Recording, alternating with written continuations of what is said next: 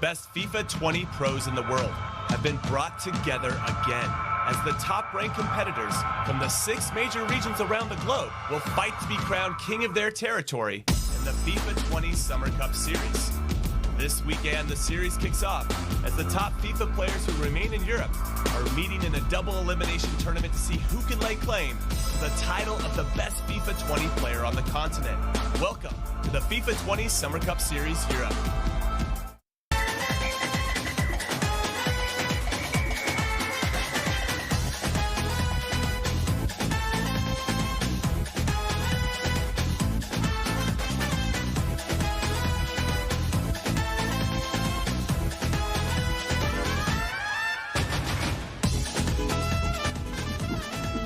Yes, what is up, everyone, and welcome to day 2 of the FIFA 20 Summer Cup Series Europe. I'm Jimmy Conrad alongside 2 amazing people in Spencer Owen and Mike LaBelle. We have a huge day of FIFA action for all of you, as some of our favorite players in the FIFA pro scene are battling it out to become the European champion. And after a very exciting day 1, my hype levels are off the charts. So, Mike, I'm going to start with you. Are you where I am in terms of buzzing? I am absolutely buzzing right now. I don't know if my energy's quite there yet, but I'm leading in that direction. We're on the up and up. I'm looking forward to the matchup. I know that we're going to see a lot of goals in action, especially the opener today. I don't want to get ahead of myself, but Diogo versus Gorilla, the Gorilla, huge Gorilla, both the guys offensive geniuses, and I expect them to go back and forth. That it's not going to be a low-scoring affair. All right, Spen, Mike doesn't seem to be where I am. Where are you? Are you like in the middle of us? Are you up where I am? What's going on? I mean, technically, Mike's in the middle because he's in New York and I'm in England, but that's geographically speaking. No, listen, very much looking forward to today. I think the great thing about this format for this tournament is that we're adding in players as we go that have done better in qualifying. So technically, the level should be getting higher and higher. I was super impressed with what I saw yesterday, but I know it's going to get better. It's going to get more fiercely contested as people get closer to that $15,000 prize pot someone can get their hands on. So very ready for today. See what these guys have got in store for us. Well, in the off chance that you missed out on day 1, we had 4 big matches yesterday, and it started off with Diogo taking on Lyrics. And Spencer, why don't you run us through this first highlight?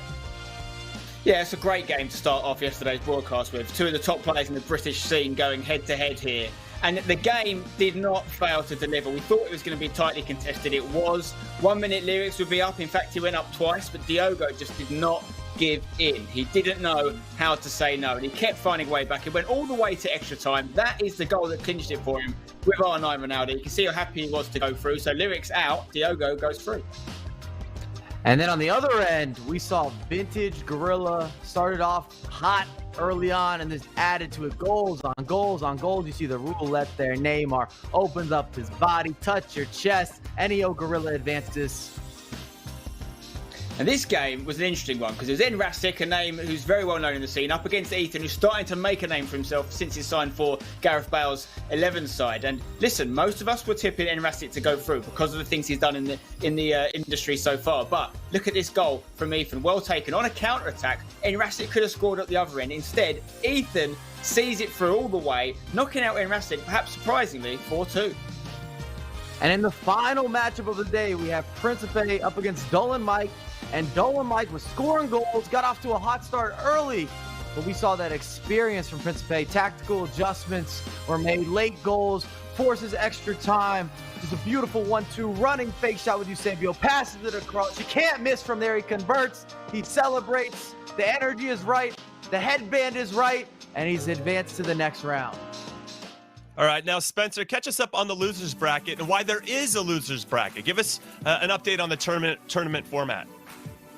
Yeah, so what's great about this tournament, Jimmy, is that if you lose, you get another chance. Okay, you got a chance to win your way back in. The earlier you lose, the more you have to do. So the guys that lost in round 1, for example, of the winners bracket would have dropped into this round 1 of the losers bracket. So if their name's still there, as you can see, round 4, Diogo and Gorilla have made it through. It means they've had to claw their way back at some point. But the good thing, as I say about it, it means is if you lose once, you're okay. So when you lose twice, you've got a problem. You could lose a round and still win the whole tournament. You see there, Ethan and Principe were the 2 that made it through yesterday in the later stages of the proceedings. So they're going to go head-to-head as good Diogo and Gorilla are as well. And then waiting for them is Maestro and Ollie Bolly. These are guys that actually clinched their spot in that round 2 weeks ago in an earlier qualifying tournament for this tournament. And that's obviously where the winners bracket comes into things.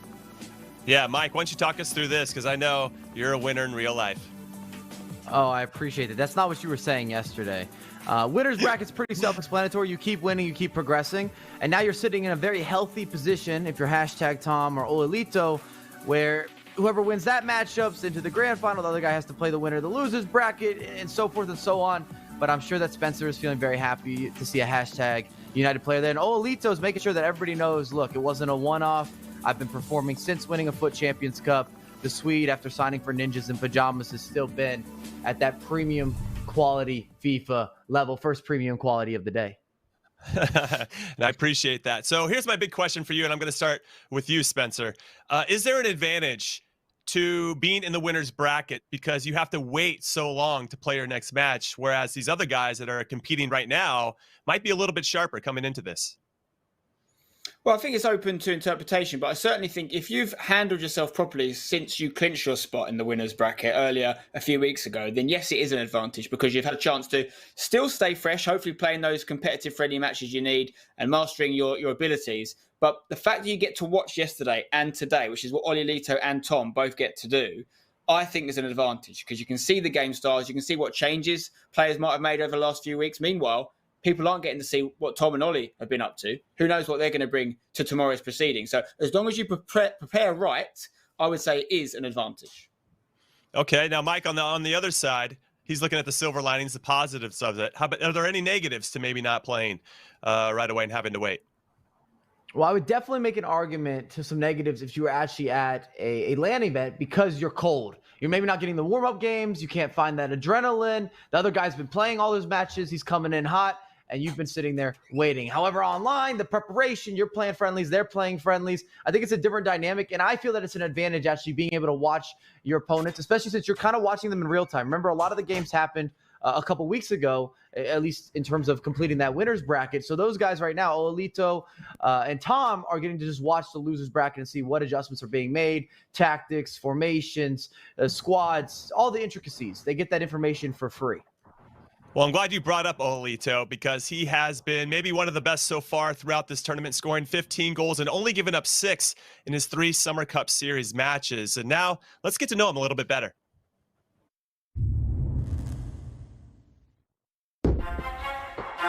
I think confidence is a big thing you need to have, because if you are confident you can play out your whole registers and you don't feel any pressure. You can just play the way you want to. Drags it in, oh my word! My name is Ola Albin, I'm 18 years of age, I'm playing for Ninjas in Pajamas and my in-game name is Olelito.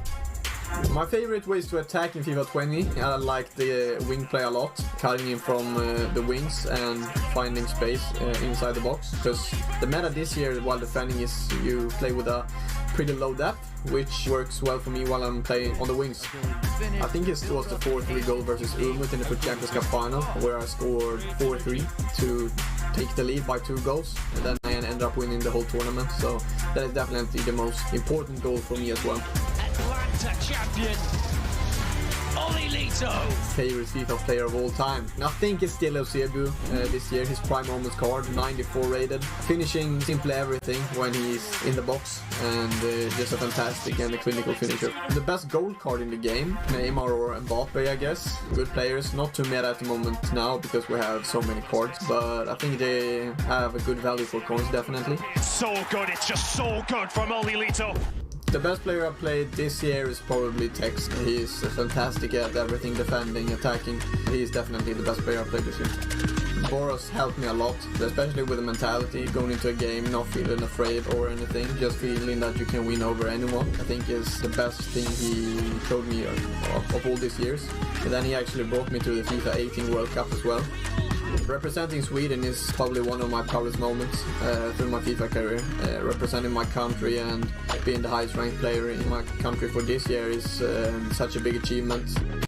I believe I can achieve a lot actually. I feel like I've improved a lot this year, grinded hard. Now I'm free from school, so first year as a professional FIFA player is going to be under FIFA 21. And hopefully I can qualify for as many events as possible and do well in them as well.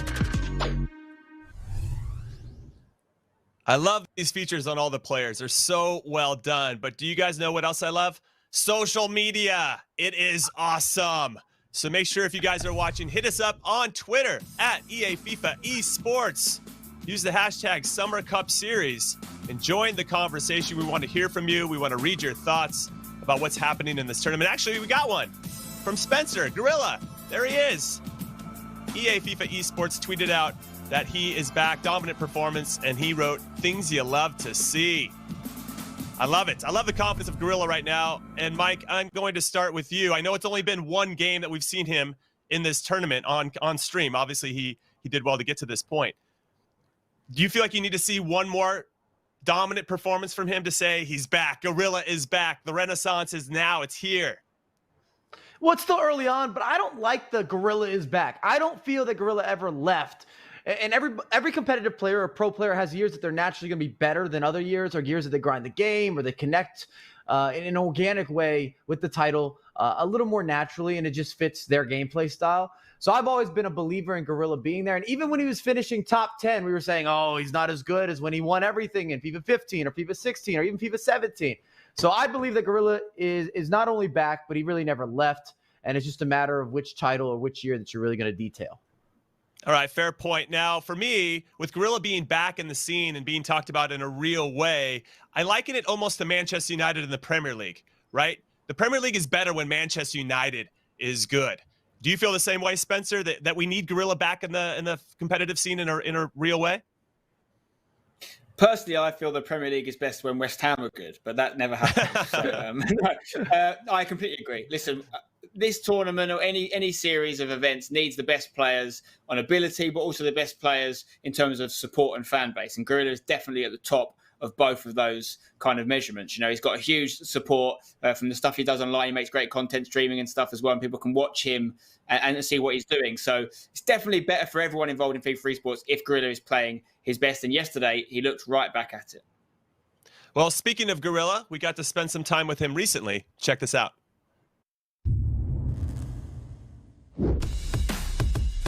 I actually like the pressure. I like it when I'm nervous. I like it when there's a lot on the line. I feel like my game goes up another level. This is beautiful from Gorilla! I'm Spencer Ealing. I'm 23. I play for Neo and I go by the name Gorilla in-game. Well, Suarez, he's not going to miss that one. Tucks it away, Gorilla. I would say I'm a very intense player. I take a lot of things seriously. I never want to lose, whether it's division rivals or whether it's a FUT Champs Cup or if it's an online tournament. I like to have a big stake on in terms of the game. So, you know, if it's a final of a tournament or if it's a qualifying game where it's like the last game of the qualifications and you need to win. I thrive in those situations. You know, FIWC when I won in 2017, a lot of money on the line, the world titles on the line. AKA Gorilla is the 2017 world champion. Favourite FIFA item of all time? Oh, if anyone remembers back in FIFA, I'll probably say FIFA 16, 83 Griezmann, or also known as Greasy Griezmann back in the day. He just done everything. He was so agile, his skill moves were sharp, and his finesse shots near post were just the best. Most memorable goal I've ever scored. First one that comes to mind was when I scored with Ruud Gullit at FIWC, the grand final against Dito. Ruud Gullit was actually in the front row watching the game. I remember when I scored, I done the little finger wag because I saw him in the front row. I was very pleased that he let me score a goal. Best pro player in FIFA 20. I'd have to probably say Lyrics. I played Lyrics online in warm-up games and played Lyrics in qualifiers. And he goes under the radar a little bit. Very good player, very hard to play against, and he grinds the game out a lot. Coaching Dossery last year at FEWC was it was a weird feeling because I wanted to be there, and obviously watching other people compete, it's like I wish I was there. So I actually really enjoyed coaching Dossery. Again, you know, he's a crazy player. I would like to think though I did give him some kind of help and a bit of an advantage going forward, just analysing his gameplay, kind of just telling him what I think he needs to do and what he needs to remember to do in game. That's a great ball over the top for Ronaldo. Get the parry, it's got to be! What I'm looking forward to in the FIFA 20 Summer Cup Series, the competition really. I'm looking forward to competing. It's just always, you know, the first thing on my mind. I want to play other pros. I just want to prove that I am the best. It's not going to be easy, but one game at a time, and I'm confident we can win the actual whole tournament. And guess what? We get to see Gorilla again today, as you'll see right here in today's schedule. Diogo is going to take on Gorilla first, and then we'll have Ethan versus Principe.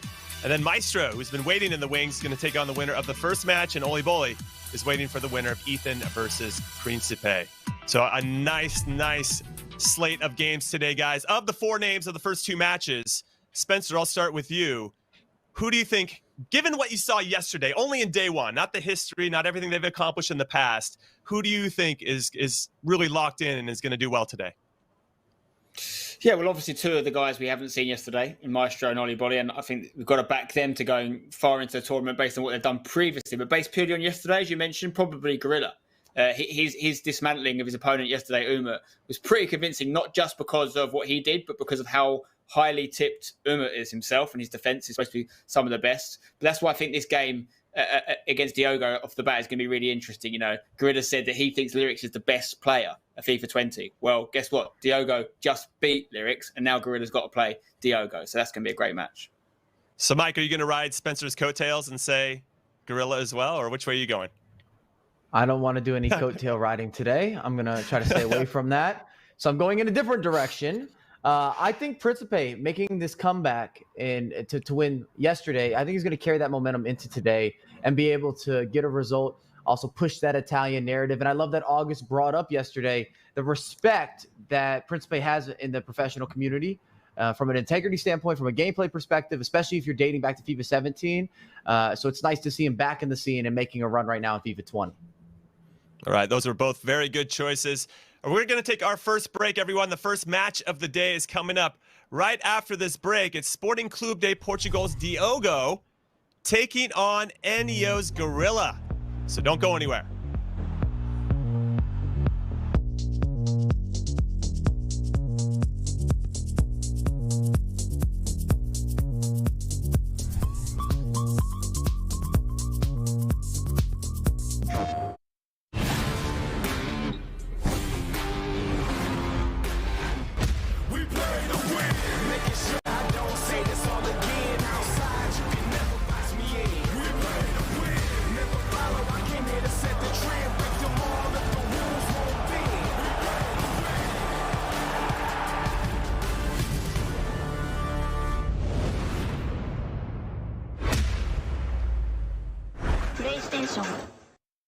If someone asks you what you're made of, don't just tell them, show them. Show them that you're made of proving the doubters wrong. Show them you don't have to raise your fists to beat your enemies. Show them you're stronger when you stand together. And show them, whoever you are, you stand shoulder to shoulder against all forms of prejudice. Because when we show our best side, we don't just play the game, we change it.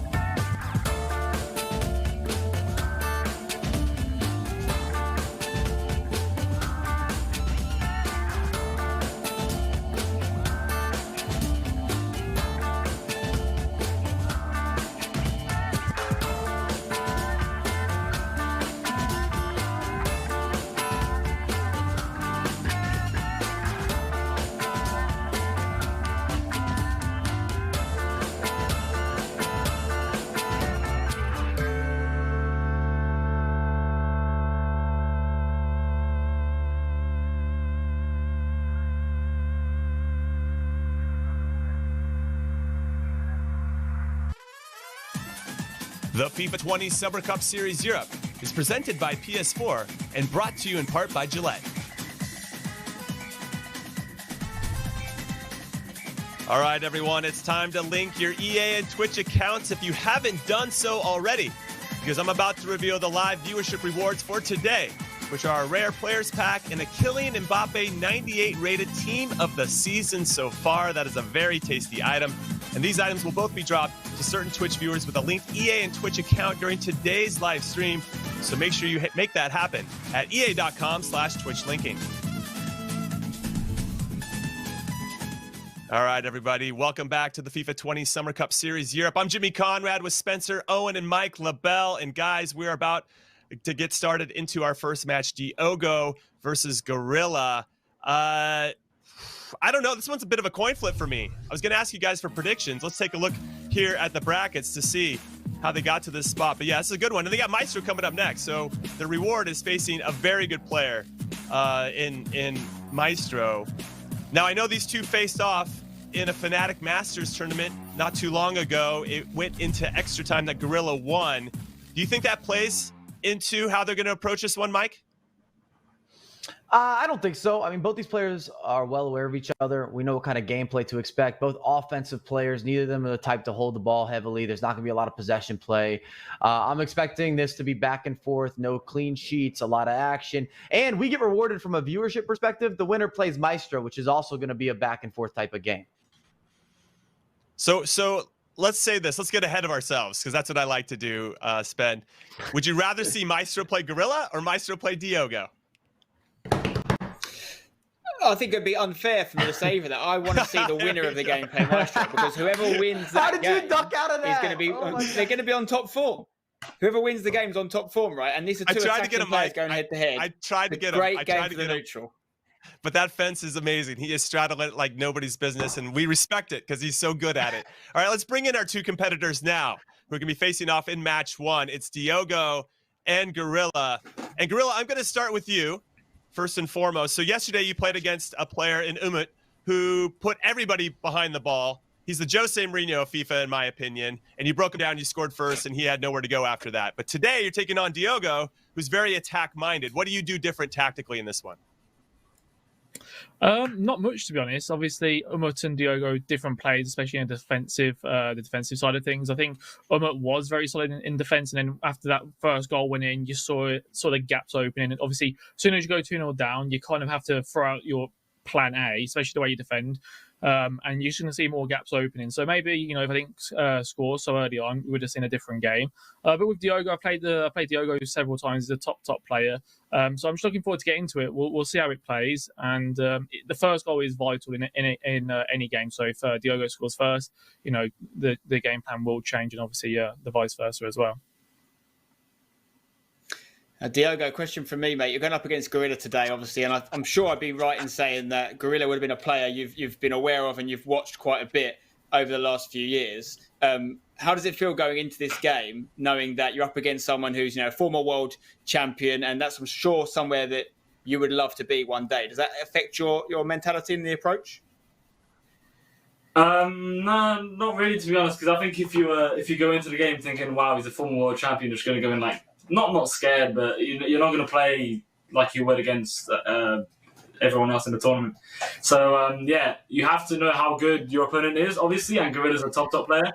So that's just what I'm thinking about, not achievements. Yeah, being the world champion is the thing everyone wants, and like you said, I'd love to be there one day, and hopefully I will. But, going into this game, I can't really think about that. I just have to think about his ability.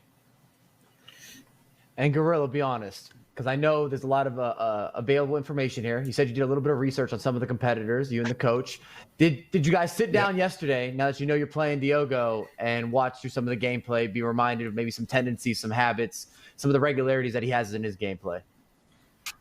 Of course, obviously, I'm not going to give away what I found out, but we found some interesting things. Again, there's no guarantee me winning the game because I know how Diogo plays, and I'm sure Diogo's done his research as well. But again, as soon as you kick the ball on FIFA, when it's a two-legged affair, anything can happen. So I know what to do, but it doesn't stop him scoring. So we'll have to wait and see. But we played, we won. It's a new game, new opponent, so it's going to play differently. So again, like I said, I need to get in the game, get that nerves, and we'll see how it goes. Okay, Diogo and Gorilla, but I'm going to throw this to Diogo. This is really friendly and polite. You know, can we get some trash talk, Diogo? Can you just throw something at Gorilla so we can get this going? No. I don't know what to say.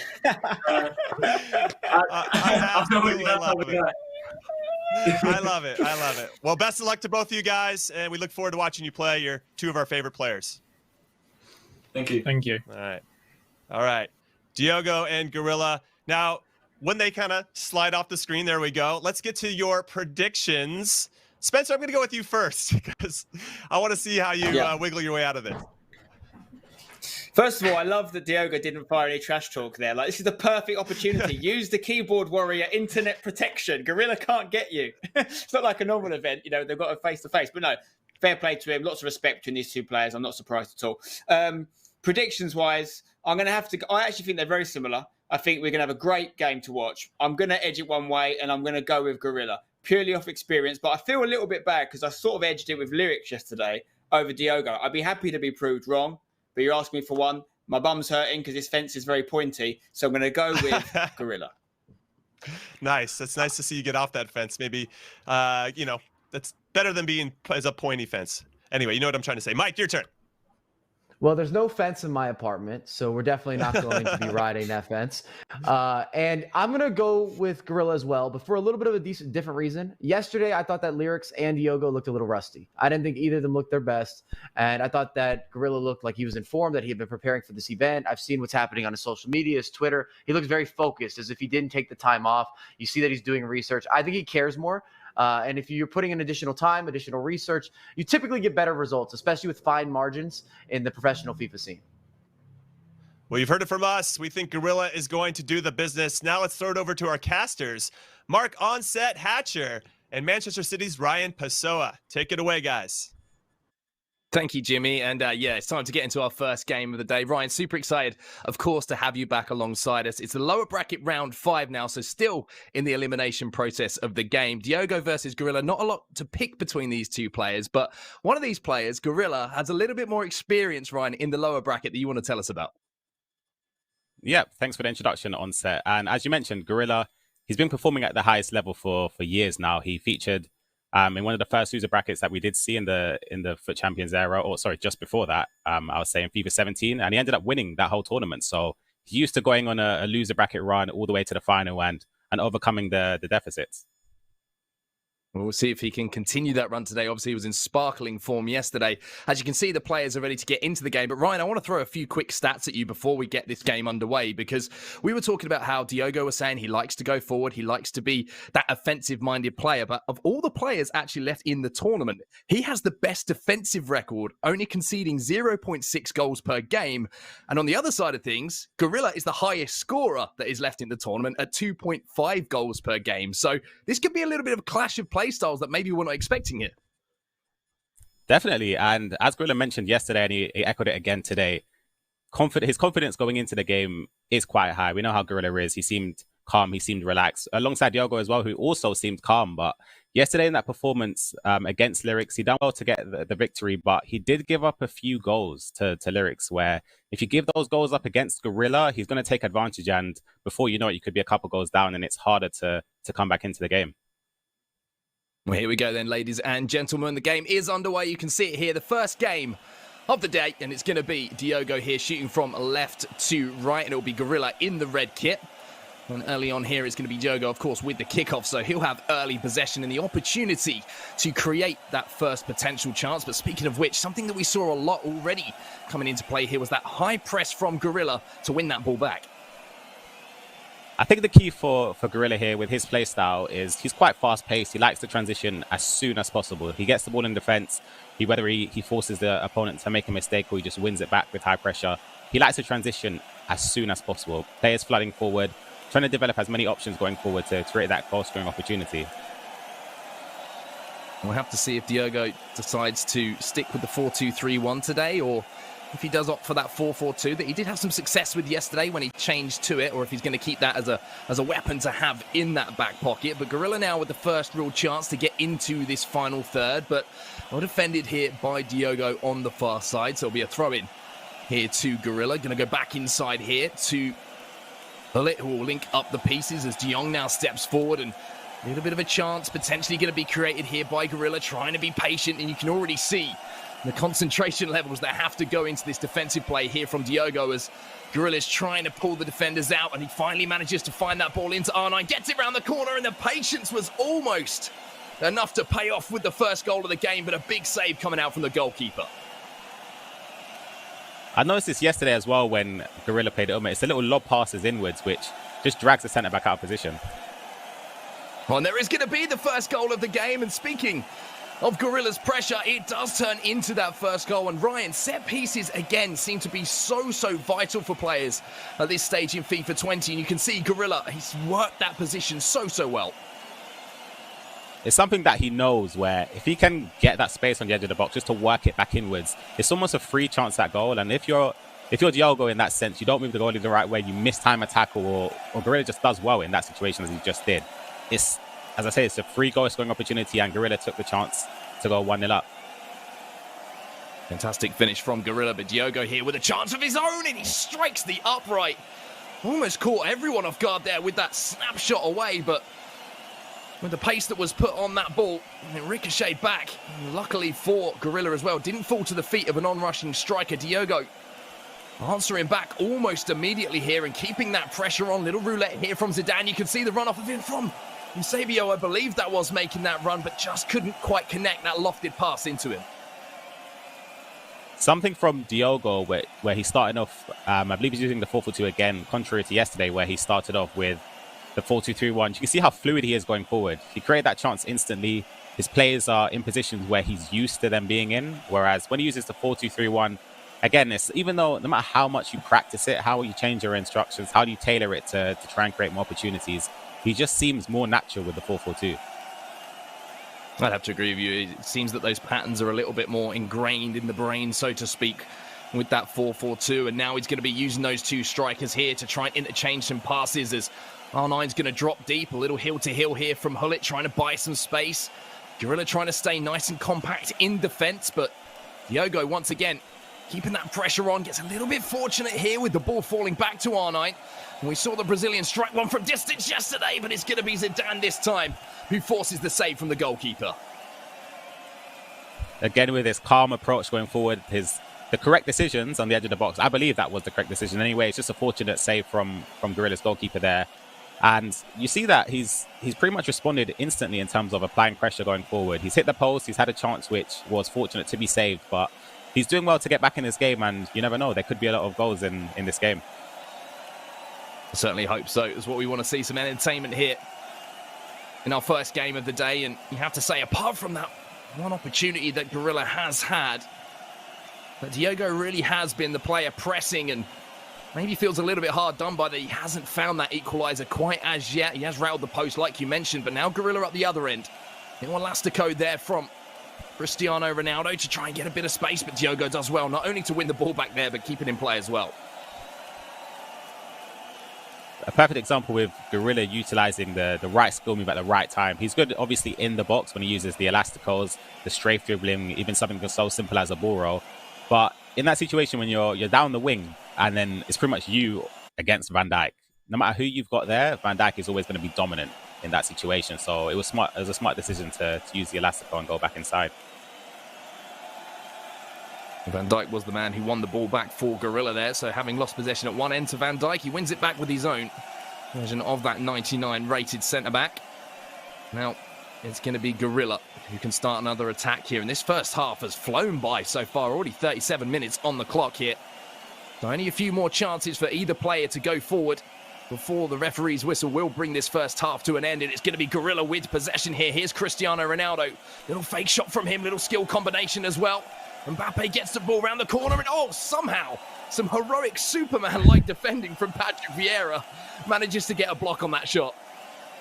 Yeah, I'm eating my words already from yesterday when I said Vieira I'd probably replace with Ramos, but if he's going to be diving in front of the ball like that, then he's got to be the #1 name on the team sheet. But again, it's quite fortunate from for the fortunate defending there from Diogo. He did get lucky that Vieira did block it, but I guess in that situation there, it's difficult because Gorilla's done pretty much everything correct in that situation to generate the space and to open up Diogo's defense. But he's doing well. It's just about keeping the ball now for the final attack.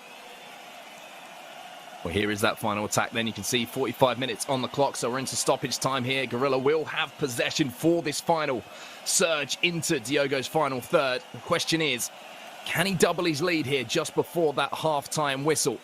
De Jong and Hullet interchanging passes. Here is that ball into the danger man. Little reverse elastico here and a stop up, and trying to stop up and use that reverse elastico again there. Oh, Diogo! Goodness. That's the last thing you want to be doing just before the half-time whistle, is gifting your opponent a goal, but he gets away with that mistake somehow. And at the half-time break, it's 1-0. And I think Diogo will actually be pretty happy with that after what we just saw at the end of that half. Yeah, it was almost 2 days in a row of Schmeichel mistakes, but he was fortunate there to get away with it. As I said, you can't be giving those mistakes away against the likes of Gorilla, because you do it again in a chance where he actually gets the ball to his feet and he has a chance to actually shoot, then you're going to be punished. Diogo with a little bit of fortune favouring him at the end of that half. Maybe not at the other end as well. Maybe that was kind of a little bit calmer for that ball striking the post. It's kind of 1-1 now for Diogo. And now it's going to be a chance for the young Englishman to step forward. Here's Neymar dropping into that little pocket of space just in front of that back four. Gorilla setting deep here, but you know he likes to take that opportunity if he sees it to step up and make that tackle. Here's Zidane. Steps inside of Ruud Hullet here, and that's going to create a little bit of space. Fake shot here from R9, but just didn't quite get hold of that shot. A little deflection from the defender is going to send it behind for a corner. And we've already seen how dangerous both of these players can be from these set pieces. Taken short again here by Diogo. Back to the edge of the box to Neymar. You see with the short corner how frequently it's used by the top level players. Not a lot of people decide to cross the ball into the box because headers are nowhere near as efficient as they were in last year's edition, where corners were pretty much taken near post. You could swing it back post and head it back across. But this year, it's just best to work it to the edge of the box. If there's a space opens up, you could utilize a skill move on the edge, an elastico, a drag back, a ball roll into a first-time shot, which usually results in a goal, as we saw on the other end with Gorilla. So free kick here on this far side for Gorilla. A chance for him to build another attack as Carlos Alberto is going to be stepping forward from that right back position. Here's Neymar once again, and you know how much Gorilla absolutely loves Neymar on FIFA 20. The 5-star skills, he's got the 5-star weak foot, he's got that agility. A player like Gorilla loves on a foot item as well, but he's been very patient again in this build-up here. Gorilla, but again, Diogo, good concentration in defence. He's done very well to defend there and to get the ball back. And you spoke about how Gorilla likes to use the likes of Neymar, likes to use the likes of Mbappe, the players with the maxed out agility, the maxed out balance, the players that can turn quick on the edge of the box to quickly snap away and get a shot off. And I'd say that's probably the most effective tactic to use this year, is having strikers that can turn quick. Well, here's Zidane then, and it's going to be into one of those strikers who has that 5-star weak foot. Oh, and what a save. You almost thought that was a guaranteed goal. Then when Van der Sar steps up in the biggest way there for Gorilla, Diogo's laughing about it, as you can see in the top right-hand side of your screen, but I think that's a kind of a laugh of disappointment and shock, more than finding things funny. I'm speechless. I'll be honest, that chance there, he's done well with the drag back with moments Ronaldo. He's opened up the angle, it's perfect. He takes a shot, and Van der Sar again with a fantastic save. So, of course, Diogo's going to be feeling that the luck's against him in these games, and that's a tough one to feel like, because mentally, for me, if I'm feeling a bit unlucky, I just feel like no matter what I do, the chance isn't going to fall to the right person, or the chance isn't going to go in to, I guess, reward me for doing the correct plays as he done there. I've actually sat next to you, I think it was in Bucharest, when you were just playing some foot champs, and you had one of those games, and I could see how it was affecting you. Sorry to bring that one up again, Ryan. I'm sure you put that long in the back of your memory, but it does affect you, right? It does. It's one of those things that can make you second guess a decision that you make in the next stage of the game. No, absolutely. And as you said, it's a mental side of things. Like, for me, when I go into a game, there's two things going on. There's two games going on. The actual game of FIFA itself, and then the mental side of it. We spoke yesterday when someone cues a pause, for example. If someone cues it against me, I already think, okay, bang, I've got him rattled. I've got him. He needs to change something. I know that I'm winning that mental side of the game. And it follows through onto the actual FIFA side of things as well.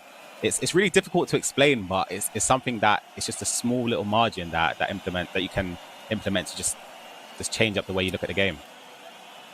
Well defended there by Gorilla again. His defense has been superb. You had him speak about it himself yesterday, saying that he's happy that his attack will take care of itself. It's his defense where he wins or loses games, and he's been defending extremely well so far against Diogo. Has had that slice of luck as well, like we have to mention. But you can see Diogo trying to press high up the pitch here, trying to win that ball back, and he's going to do so here. And now Eusebio has to wait for that support to come, but does incredibly well with that close dribbling to avoid the tackles coming in. And now it's just about making the right decisions here for Diogo. Can he find a man inside the box? Great defending again, though, by Gorilla. And now he'll stride away with Patrick Vieira. That was fantastic defending. I feel like Diogo second-guessed himself there. Just because, well, we spoke about it again, Van Dijk, he's just there. Like, he's the man, the last man you got to get past in order to play that pass across goal for a free shot at goal. But he could have maybe borrowed to the byline just to play it across with a double tap pass, as we saw Ethan do that yesterday to take the lead against Razek. But as we say, it's easier said than done looking here. And in hindsight, obviously, he might look back and say it's a chance he could have done differently. Gorilla trying to find that second goal, and he gets a little bit fortunate to win the ball back high up the pitch, but Mendy's going to step in for Diogo. With around 10 minutes or so plus stoppage time left in this game, it's going to be up for Diogo to put that pressure on. But now, there's somewhat of a 3v2 situation developing here, but Gorilla going to play this one smartly. Just make sure that he creates that perfect opportunity as now he gets inside that box, drives it back to the edge of the box, but maybe not the pass he was looking for there. No, definitely. You see what he was looking for there. There was a few options where he could have passed it, and unfortunately the pass just went to the place where he just didn't want it to go. But it's just one of those things that happens. He's got to make sure that he tightens up defensively to limit Diogo a chance to equalize in the final stages of this game. So Diogo now with the big switch of play. Carlos Alberto going to step forward and find Ruud Gullit. There's that ball into Zidane, who just beats Ruud Gullit to it. But just as I say that, Ruud Gullit doesn't get beaten twice and steps in. And now it might be one of the last attacks of the game going to Gorilla. You can see how high Diogo is trying to press, trying to make Gorilla make those rush decisions. But there's only one man who's rushing things at the moment. It's Kylian Mbappe using that pace down this near side. But again, Gorilla recycling the play. Gets that ball now into R9. Fake shot around the corner and smashes it in the top corner. You can see the reaction from Gorilla and what that means to it. And Ryan, that was a beautifully worked goal from him. It's fantastic, and it's vintage Gorilla. He's working the chance down the wing, brings it on the inside, and turns Diogo with Ronaldo to his favoured right foot into the top corner. And you can see, as you said, the reactions from both the players. Diogo in despair. He's probably ruined the chances that he did miss, and a portion of bad luck throughout the game. But ecstasy from Gorilla as he takes the 2-goal lead at the final stage of the game. And that 2-goal lead is huge. Now it's going to force Diogo in that second leg to, at some point, have to change the way that he plays. And you're seeing some changes here in the last few moments. The one thing for Diogo here is he does have possession from this restart, and there is a little bit of time potentially for him to go forward here and make the most of this attack, Ryan. Yeah, there's still time. He's got a chance from kickoff to create a chance going forward. Couple minutes left plus stoppage time, but as Gorilla said, he's focusing on his defense. He knows that he can score goals, but he's done pretty well to lock up Diogo in the grand scheme of things. Albeit Diogo has had chances to score, and as I mentioned a few times, he has been unlucky. But the only thing that matters ultimately in the game of FIFA is the scoreline. You could be winning 1-0, you could be losing 1-0, but with an unlimited amount of chances, the only thing that matters is that scoreline come the end of the game. And Gorilla's leading 2-0, which again, it's a fantastic result. And it is going to be a 2-0 result, like you say, to Gorilla. The late goal from Gorilla to double that advantage heading into this second leg is going to be absolutely huge. And speaking of things that are impressive, you don't want to miss The Sims Sparked. It's the first ever reality competition show that brings together creativity, entertainment, and competition and celebrates the amazing players of the Sims community. You can catch it every Friday at 11 p.m. Eastern Pacific on TBS through August 7th, and it re-airs every Saturday at 8 a.m. Eastern Pacific on TBS through August 8th. You can also watch it on the BuzzFeed multiplayer starting on Monday. So if any of you fancy a little bit of The Sims and an entertaining program, then make sure you check that one out. But that first leg was entertaining enough in itself, and a real battle between the two players. And like you say, it was those margins that just went Gorilla's way. Yep, exactly. We saw some fortune for both players, in fact, where Gorilla's goalkeeper makes a save, which you'd arguably say is almost a guaranteed goal from Diogo. And it's sad because you look at those moments in the game and you have to make sure going into the second leg, you don't dwell on it too much. That's in the past now. You have to focus on what's coming next. And it's a 2-goal lead for Gorilla, which we have seen before. These two have played before in a couple months ago in the UK Masters tournament, where Gorilla was leading 2-0 and Diogo did make the comeback. So it's up to Gorilla now to hold on to it.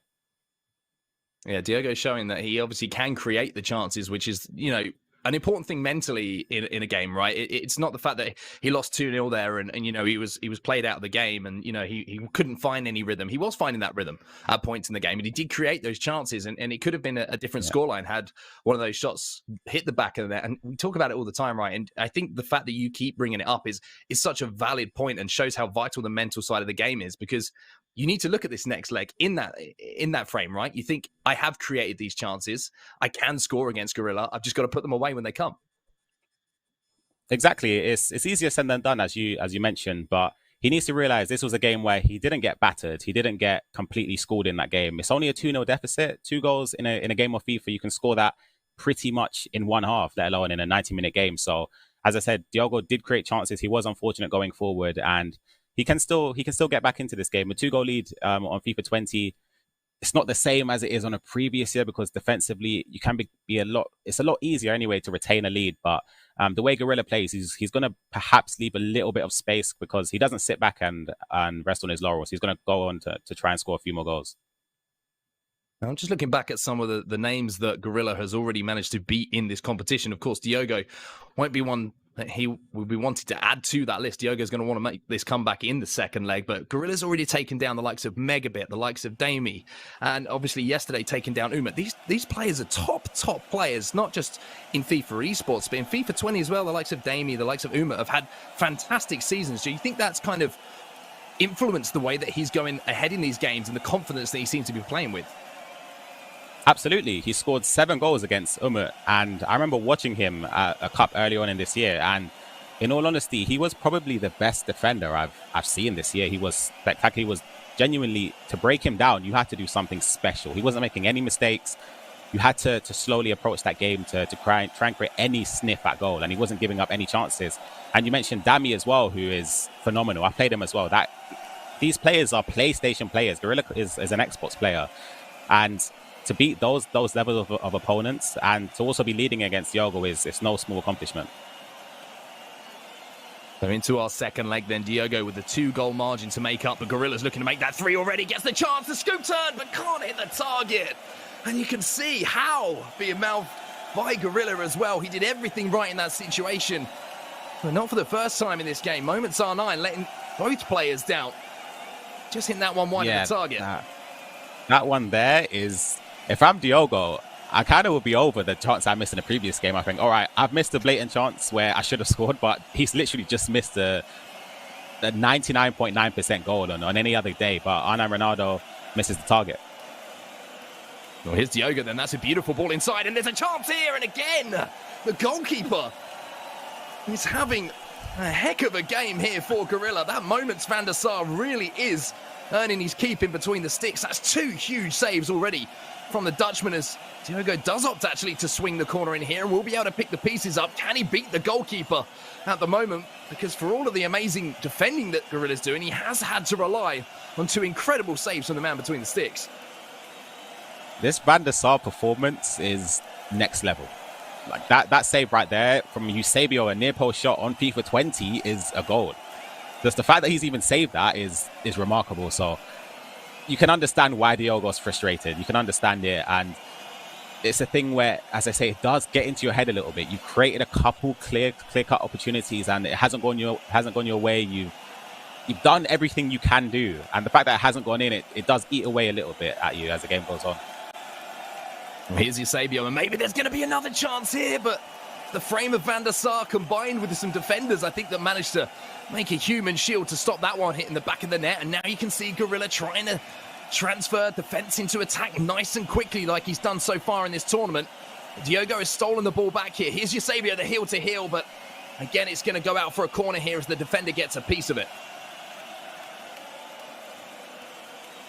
Those type of skill moves on the edge of the box, like the heel to heel, the drag back, is so important for people to implement that in their game, because the amount of space it opens up is such a simple skill move. It doesn't take a lot of learning to do. It doesn't take a lot of practice to do. You can literally do it in one game. You can pretty much learn to use it at the most effective time. So just using them just to create spaces is very important, especially at the top level.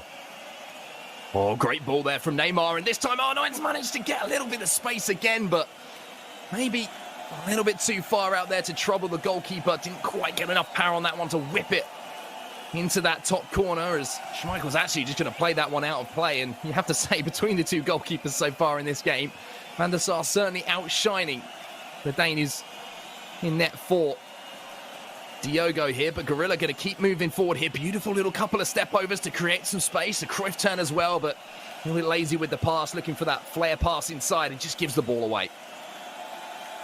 Yeah, this Gorilla performance in, well, the first 20-25 minutes or so that we've seen, it's not been vintage Gorilla. He's been a bit panicky on the edge of the box, especially in the middle of the park. He's giving away possession very easily. The referee isn't going to give a free kick for that. It looked like there was more contact on the player than the ball, but now Mbappe in a foot race against fellow Frenchman Mendy. And Mbappe will win the throw in here on the near side, so Gorilla's going to have a chance to step forward once more.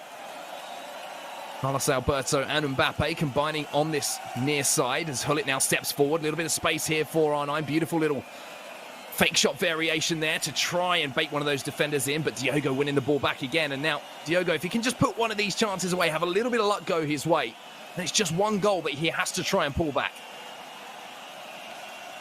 Exactly, and in these cases where you're 2 goals down, of course, it's not an ideal situation, but you get a goal back, and in my opinion, you have the momentum going forward.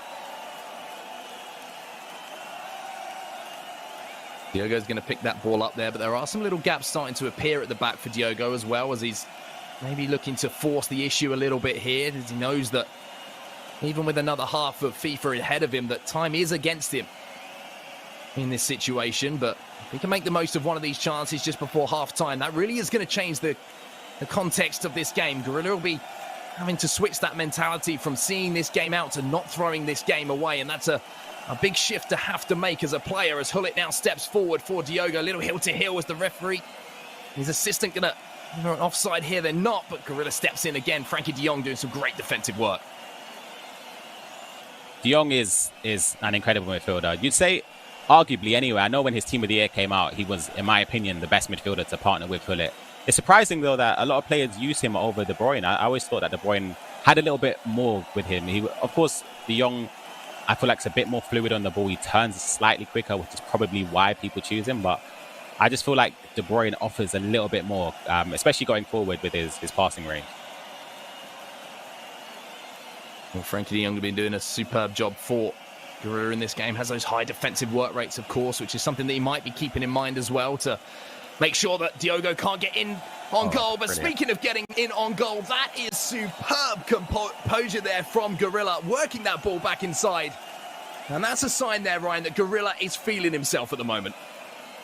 That is a fantastic goal. He hasn't overworked it. He's done perfectly. He bided his time, basically, at the edge of the box, waiting for players to be pulled out of position. The on-rushing goalkeeper gets turned, and it's a simple goal for Gorilla.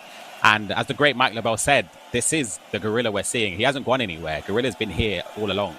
It's now that he's starting to get back into the rhythm of things. He's performing again on the highest level, which is what he's used to doing. He's not used to I guess, falling short in tournaments, and he's going to be hoping he can follow one from that loser bracket in Madrid, where he did see success and ended up winning the Xbox side of things. So we'll see what comes for Gorilla further on in this tournament. Just be careful calling Mike Lebel the great Mike Lebel, because he will use that in every single opportunity that he can. But there is an opportunity in-game just before half-time. And Diogo is now back into this game. Eusebio puts the chance away finally for him.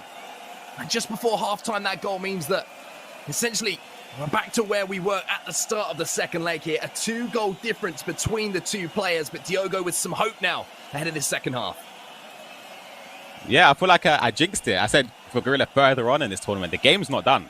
Like there's 2 goals left. As I said, it can be scored in 45 minutes easily, especially when the likes of Diogo are so amazing going forward. They're fluid at creating chances.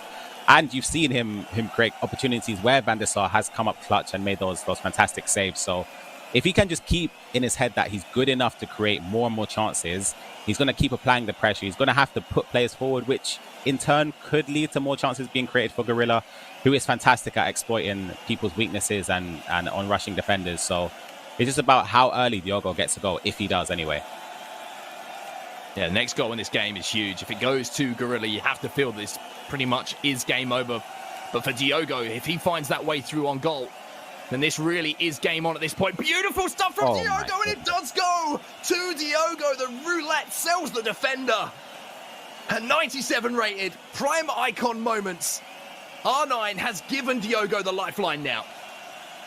That goal there is another fantastic example of why Diogo is special on the edge of the box. I'll be honest, the most fearful thing when you're defending is when a player stands still on the edge of your box, especially when they have 5-star weak foot, 5-star foot. You have no idea what they're going to do. They could turn, they could pass it off, they could do a little lofted pass, they could just pretty much scoop and shoot. You don't know what they're doing, and he done well there. He chose the right skills to defy the defender, and it's a fantastic goal. And for Diogo now, as you say, he's made his way back into this game with that fantastic play, but here's Gorilla trying to use that strength of R9, but just couldn't shake off the defense. And now here comes Diogo once more. And you said it yourself, a very special player in FIFA esports and a name that we should keep our eyes on for years to come. A massive opportunity for him here. Goes back inside, lays it across, but somehow, some way, Van Dijk got in the way of that pass, because that looked like a gilt-edge opportunity to create a goal-scoring opportunity for Diogo. Again, I've mentioned it many times in just this game alone. Fantastic use of skill moves on the byline there to create space and kind of force Gorilla to either step in there to defend, or he has to jockey backwards and hope to intercept it, and he was fortunate to do so. Well, Neymar's managed to find a little bit of space here for Gorilla, and for all the good work that Diogo has done, he can't afford to give another goal away here. As we have 30 minutes left of action between Diogo and Gorilla, it has not disappointed so far. And now it's time for Diogo to try and prize another goal in this game away from Gorilla, find that equaliser, and then potentially completely change the context of this game from getting back into it to finding a winner.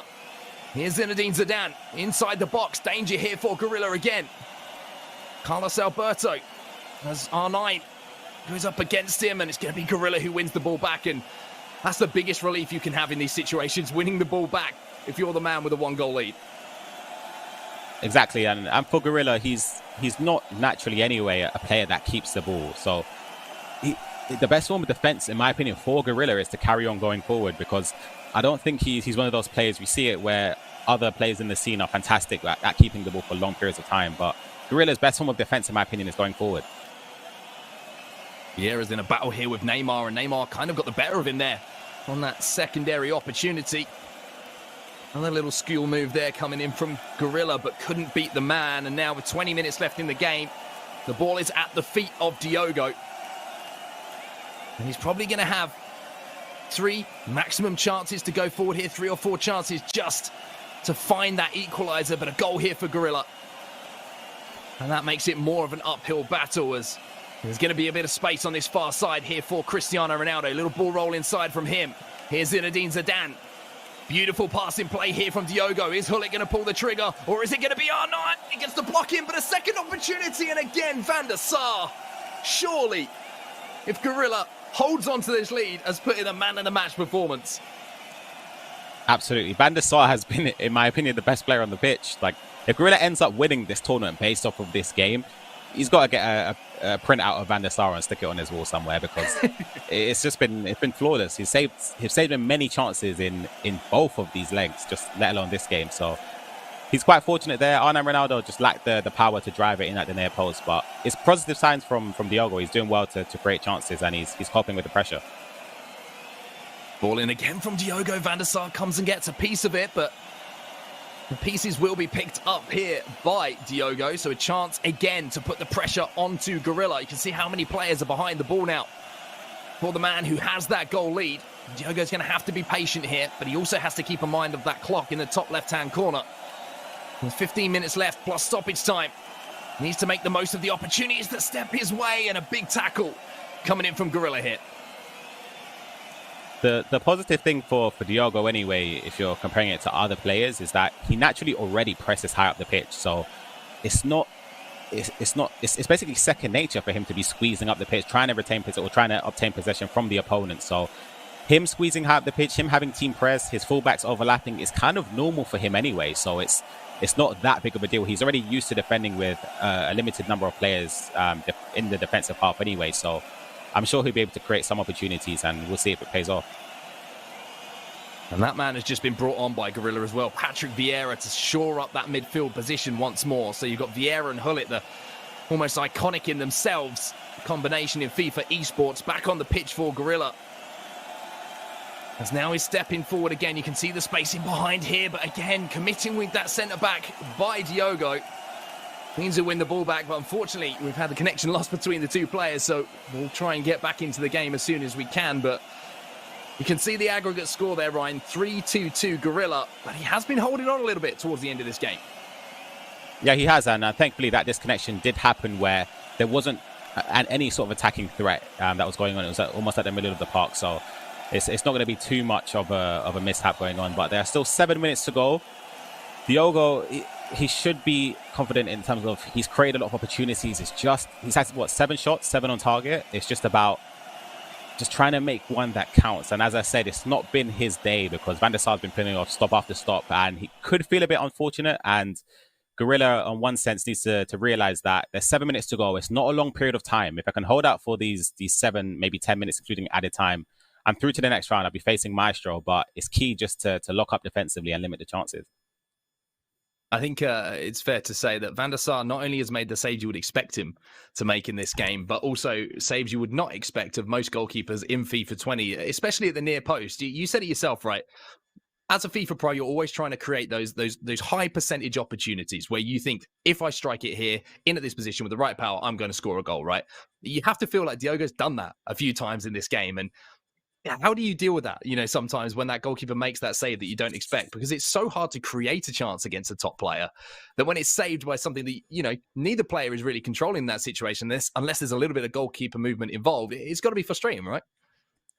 As you said, it is frustrating. There's no getting away from that. As a pro player from experience myself, when I feel like I've created a chance where I've done everything right, I've chosen the right skill move, I've done the right, in terms of left stick dribbling on the edge of the box to open up space, I've got the near post, which for me it's a banker position. If I've got the near post open and I drive a shot near post with R9 Ronaldo, I'm expecting it to be a goal, regardless if you move your goalkeeper across. The speed at which my Ronaldo will hit it at, you shouldn't be saving it. So for Diogo to come up short there is unfortunate. And as you said, he will be frustrated, but we always speak about it, the mental side of the game. The key is just to keep level-headed, to not keep your head down and just get on with it. Of course, the player who they will be going up against, if it's Gorilla or if it's Diogo, of course, we've got to get to the conclusion of this match first, is Maestro.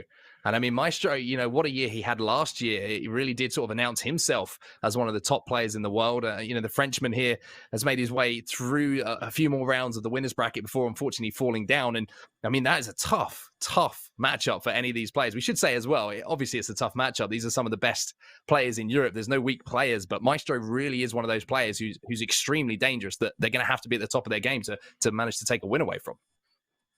Exactly. And as you said, Maestro has been a consistent performer for many years now. I remember I played him at my first ever tournament on Xbox, and I could realize how good he was, and he's an amazing player. And this year, he showed it. And you can see that trademarks Kylian Mbappe celebration as we have a few highlights from the man who is waiting in the next round for the winner of this game that we're currently covering, Diogo versus Gorilla. And what impresses you most about Maestro and the way that he plays his FIFA? I think Maestro is one of the most ruthless players going forward. Like, you give this guy a sniff at goal, he's taking it. And it's one of the things which separates him from other players. Defensively, I feel like he's improved a lot over the years. When I played him before, he was a bit open defensively. It was a weak point, but he slowly and steadily started to improve it. He focused on it.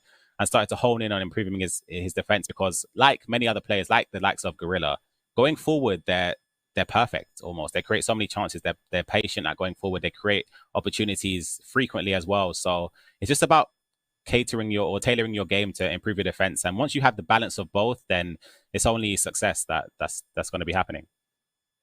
I have to credit that change as well. I think there was a moment in FIFA 19 where we got to the FIFA E-Nations Cup, right? And he was alongside Dax, and all of a sudden you saw from one tournament, and even first couple of days of action there, the way that Maestro changed his game, he would play like Maestro would, right, until he scored a goal. And then he had Dax in his ear, and he was kind of a lot more, I would say, responsible with the ball in the way that he was playing. I mean, how important is it to have those people alongside you that you can kind of pick up those tips from in the pro scene? And how often does it happen? Because obviously you guys are always trying to beat each other, trying to get the one up and get that information.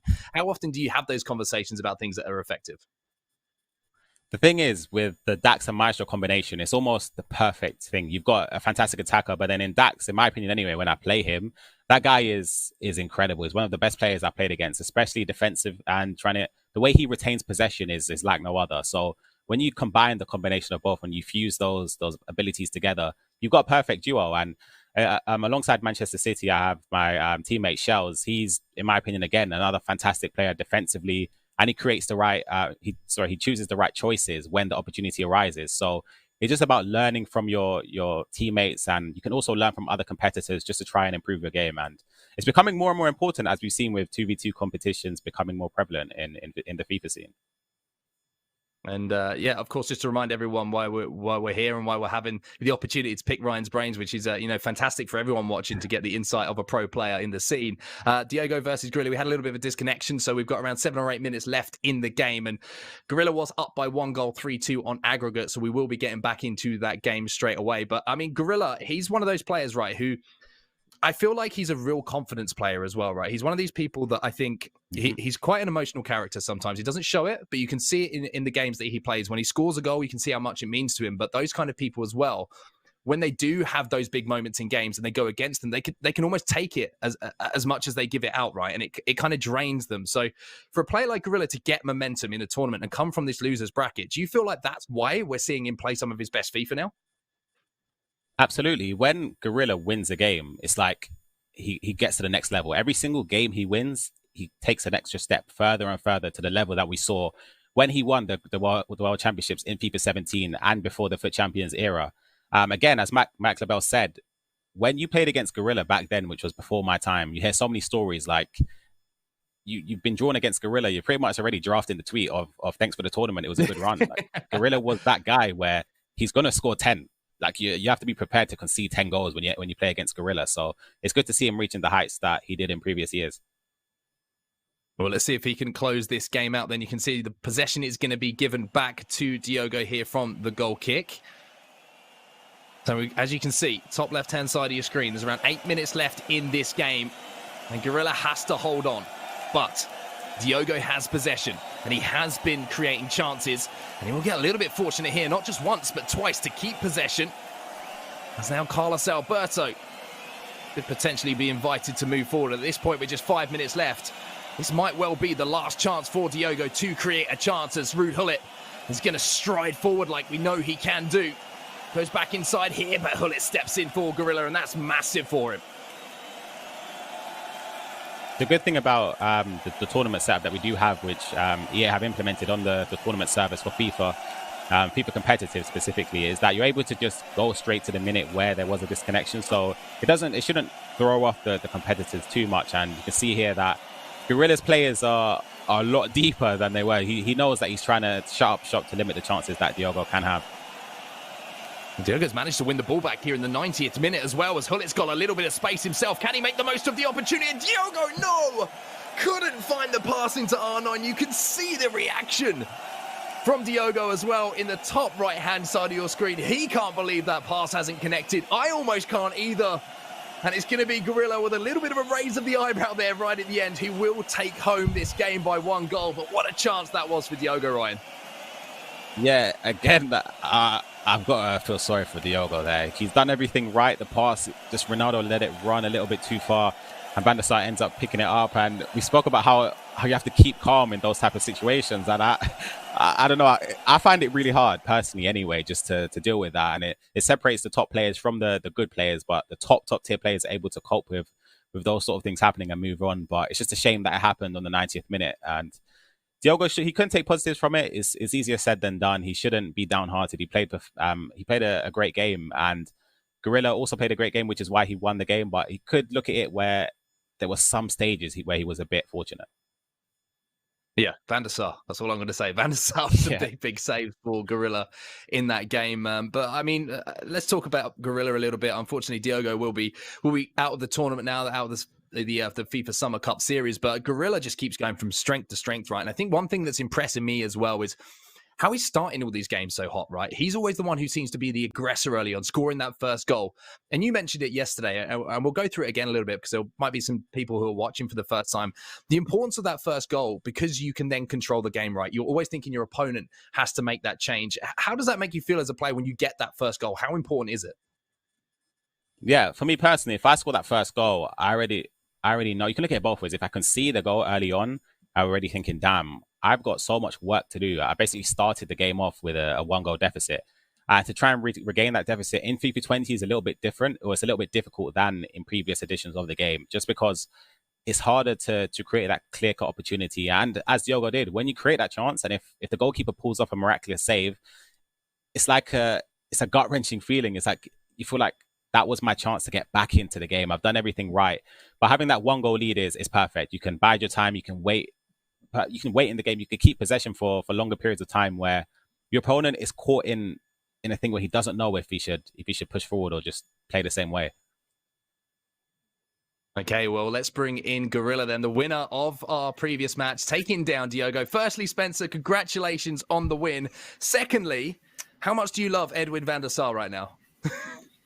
Thank you. Yeah, crazy keeper. I think it's between him and Team of the Season ter Stegen for me for the best keepers in the game. I think it was Stokes actually that kind of got me onto the Van der Sar train. But yeah, fantastic keeping. I thought overall, though, I think I deserved to win that game. I had chances, but he's so good on the edge of my box.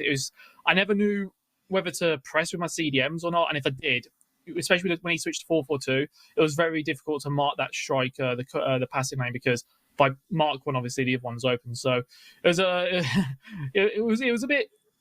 a bit silly for me because I nearly bottled it again. But it's like I was 3-0 up, and then for some reason I kind of take it easy. Next thing you know, it's 3-2. But no, it was a good game though. Nearly bottled it at the end though, didn't I? So next question from me before I throw it over to you, Ryan, is obviously, you know, the momentum is with you. We talked about how you love a loser's bracket run, right? That you've had success from the loser's bracket. How important is momentum to you in a tournament when you start feeling that flow, when you start feeling things click? Because for me, it seems like you're not second guessing yourself at all when you get to the top of that 18-yard box at the moment. So are you feeling super confident, and is the loser's bracket run kind of helping that? I love the loser bracket. I really do. Just for this scenario, you know, I lost to Gravesend first round of the winners bracket, and then in traditional bracket play at a tournament, I'd be out of the tournament, back home, and we go again. But it gives me a chance to redeem myself, change things up, and, you know, try and play a bit better. So I do actually really like the loser brackets. Hopefully it's here to stay. I think it's a great addition. But in terms of the momentum, no, I don't really. For me, it's not really about momentum, because I could have beat Diogo 6-0 then, but then I go play Maestro and I might lose. You know what I mean? So it's not. It doesn't really factor into my gameplay that much. I just kick the ball and I'm in the zone. Once I'm in the zone, whatever happens, happens. You know, I don't really think that much when I play FIFA. It's just kind of, it's hard to explain. When you're playing, it just happens. You know, I'm not really like sitting here thinking scenarios. It's just kind of, I'm used to patterns of play and defending. But in terms of momentum, I just take it one game at a time. And honestly, like if I played them yesterday and I won like I did, and then I played Diogo straight afterwards, it doesn't change anything. I think the game would have been the same personally. Like I said, I'd take it one game at a time. Yeah, just a quick one from me, Gorilla. You spoke about Stokes, and you've also spoke about Zach being your coach. How important is it, would you say, having those top tier players who've had experience at competitions as well? And how important is it just to review your opponents and to take tips from them as well? Yeah, it's definitely important, especially early on in my career. I never, reviewed other people's gameplay, because I always had the mindset, well, if I play my A game, I'll beat anybody. And that is still the case, but there's no harm in having a little bit of bit more information on your opponent. And again, with Diogo, like, he'd done things that I knew he was going to do, and people watching at home won't actually realise I've actually stopped one or two of these things. Obviously, I'm not going to go into detail about it, but again, it's the same with my shot. I'll probably look now quickly and see what he does, but it doesn't really. It's not. Sometimes it might win you a game, like it's won me games at tournaments, but it's definitely a big help having Zach going through. It's not just opponent's gameplay; it's also my own gameplay, telling me what I do, what I need to do. Because sometimes with myself, I just get into this habit of, it's FIFA 15 again, and we're playing back and forth. But yeah, it's definitely important to have Zach, and obviously Stokes. I was playing practice matches with him earlier, just before the tournament. Obviously, he's a top player. So no, it is good having that combination. Obviously, we get on very well. We're good friends as well. So it's having that with Zach analysing and having Stokes being able to practice against is a good combination. All right, well, congratulations again, Gorilla. Good luck in your next game as well, but that's going to do it all for our first game of the day. We're going to throw it back over to all the guys on the desk. Jimmy, take it away. Thank you, Onset and Ryan. And yes, Gorilla has done the business. He was up 3-0. He almost bottled it, as he said. Diogo got it back to 3-2, but in the end, Gorilla goes through. Spencer, you correctly predicted that he was going to do it. How happy are you right now? Very happy, because you pushed me. You made me give you a name. Like I said, it was going to be tight, but I did luckily go with Gorilla. But it was 3-2. It was super tight. And Gorilla's homework is coming up trumps. He's doing the work, doing the research. He's saying he had a few things in mind that he was going to use to stop Diogo. Seems to have worked. Can he do the same with Maestro? It's a different beast altogether, I would suggest. Maestro, based on FIFA 20 and even FIFA 19 as well, is the highest tier player we've seen so far in this tournament, I would suggest. So it's going to be a different test altogether. Now, Mike, I know that Gorilla's been your horse as well. You got that saddle on him. I think you think he might go all the way, and he loves the losers bracket. Let's talk over these highlights as you celebrate with your correct pick. I don't know if it's a celebration, but I was just saying that I think Spencer chose Spencer because Mike chose Spencer, if that makes any sense, as we review the gameplay here. We have De Jong stepping into space. It's a beautiful goal that came off a set piece as well, where you see the usage of the double tap pass, and R9's always going to finish. And the real MVP might be Edwin van der Sar. Just look at this. I cannot believe, and I think Gorilla might slightly scoot van der Sar, but still at that point, in that position, with that player being in the 1v1, you got to say that's in the back of the net 9 out of 10 times. But we got to give credit where credit is due. And then R9 again, a 50-50 position there, top of the box. You have to guess on the defensive end. Do you think he's going left? Do you think he's going to right? If you get the correct anticipation, you look like a genius. If not, you concede a goal. Gorilla doubles his lead. You see another one of the beautiful double tap passes. He resurfaces. Having the composure to make that extra pass, we got to give a lot of credit to Gorilla. It's a great goal. And everyone at home right now, if you're watching, you're not making that decision. That's the real key. You're not making that extra pass, and it makes it where it goes from maybe a 70-80% chance of converting to 100%. You cannot miss from there. And here's our updated bracket. For everybody that wanted Maestro versus Gorilla at home, you are going to get it. That will be our third match of the day. We finished one. We got another one coming up between Principe and our other, 11's. 11's Ethan. Yeah, I'm excited about it. I was so lost in my Gorilla talk. I'm like, who actually playing next? So these two guys are coming up, Ethan versus Principe. Principe pulled off the miracle, and I kind of want to talk momentum, Spencer. Who do you think has more of it coming into this? Because Ethan beat Inrasic, who is a formidable opponent, obviously won FUT Champions Cup Stage 2 earlier this year. And then you have Principe, who came back against Dolan Mike, who was creaming people. He beat Tex, he beat Megabit, he beat Stokes. It's all happening. I mean, who do you think has that momentum? Well, if you listen to what Gorilla said previously, obviously, he's of a school of thought, which is that regardless of when he plays and what happens in the games, he doesn't really necessarily believe in the momentum. It's about the matchup and who's going to win out on the skill set. But I will say this, Principe is the lowest win percentage of anyone left in the tournament, 38%. So he's squeezing through games a lot. He's having to go the distance. He's losing legs, but winning overall matches just. So on form, based on that stat, you'd say Ethan. But then on the name in the community and the past accomplishments, you'd probably say Principe. So he could go either way. That's as Spencer does. Mike, Are you kidding me right now? Are you kidding me right now on these choices? So Mike's going to give me some stick now, just to predict. I predicted Gorilla to win before Mike did, and in the segment after, No, but he goes Spencer. I literally text Spencer. You have to go with Spencer here. You know? Okay. Absolute nonsense. You said I picked him because you picked him. I picked him first. Come at me, bro. If he called on me first, we'd have a different conversation going on right now. We both know how this goes. Anyways, I'm not going to do this descriptive back and forth situation. I don't even know how to describe what Spencer does. But I'm going with Principe, even though the percentages say it's not going to happen. I feel that he's going to somehow figure out a way. He's going to continue that form of being able to edge it out. Thank you for making a firm decision. All right, so one exciting match is done for today, but we have another one coming up right after this. It's Gareth Bale's favorite FIFA player, 11's Ethan, taking on the Italian stallion makers, Principe. You're not going to want to miss it. Come back and join us.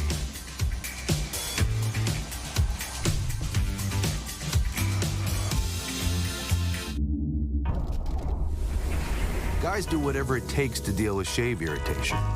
So we reimagined the razor with the new Gillette Skin Guard. It has a unique guard between the blades that's designed to reduce irritation during the shave. Because we believe all men deserve a razor just for them. The best a man can get. Gillette.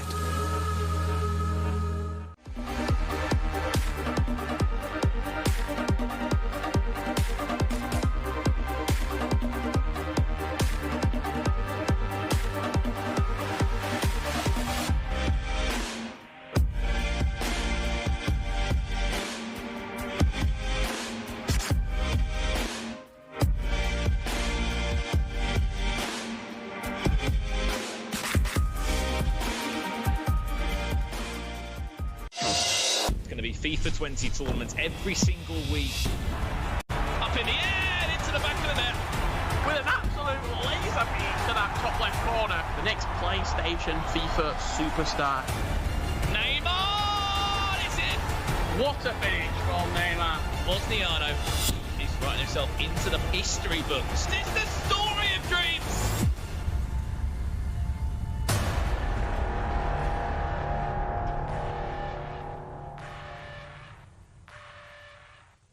PlayStation.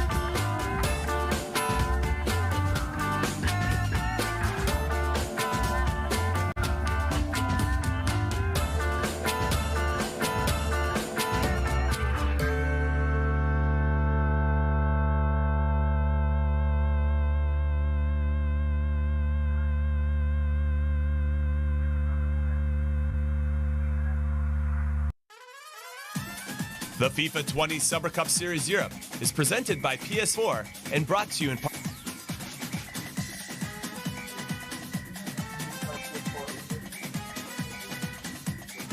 Fun fact, everyone, and this is super cool.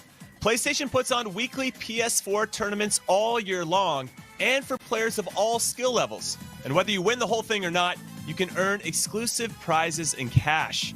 So head over to compete.playstation.com to learn more and to sign up so that you can potentially be in one of these Summer Cup Series events in the future. Show them what you got. Here it is. That's everything I just said, but with some other fun stuff as well. You get to see Brandon Smith, Richard Buckley. They'll be on the broadcast hosted by PlayStation, and it's an open series. So make sure you make it happen. Compete.playstation.com and sign in with your PSN ID. All right. Welcome back to the FIFA 20 Summer Cup Series Europe. I'm Jimmy, Spencer, and Mike are with me. And guys, we saw a very exciting first match before that break. Gorilla outlasts Diogo. He wins 3-2. Got another one coming up, though. Ethan taking on Principe. We talked a little bit about both of these players before the break. Mike, I'm going to come to you because Principe, for those that don't know, didn't qualify for one event in FIFA 19. But in FIFA 20, he's had a bit of a renaissance, a reemergence. Is this, especially that result yesterday, coming back against Dolan Mike, going to see him kick on and really be the Principe that we've seen before in FIFA 17 and FIFA 18? Well, I'm going to bring a cliche. They say form is temporary and class is permanent. Certain years, sometimes players have different things happening in their life. Maybe they're not clicking with the game. But we've seen Principe have that champion's pedigree in the past. That doesn't go anywhere. He's got that mental edge. It's just a matter of really committing and grinding and being fully dedicated to the game. And that's usually the big difference. But I believe in him being not only active towards the end of this year, which we've already seen, but going into FIFA 21 and future titles. Yeah, we'll take a look at Principe here. I mean, he was doing some good things, Spencer, that I think really showed some promise. I mean, outside of giving up goals to Dolan Mike, but he found his way in the second leg. He left it late. Yeah, how much of that was on Dolan Mike's shoulders for kind of inviting him back into the game? I'm sure Dolan Mike can give us an answer on that. But ultimately, Principe did get through. He was patient, measured in his approach, and he did enough. And that's really been the story of his tournament so far, as we mentioned before the break. Just a 38% win ratio. Compare that to Ethan's, which is sitting at 50%. So looking stronger. I think if you compare their goals per game as well, Ethan's scoring more. He's got an average of 2 goals per game. I was really impressed with Ethan's approach yesterday in terms of his attack. So Principe's still got some work to do to convince me he's going to go far into this tournament, I'm afraid. Now, I think all of us were maybe slightly surprised that Ethan got the result against Enrasic, given that Enrasic has been very good in FIFA 20. Mike, was there something that you saw that Ethan was doing that you think will lend itself to success against Principe? He did a great job being efficient with his opportunities. And then a lot of the counterattacks, he was able to take in the pressure, and then he would switch the pitch, and then switch the pitch again, and it would open up lanes of space. And we can review some of that. We're going to see those highlights from Ethan. As you can see here, Mendy pulls it back. Very classic goal. We're used to seeing that goal in FIFA quite often. Lovely drag back, opens up the play, Ruud Gullit. You can count that back of the net. But we saw Enrasic show that he does have the ability to make comebacks. And the reason that we usually see him in semifinals and also the finals of tournaments, this is a big surprise. Probably the surprise of the tournament up to this point. And it's not that Ethan didn't deserve to win. He definitely deserved the result. But we're just so used to talking about Enrasic ready to be or somewhere in the conversation for Championship Sunday. That's not happening this time around. All right, let's get to your quick predictions. Mike, I'm going to start with you since you've been whining a little bit about going second all the time. I'm not whining about going second. I just feel with Spencer's elite wordplay that he somehow covers all the bases, and I still don't know what he said technically, other than both players are good, and I have some sort of political correct answer that I'm inserting here. I've gone with Principe already. I'm gonna forward that. I'm gonna second that. I'm gonna repeat that. I think he's gonna get it done. I know the percentages, and even the form doesn't necessarily say that he should, but FIFA is FIFA, and I feel like he's got a little bit of a mental edge. Okay, Spencer, your turn. Well, listen, Mike, you'll be happy to know I'm not going with you. I'm a numbers man. I'm going with the stats. I'm going with Ethan for this one. Obviously, Principe is beating the stats at the moment because he's getting through despite this low win rate. But I think it's got to come to an end at some point. I'm going with Ethan. Well, There's I'm no sure stat Ethan for will be heart, Spencer. happy to hear There's that. no stat for heart. Sorry. Well, I'm sure Ethan will be happy to hear that. He's with our casters, Dan Gaskin and Aga Rosemeyer. Guys, take it away. Thank you so much, Jimmy. Yep, alongside Aga and Ethan here. And I mean, Ethan, I'll kick this one off by just asking about your confidence really in this tournament. You've beaten some big players so far. You're on a great run. You've actually played the most games in the tournament. Do you feel like you can make a big run here and potentially even get to like the latter stages like you did at the E-Club World Cup? Last couple of weeks, to be fair, and I've actually been winning a lot of my practice games for a change. I normally lose a lot of my practice games, so yeah, I'm feeling pretty confident now. I'm actually getting some wins under my belt. Yeah, Ethan, one more question for you here. Who do you consider as the favorite between you and Principe for this matchup? I know you had a game against each other at the FIFA E-Club World Cup in Milan, where I believe Principe won, but it was best of one. So who do you see as the favorite going into this match? As a favorite, I'd probably say Principe, because I think he's got a lot of past achievements under his belt. I think because of FIFA 17, he won the event, won the regionals. He beat him the Club World Cup 1-0, but it's the best of one and over the ball, so it's a thing. So that's what's going to be tight. But I'd say Principe's a favorite, but I'm definitely ready to win this game, to be honest. Well, last thing from me, I mean, you beat Nicholas Razak yesterday, which I personally see as a huge achievement. Do you think this is just things to come for you? Are we going to be saying your name for events to come? And we're going to be seeing you on FIFA 21, FIFA 22? I'm sure you have no plans of slowing down. I mean, I've got no plans of slowing down, but every FIFA is different, so we'll see how it goes. I'll definitely be putting in the hours to make sure I'm up there. All right, hopefully we'll see you continue your form in this tournament and future FIFA iterations as well. Thank you so much for joining us for an interview. Best of luck in your game. Perfect. Well, there you have it. Ethan, confident as he should be, but he also respects that Principe is going to be quite a difficult opponent. And quite rightly so. We saw what happened yesterday, Aga. Principe was down, and we thought that maybe he was going to be going out of the tournament against Dull and Mike, but then he rescued a 2-0 deficit to come back into things. Who would you consider the favourite in this particular matchup? I think it's a very tough one to call. I mean, both players had different kind of evolution going on into their matches yesterday. I mean, Principe made a comeback and Ethan prevented Razak for coming back to the match. So, I mean, it's very tough one to call, but I guess I'll say Principe because this momentum you get when you have a big comeback against one of the greatest players. I mean, I'm going with Principe for this one, based on his comeback yesterday.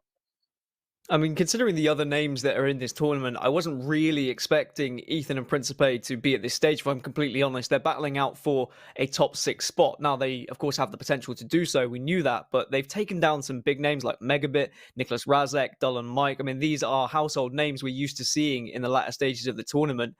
Realistically, though, going against maybe your favorite prediction, but who do you think has the better chance to kind of get to a final here and maybe even win something out of the two? Again, a very, very good question, but I feel like the favorite for this matchup would be Principe, but overall, I feel like watching the previous games and tournaments in the FIFA 20 Global Series even showed that he can reach a final, and he took out some big names there as well. So I believe like if Ethan were to win this matchup, he could potentially go all the way. Could go all the way indeed. Well, we're just about ready to get into this matchup between the two. As I said, we're in the final 8 and they are playing out for a chance to get into the top 6.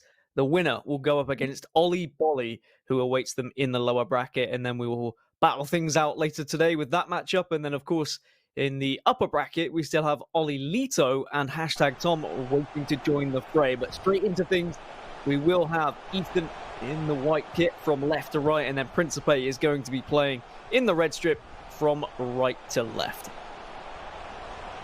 And interesting to see if Principe watched his game from yesterday and perhaps is ready from the beginning this time, because he had a shock against Dull and Mike in the first leg, and he had to fight very, very hard to get back and make this amazing comeback yesterday.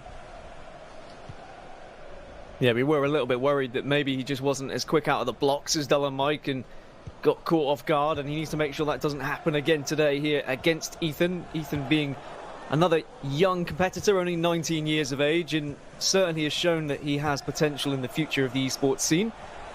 And really demonstrated his success at the E-Club World Cup, as we already mentioned, getting runner up there as Pele manages to get past one, plays it back to Eusebio, but he can't quite put it through. So close to being an opening goal here from Principe, but only results in is a corner, as Cruyff on the ball will just recycle the play now, and Principe is more than happy to take this one slow here. Definitely, that was a huge chance, and I feel like Principe is doing everything by the book, finishing near post, which is super overpowered. Perhaps even slightly moved the keeper a little bit. If so, very, very nice observation by him. But good to see Principe coming out of the blocks very early here. Definitely looks a little bit more sharp than he did yesterday, but we will get a pause. Both the players just want to ensure that they have everything set up, and you always have an opportunity to look at the formation of the opposition player. How important would you say that is, Aga, to just double check what formation your opponent is playing? I think it's a routine that almost every pro player does. It's super important, and especially when you have pretty much only two go-to formations it's either the 4-2-3-1 or the 4-4-2. And there's a huge difference. You have to defend against one striker or two strikers. So you have to do all the small work to be able to perform. Well, back into the action now, and a couple of defensive tactics being used. The offside trap trying to be played just to ensure those defenders are stepping up and making it difficult to play those passes. But the ball has managed to find its way through. Eusebio on the edge is going to turn. Can he get it onto his right foot? No, he tries to play it through. Cruyff has got it back, and it's all bumbling everywhere. But in the end, falls into Alisson's hands. But again, Principe looking confident going forward. Definitely. The chance gets a little bit scrappy. Feel like perhaps if Principe, again, as we actually spoke about in his match yesterday as well, if he starts to do some skill moves as well when he gets that area of the pitch, he'll have so many great chances. I mean, maybe a La Croqueta at that point would have helped him. Certainly a big difference between these two players in terms of how many goals they've been able to score this tournament. Ethan has 18 goals for at the moment. Principe has only been able to score the 11.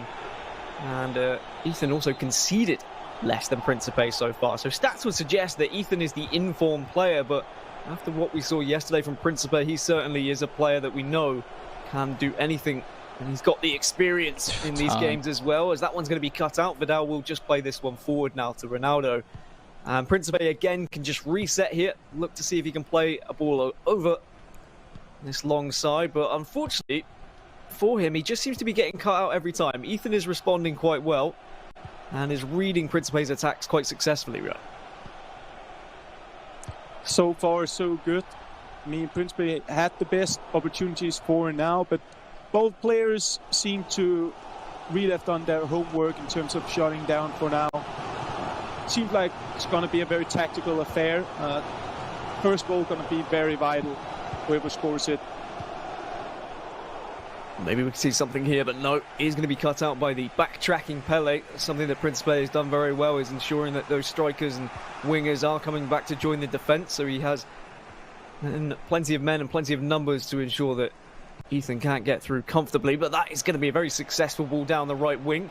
Pele yet again is going to be in the fray here and is often the target man, it would seem, for Principe, as Eusebio now plays it back to Hullet, who will find Ronaldo right on the edge. He tries a couple of skills, but it's not going to work out. And Ethan again can just stop and say, all right, well, Principe is getting plenty of chances, but none of them have been kind of clinical chances, no real direct chances thus far. But maybe this on the other side could be a good counter-attacking opportunity for Ethan. It's going to be the opposition CR7. He says, no, I don't really feel like this is going to be a fantastic chance on the left, so he tries to work it down the middle, and he will strike, and he's managed to do so on the right foot, bends it in, and that's going to be the opening goal to Ethan. And we're talking about Ethan being clinical, and we see it one more time here. And I love that he shoots on the first touch. It's not something we've seen so much in these games that we had the chance to commentate over.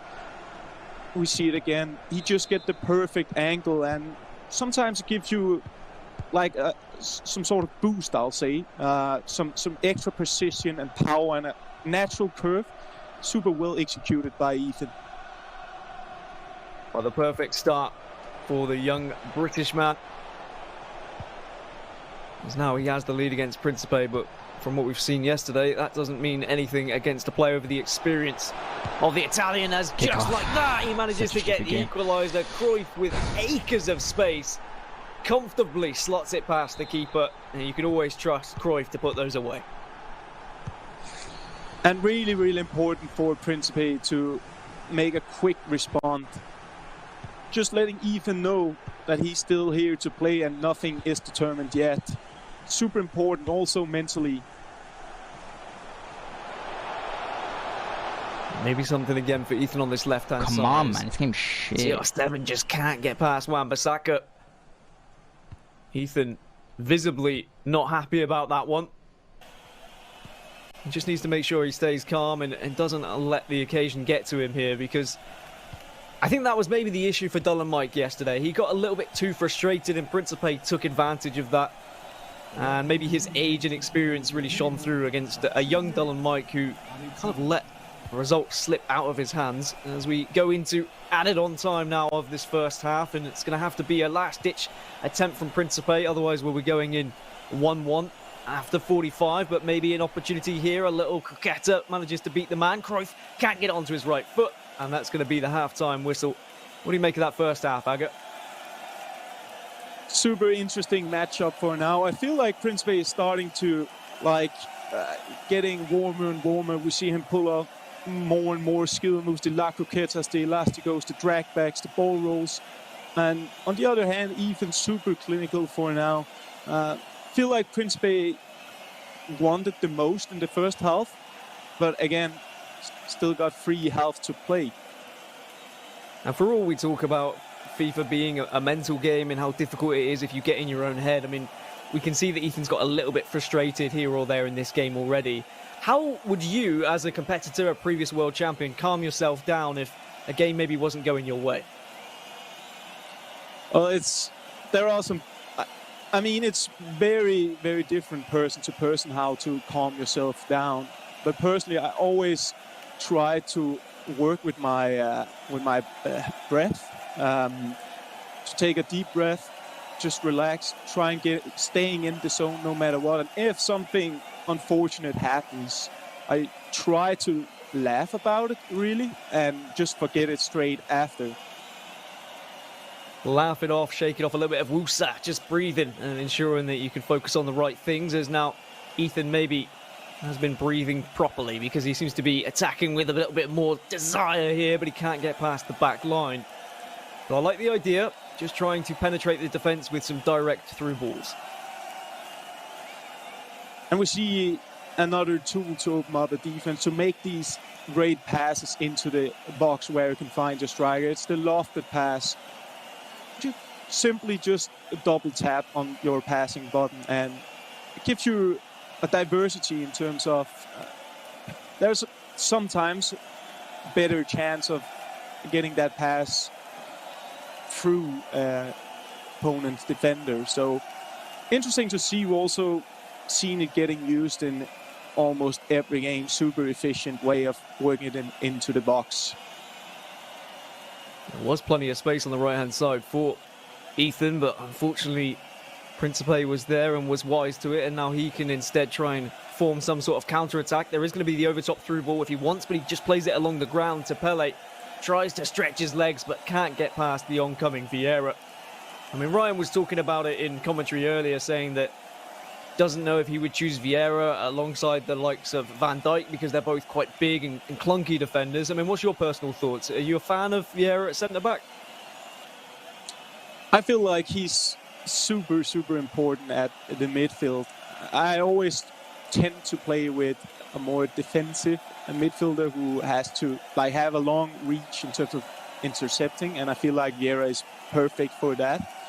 And also in terms of chemistry, it's very hard to to give Vieira full chem or have another player on chem if you want to play Vieira. You have to sacrifice someone in terms of chem, and I don't like using defenders on lower than 9 in chem.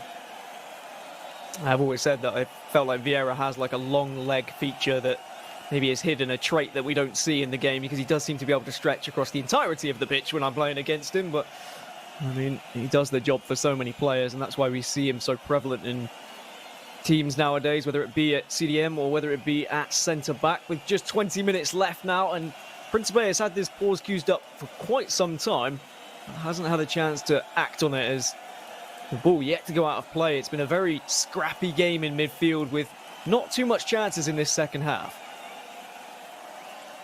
Maybe this could be one. One of those top through balls here.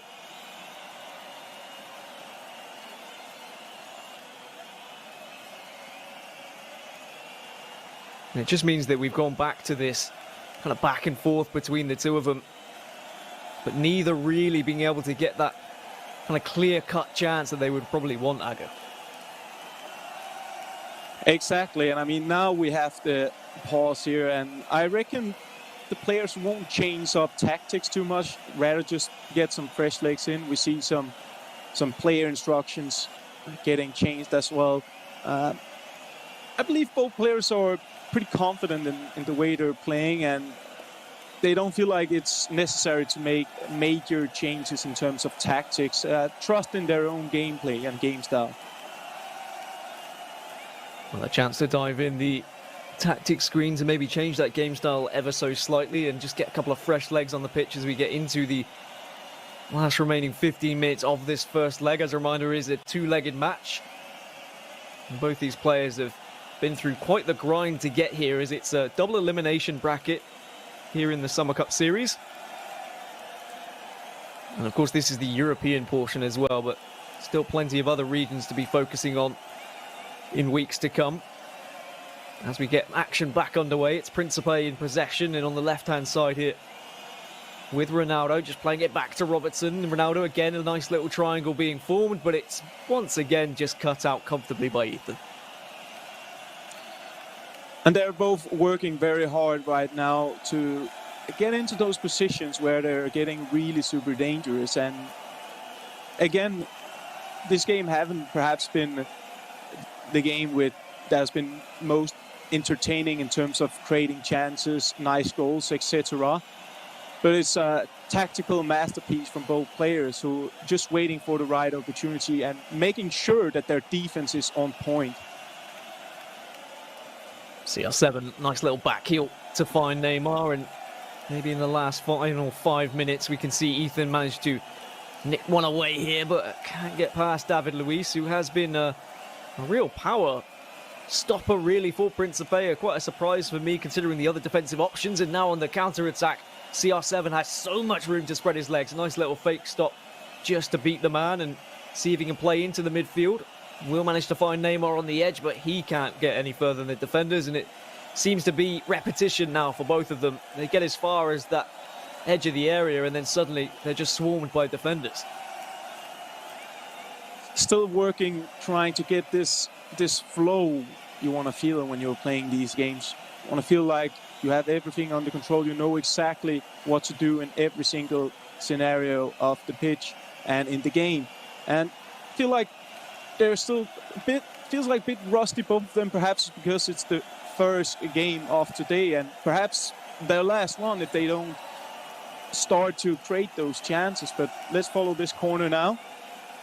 Is whipped in, and it was an overhead attempt, but Van der Sar is going to gather it. It's going to be the last kick of the game for the goalkeeper unless the referee doesn't blow his whistle, but he does as we come to the conclusion of leg number one. And it's going to be 1-1 then between Ethan and Principe.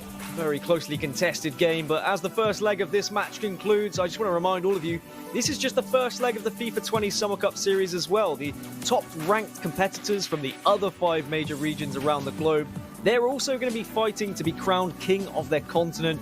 So who's going to reign supreme and who's going to dominate their corner of the planet? Make sure you stay tuned on twitch.tv/EA Sports FIFA, or you can watch on footchampions.com through August 9th to catch all of the action. And Aga, I mean, we're starting in Europe, but there's still so much FIFA talent to be displayed in other regions. I'm going to say that Europe's the best region because I'm from Europe, but I mean, we've got some hidden gems in some of these other regions as well, don't we? Definitely. I mean, it's very hard to judge who has the best region, but I will definitely say that Europe has the largest regions in terms of top players. I mean, I don't want to underrate any other regions because we've seen the likes of MS Dosari, Nicolas, Fifilza, Resende, and so on. There are so many good players who are world-class players as well, but I just think, as you say, that Europe just have a larger group of top players. We can be proud of the European continent. It's perfectly fine, Aga. We're allowed to be a little bit biased every now and then. But so that game then 1-1, and I think you hit the nail on the head when you said it wasn't necessarily the most exciting affair in terms of there was very few chances, but it's one of those games that Mike LaBelle, Nightwatch, yourself, Ryan, you'd look at and say, okay, well, it was a little bit of a masterclass in terms of defending and reading your opponent, because it was just a huge battle in the midfield for possession, wasn't it? Exactly, and I mean, I always personally feel that when I'm playing my first game of the day at a event or a competition, the flow is not 100% there, and I feel like we got to see that at least offensively. I mean, defensively, both of them were very, very solid. Offensively, feel like missing a bit some flow and rhythm and that extra brilliancy in attack.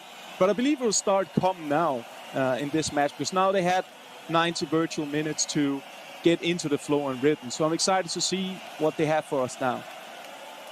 Leg number 2 underway, and it's going to be Ethan in the yellow and blue attacking from right to left. Principe still going to be in the red strip. And I was just looking at the webcams. It looks like these two players are in entirely different time zones, but a little bit closer. I think there's only an hour between them, but Ethan very much with the lights off, and Principe more than happy to have curtains open, wants that daylight. Just two very different styles of gamers, and I respect it. I mean, sometimes you just want to get those curtains closed and make sure you can focus, but there could be a chance here. Through ball was there, and it was available, but Ethan deciding to play this one patient and recycle play. Yeah, it's actually pretty interesting and fun to see how some of the players' setups are and how they prefer to have their setup when they're at home. As we can see, perhaps even want a more relaxed and land sort of setup, while Principe is probably enjoying sunny Italy. I mean, if the sun's there, you want to have it shining on you, surely. But I mean, I'm in England as well as Ethan, and the sun's out, and I'm boiling hot, so I want those curtains open, but I respect it. Focus, you want to get that LAN environment, as you say, as maybe the opening chance could have gone in the way of Ethan, but time and time again, Principe has been able to read that final pass, and I wonder whether it's going to start to get a little bit frustrating for Ethan, and do you think we have to see something a little bit different from him if he's going to break through the defense? Yeah, definitely. I mean, he's trying right now, and the more time we're going to get into this match, the more they will know how their opponent defend, how they approach their pressing play and attacking play. So I believe when the game starts to grow a bit more, we'll see the players goals as well. Well, you heard it from Aga. He said when the game manages to explode. It's not going to be a case of if. There is certainly going to be a point where things start to speed up as both of these players try and take the game into their own hands rather than just waiting perhaps for a mistake from their opponent. But a little bit of time just to kind of tiptoe around each other and get a decent read. There's plenty of space on this right-hand side now for Principe, but twists and turns with Wan-Bissaka only to go out of touch.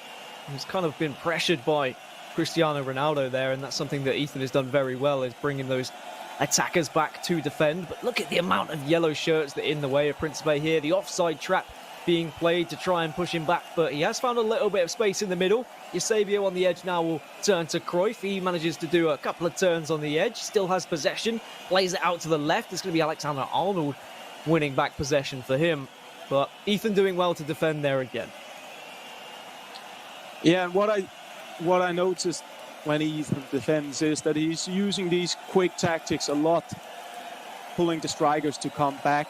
and the offside trap as well. And for people watching, thinking I can do that as well, that's pretty easy, just tap on 2 buttons. It requires a very, very good timing, and you need to be very aware of which situation you are in and how your backline are positioned on the pitch. So it's really a masterclass to be able to perform it at the highest level. Absolutely. I mean, the mechanical skill in FIFA, by now, you'd expect all these players to be at a somewhat similar level, but it's what goes on behind that and the decision-making and those minor decisions and how major they can be in the entirety of the game. As that ball through will find R9, but he just connects with the post and the keeper's going to pick it up, but so close there for Ethan, almost catching Principe off guard, and Principe has to be very careful and very aware of just how much of a threat R9 could be there, but maybe he has a counter-attack of his own here with CR7, but that's going to be cut out. And we definitely see Ethan. I'm sitting with this feeling that if Ethan gets just a half chance, he will convert it. He seems so clinical to me. He doesn't need any space, and the angles he's shooting from, not 100% a goal when he shoots, but you get this feeling that he knows exactly what to do in terms of having the highest possibility of scoring from a certain angle.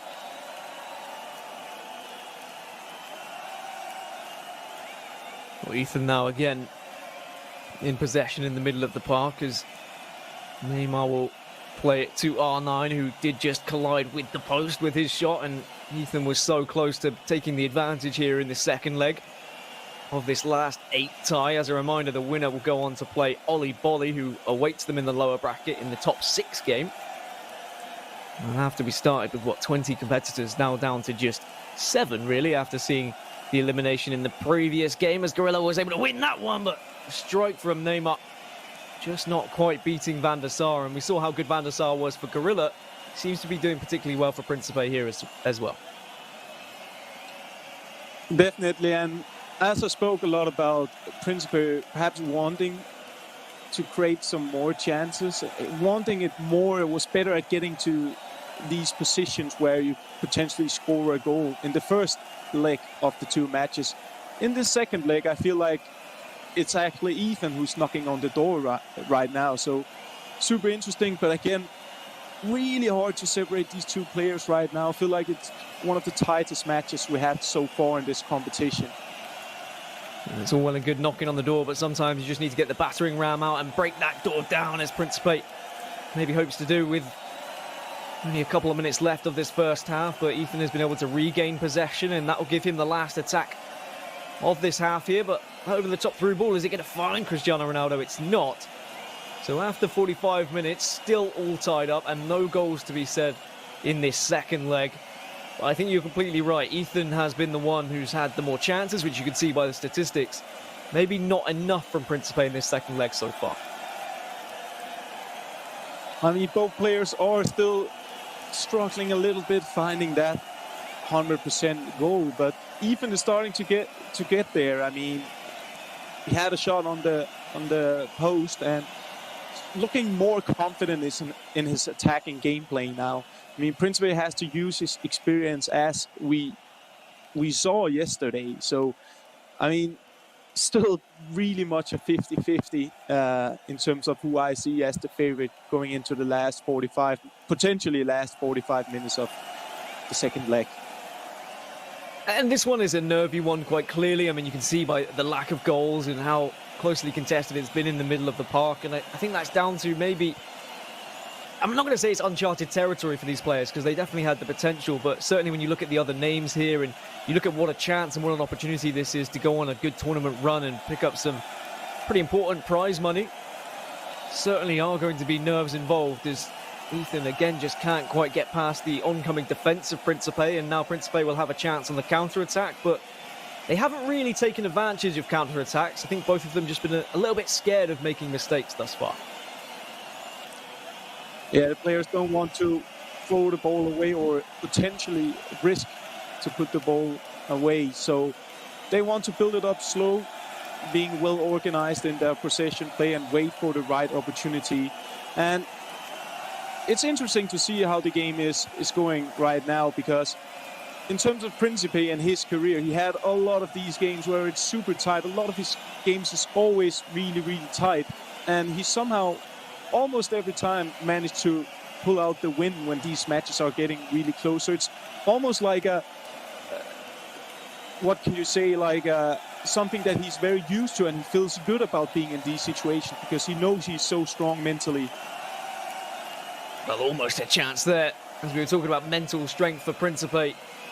As the keeper, just manages to push that one out for a throw-in. That was an interesting decision from Alisson. I've seen some better goalkeeping attributes, that's for sure, but maybe Principe now, as you say, is more comfortable in these situations. He's more used to these nerve-wracking final 30 minutes when it has been tied up and there aren't very many chances to scream and shout about as the ball is played to CR7, a cricketer to get away from the man, and on the left foot, Principe smashes one home.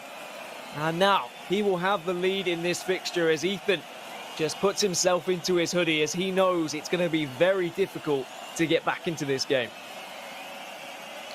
And I love this goal from Principe. We have been speaking a bit about it, that we wanted to see Principe's repertoire of skill moves.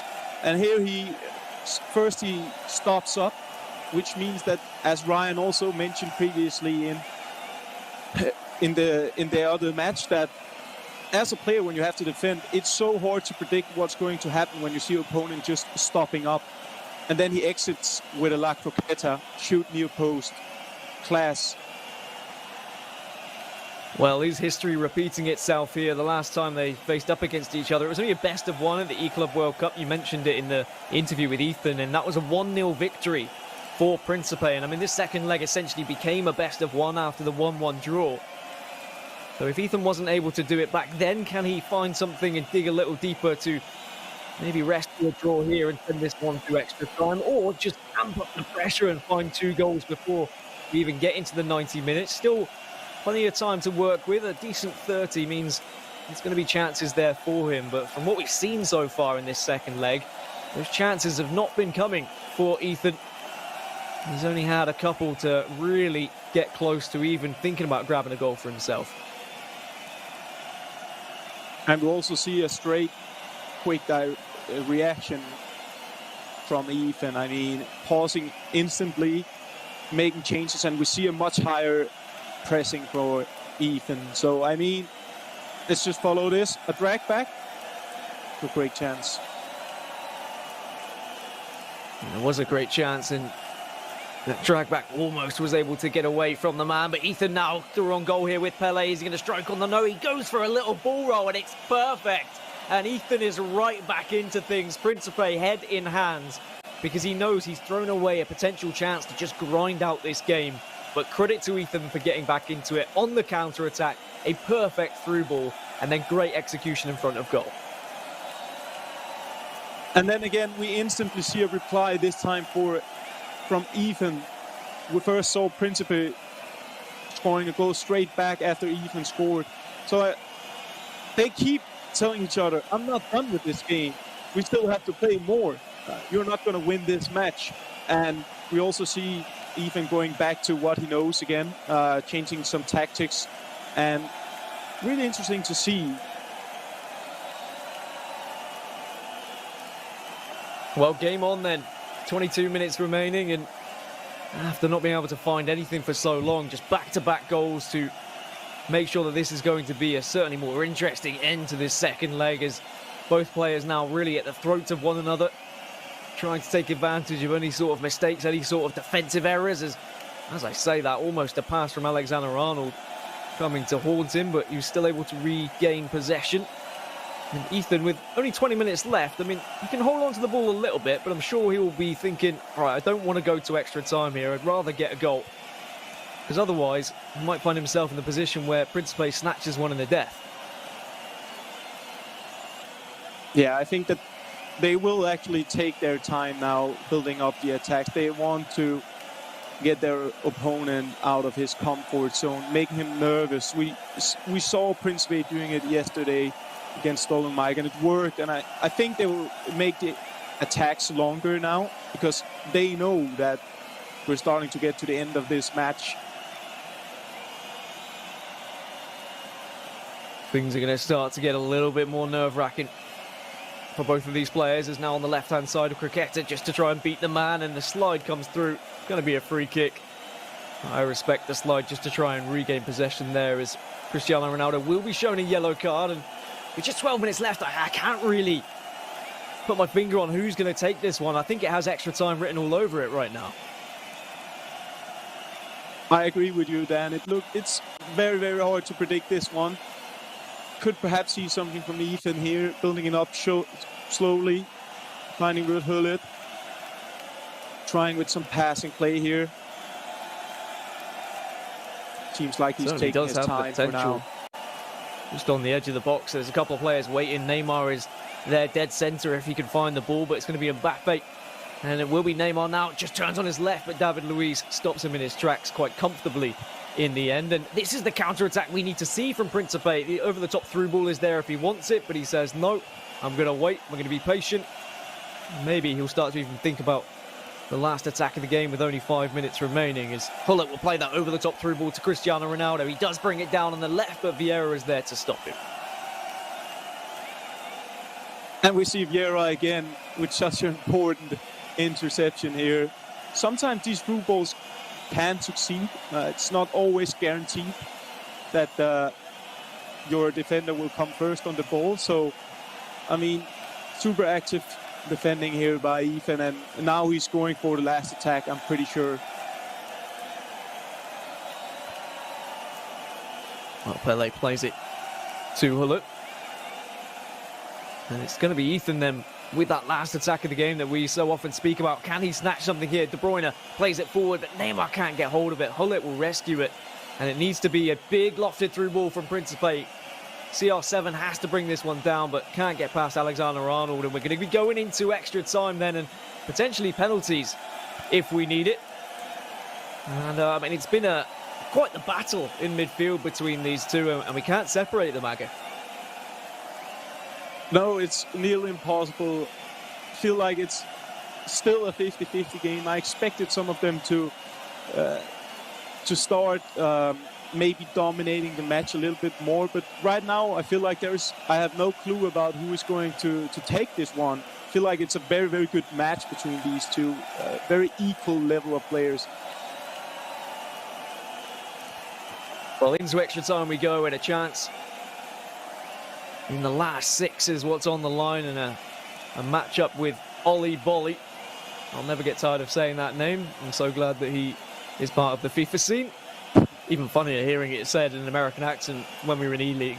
Don't get me started on that. I mean, I want to hear Mike say Oli Bolly later as well. That would be great. But 92 minutes, of course, in extra time now, and maybe a chance for Ethan here, but the through ball can't beat Virgil van Dijk. And once again, defense are on point. Oh, I think small.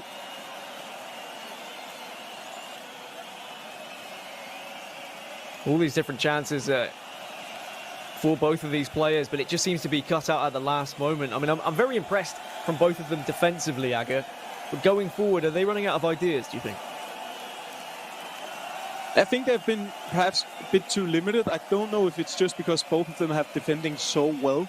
But I feel like one of them have to pull something, like show some X factor or something, where they just come up with some unexpected, because a lot of them have been passing. We've seen Principe do it once with the La Croqueta, and it eventually paid off for him.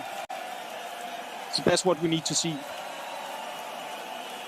Ethan with Neymar on the edge, back to Gullit, who has been just such a central point for the midfield. But Wan-Bissaka showing his strength and showing why he's been such a much-needed defender. And as a right-back, he's been a solid selection for several different players in this tournament. Cruyff managing to intercept, but the ball is going to go out of touch. And yet again, we find ourselves in this stalemate, Aga, where neither player can really get themselves out of their half, and even when they do, nothing really comes of it. Yeah, you gotta say that my prediction is if there is a goal more, that will be the winning goal. But right now it's really looking like Pence. Both players been very, very solid in the defense. Maybe something here. Well, big chance here, as you say, on the turn. We'll find your saviour, but Virgil van Dijk steps in as we get to half-time. Principe slaps his forehead as much as possible to try and say he should have done a little bit better there. That was certainly an opportunity to potentially win the game, really, because you're completely right. A goal here now should be the winner with how close it has been. But as we say that, both times we've seen a goal from one player, the other one has equalised almost instantly. So I'd almost be inclined to say that if we saw another goal, we might see a reply quite soon after. Yeah, definitely. Or perhaps the first time is the lucky charm for one of these players. I mean, it's really cagey now, and I believe none of them really want to go out to penalties, because penalties are so hard to master in FIFA 20. We've seen very few players consistently winning on the PKs this year because it's so hard to master. I mean, the reason why Ethan finds himself in the lower bracket is because he lost in a penalty shootout to Diogo. They had a 1-1 draw across 2 legs, and then it was penalties that saw him fall. So I wonder whether that would affect him in a penalty shootout, but still a little bit of time to work with, so he doesn't have to think about that just yet. As Cruyff with a couple of step-overs will play it outright to Pele, who will try and beat the man with a ball roll, but it's going to go out for a goal kick, and it comes to nothing. And we see here on the player cam that Ethan getting a bit annoyed over he doesn't get this corner. It's a goal kick for Principe, and this is the time where you start to get really desperate. You're really hoping for these small margins, for a set piece, for a corner, something that can change the game for you. And it's really obvious to see that this is getting very intensive now for these two players. Very intense, and well, if it goes by what we saw yesterday, Principe would be the player that I would expect to be able to deal with this pressure a little bit more, but Ethan certainly is the informed player statistically anyway, and has played the most games in this tournament just because of where he exited in the winners bracket and how many games he's played in the lower bracket. But it's Cruyff with the drag back just to try and find anyone on the edge. There's going to be De Bruyne finds Hullet, and then the play ball through, and it's going to find Cruyff, but it's going to be offside. It's so close yet so far, and that is maybe going to be a little bit of a wake-up call for Principe. Yeah, you see the chance there, but unfortunately offside for Ethan. This is a small margin you just want. You just want Cruyff there to be in on the right side.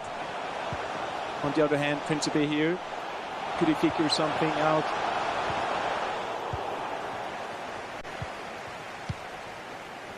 Nothing comes of it this time, and as the clock starts to tick down and we get closer and closer to that penalty shootout, Ethan maybe will have one more chance, potentially 2 more, with how much time is remaining to make something of this game and make sure it doesn't get to a penalty shootout. Pele would have been offside there, so he steps back, but possession yet again at Principe's feet now, and this is where you're going to be seeing the difference between a good player and a great player. How do you deal with this? How do you defend against the possibility of losing this game as Principe strides forward? But what a slide tackle that is from Vieira.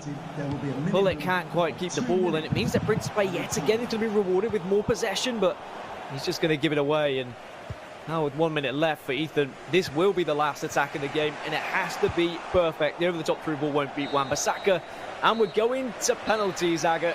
Something that you've been able to be very good at in the past. I mean, I've seen you win time and time again, but the upcoming penalty shooter is going to be Neymar, and that one's going to get saved. And now the chance for Cruyff to take the lead here, which he will.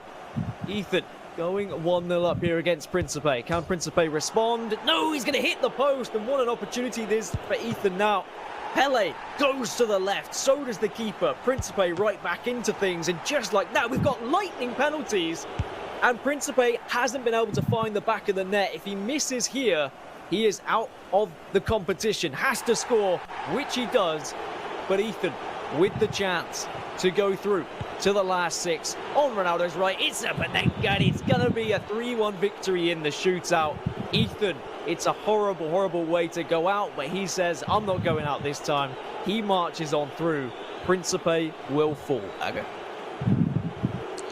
Yeah, that was the most intense game we had so far. I believe it's the first match as well who went to PK. So yeah, incredible scenes, and you see Ethan at the end just taking a huge breath and just thanking the FIFA gods basically.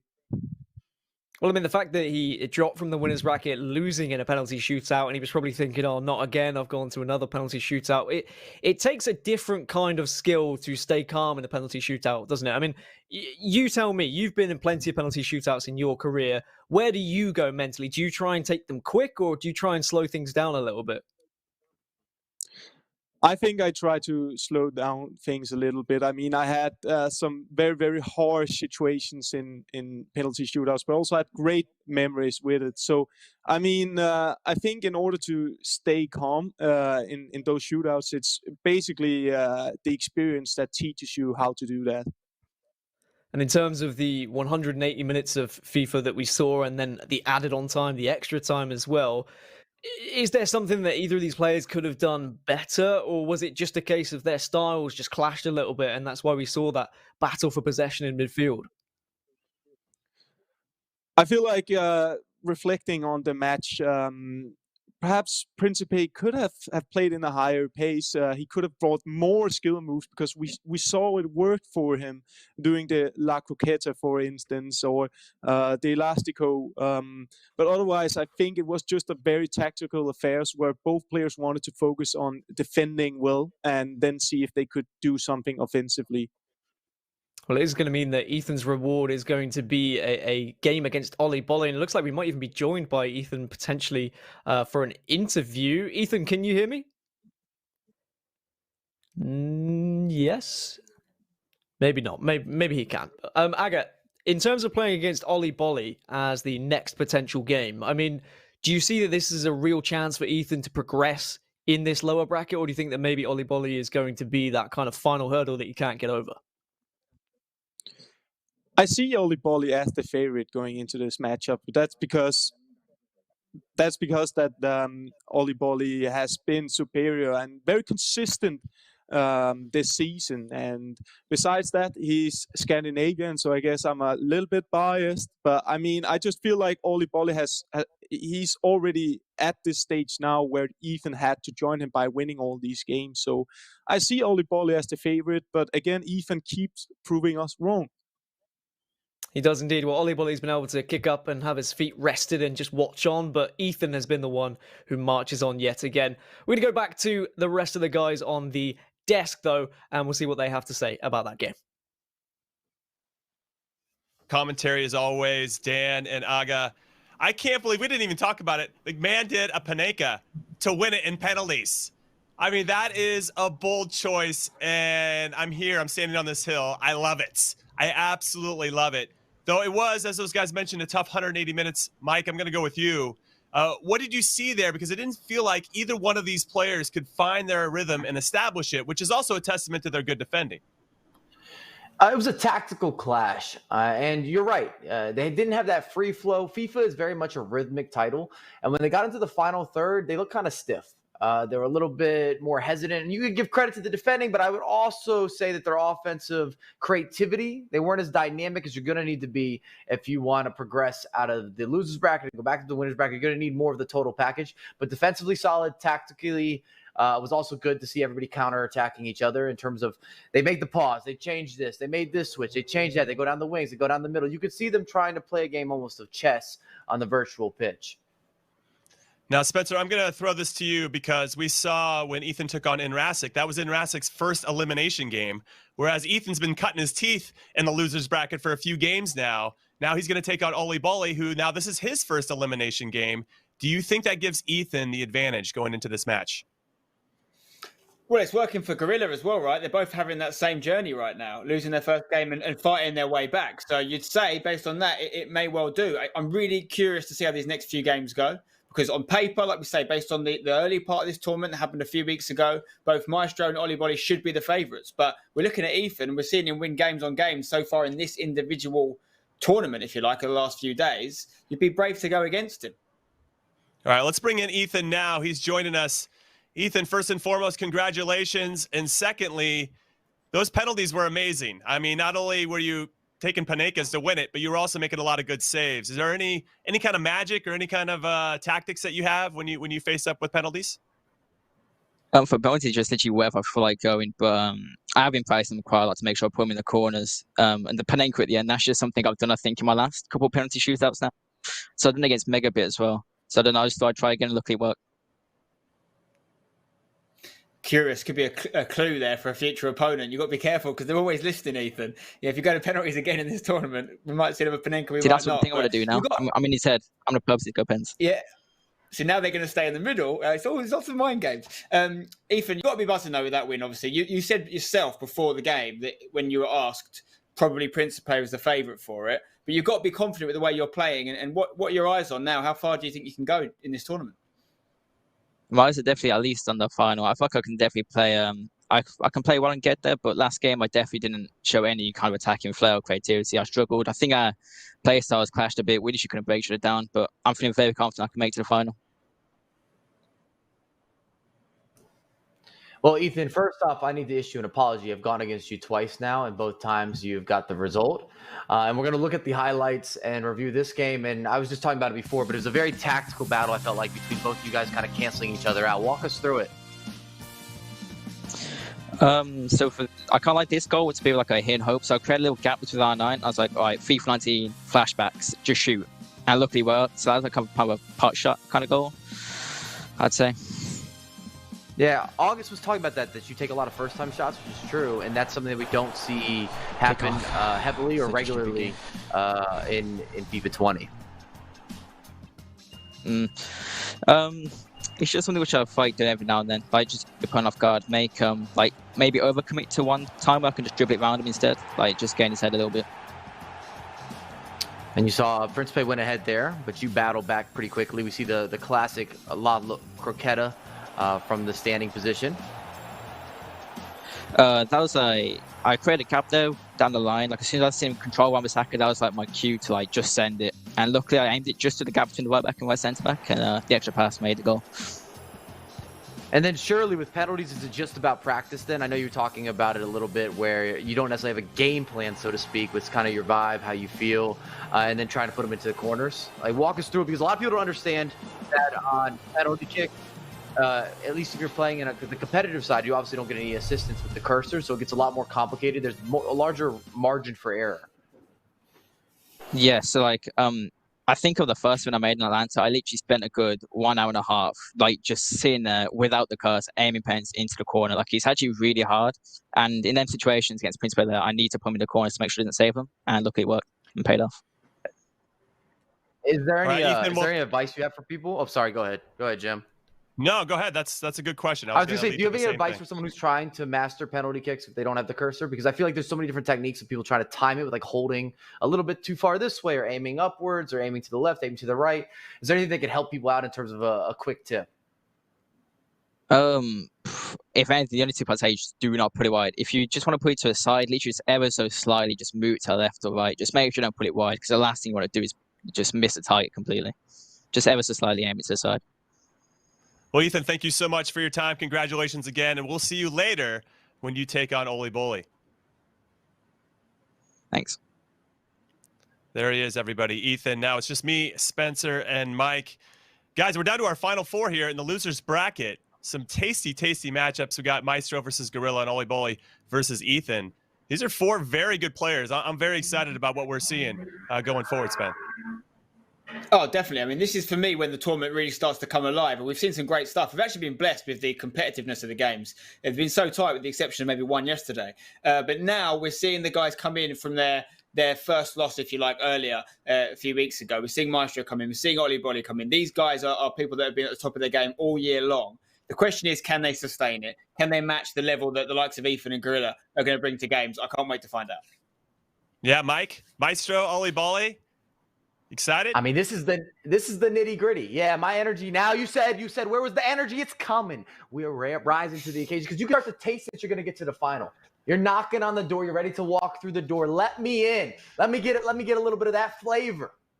I love you, Mike LaBelle. All right, 2 matches left to go today on day 2. of the FIFA 20 Summer Cup Series. It's our first look at the Maestro, Levante's Maestro, who, as he's shown in the past, when he's feeling it and playing with a ton of confidence, the man is unstoppable. So we'll see if he can keep it up with the Red Hot Gorilla right after this break. Turtle Beach, proud partners of the FIFA 20 Global Series. Hear everything, defeat everyone. If someone asks you what you're made of, don't just tell them, show them. Show them that you're made of proving the doubters wrong. Show them you don't have to raise your fists to beat your enemies. Show them you're stronger when you stand together. And show them, whoever you are, you stand shoulder to shoulder against all forms of prejudice. Because when we show our best side, we don't just play the game, we change it.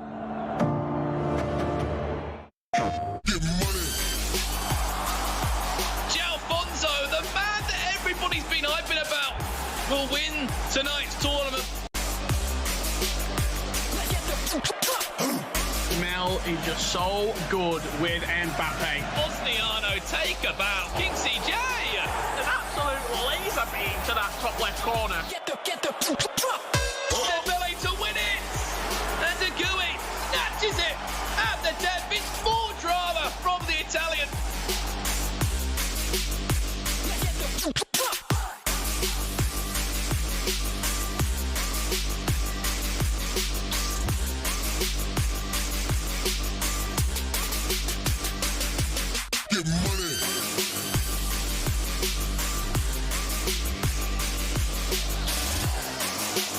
The users. Chance to put the game to bed. To put the game to bed. We could be looking at some more history.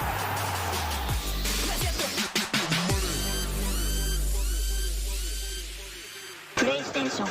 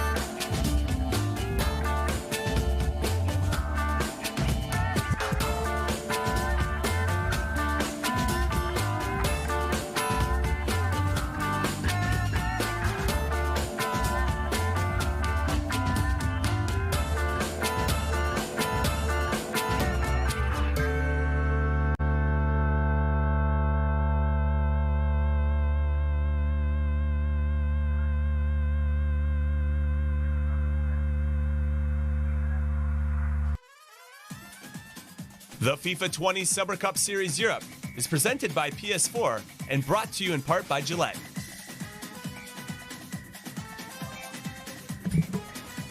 Welcome back to the FIFA 20 Summer Cup Series Europe, where we've already seen two great matches. But before we get to the next one, Maestro versus Gorilla, it's time for another player profile presented by Gillette. And it's an inside look on Gravison, who shows us why Gillette is the best a man can get. Let's take a look. Oh! Oh! Ole, ole! Kaká! Get in! No! Then get her! Le metigo la Gravensen. Football's the best. Gillette's the best. We're the best. And speaking of the very best, the #1 ranked player in Spain, Gravensen. How are you? ¿Cómo estás? Wow, estamos bien. We're good, man. With this whole pandemic, with the whole COVID, how have you been keeping up with your facial hair, Papa? Started to try out la barba de 3 días, so you say in Spanish, you know? Okay. The 2-day beard. Not the same as your mustache. I could try it sometime, but, you know, working it. All right, boys, it is time to play some mystery ball. Take it easy, all right, Gravensen? What message do you have for all the youngest, for all the kids that want to be the best FIFA players, that want to get a certain rank in the game or become professional FIFA players like yourself? Hustle, man. Hustle every day. So, I love it. Trabajo, tío. Trabajo. Work hard, play hard. Absolutely. And I remember when I did a video shoot with Bayern Munich, me acuerdo que Javi Martínez me dijo, hey, sí conoces a Gravensen. Le dije, ¿en serio? Un poquito. Le dije un poquito. Y dice, ese sí sabe jugar. and I just started laughing. I'm like, there's no way that he's telling me about a FIFA player when Javi Martinez plays for one of the best clubs in the world. It's beautiful to see pro football players recognize the time, the effort, the professionalism in FIFA players. All right, Gravensen, I got a really good question for you, man. Okay. What is harder for you, to become the #1 best player in Spain or to stay the #1 best player in Spain? That's a hard one. It's all about staying as the best, you know? Because for me, it's really hard to keep the hunger of being the best, you know? Being the best every tournament as a top 4, that's amazing for me. And that's who I want to be internationally. That's who I am in Spain. And, you know, just give me a few months, maybe a year, and I think I'm going to be up there at the top. I really trust my skills, man. Do you feel any responsibility representing your country, Spain, when you're competing in this tournament? Yeah. I love the Spanish community because we're so involved. They're just really passionate about it, and they support it as well. So I love Spain, man, and we have a really distinctive culture, and, you know, being at that level and representing Spain for me is just amazing, man. What do you think is next for you? What's after FIFA? FIFA doesn't stop if I quit playing, you know? And I'm also a student in computer engineering, so maybe in a few years I will be coding FIFA, I don't know, 30. It would be awesome, man. And I kind of like to remind myself how lucky I am to just do what I love and also get to travel and get to just live the best life I can, you know? And it's all because of FIFA as an esport thing, man. All right, boys. Well, there you guys have it. Gravensen defeats me in a pretty close game of FIFA, and he is the best a man can be. So congratulations to Gravensen. Thank you so much. I love you, Castro. Yeah, there's a good look there. Gravensen, thank you to Castro, who got beat handily once again. He lost 9-0 the day before. Gravensen beat Gorilla earlier in this tournament in the first round, lost to #Tom by only 1 goal, went down to the losers bracket and ended up losing to Impact 7-4. So unfortunately, he didn't move on, but he did take down Gorilla, and that's something to be said for that in particular, and only lost by a goal to #Tom. He's a top player, Spen. He really is, you know, and we've seen how hard it is to beat Gorilla because no one else has done it since we started this tournament over the last few days. I love Gravensen. He's a top lad, big fan of his. And yeah, he's actually come up against Tom an inordinate amount of times this year. It's crazy. They've had some really close games, a couple of penalty shootouts. So I'm sure he wasn't too happy about that. But yeah, all the best to Gravensen and can't wait for these next few games. All right, well, from one top player to another, let's talk a little Maestro, somebody we haven't seen yet in this tournament, Mike. We've seen him show up time and time again. He seems like the only person that stands in his way is him, because I feel like when he's not feeling confident or if he's in his own head, he can't get the results. But when he's on fire and he's feeling it, he can beat anybody. When we're looking at Maestro, outside of all the accomplishments, he's one of the top players, if not the top player in France. It's always debatable when you're looking at France because they have so many top-tier players. You could almost make a calendar full of all the Frenchmen, January, February, March, and so forth and so on. But he also lives with his emotions a little bit. You're going to see him celebrate, you're going to see him happy, you're going to see him sad, you're going to see him in between. You get everything all-encompassing when he's playing the FIFA matches. Yeah, he's a fantastic player. Spen, is there anything about him that you really like? Do you feel like his biggest strength is his biggest weakness, which could be his emotion? Well, yeah, I definitely love what he brings to the game, sort of off the pitch as well. You know, his energy, his celebrations are iconic, you know, and you can see just a few of them on the screen right now. So I'm all for that, but I think, yeah, he's said it himself many times, you know, sometimes in games it doesn't quite see it through. So I'm sure he wants to get another win. We saw his great list of accomplishments already, and here he is. There he is. Look at him. Maestro, how are you, my friend? Good to Hello, see you. guys. So Yeah, obviously the hello, guys. circumstances... Good to see you. The circumstances aren't the same, of course, but we're happy you're in this tournament. We're happy you're doing well. How are you feeling right now? Yeah, I'm feeling good. I see this picture before. It was nice feeling when I see it back with Dax, this winning in the Nations Cup. So I hope I can play like that today. I hope. Maestro, how does it feel coming into this event, knowing that some guys were obviously playing yesterday? The reason you've come in today is because you've done really well a few weeks ago. But do you feel like you've been able to watch their gameplay and prepare for this match properly? Yeah, of course. My opponent played yesterday. He played today. He played very well. So for mine, I don't play. It's my first game this weekend, and yeah, I hope I will be good. But yeah, last 2 weeks I qualified for semi-final in a bracket. I lost to Helelito just before I won Razek. So yeah, it was good. But this is another day, and we will see. And we often talk about your emotions and how it can be high, how it can be low. Do you feel that you being an emotional player gives you an advantage or a disadvantage when you're competing at FIFA events? Yeah. The emotion for me is important. I think it's something I like to show. It's good, but when I need to be focused and build my game, I know to be calm. So yeah, I like to see. Okay, Maestro. So you're taking on Gorilla, who has been fantastic since he's moved down into the losers bracket. He's red hot right now. He already has a game under his belt today. Do you feel like that gives him an advantage, given that he's played? And since you know him so well, what can you do to stop him at this point? Yeah, I think you have a little bit advantage on me because he played today, he played yesterday, he played good. This is a FIFA legend. I know him, of course. He won a good trophy. He's world champion. So yeah, it's a great opponent. And yeah, I play FIFA for player opponent like that. This is why I play FIFA. This is for player like Gorilla, like Dosari Tex. That's why I like to play FIFA. That's why. So I'm ready. Yeah, I love the attitude. I love the spirit. And we wish you the best of luck in your match against Gorilla.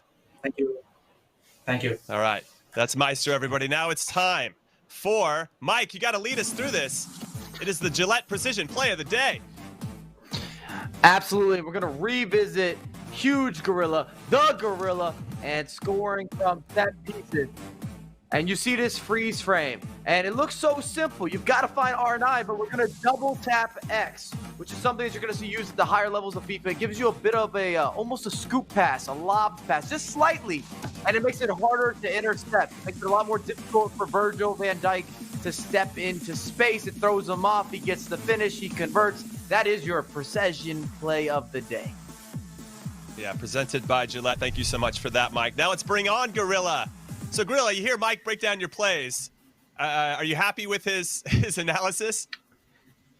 Yeah, I mean, I thought he would have picked the third goal, though, against Diogo, because that third goal was very, very nice. But, yeah, I mean, he was right. The double tap is very underrated, I think. I don't think it's, has a lot of eyes on it. It's such a simple mechanic, simple feature, but it's so effective. You can do it with the through ball as well. So, if I do a normal A pass there, maybe Van Dijk gets the foot in and I don't get that chance. So, yeah, well done, Mike. Oh, cheers. I appreciate that. See, look, I do something well, Spencer. The other Spence.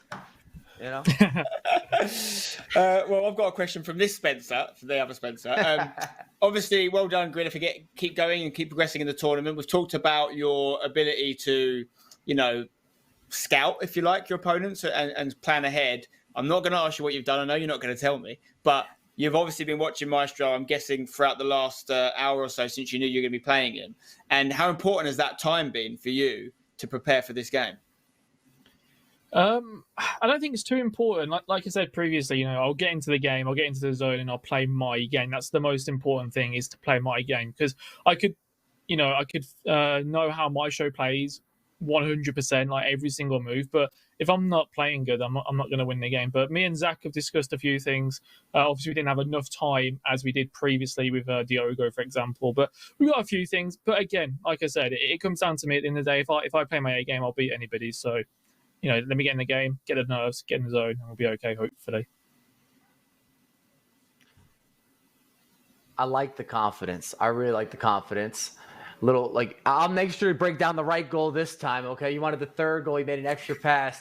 Leading into this matchup, what can people expect? You have a lot of people on social media always hitting you up. They're waiting for your games. There's guys that have been there for the 5 or 6 years that you've kind of been in the competitive scene at that top tier. What are we giving the people? Well, I'll try my best to win the game. That's, I go into every single game on a competitive level or even just friendlies and I'll want to win. That's always going to be the case. Maestro is a top player. I don't really play Maestro that much, obviously, because he's on the other console to me in terms of actual competitive events. But I played him in a few warm-up games, actually beat me, I think, twice this week. So obviously he has that over me. But again, it is friendlies.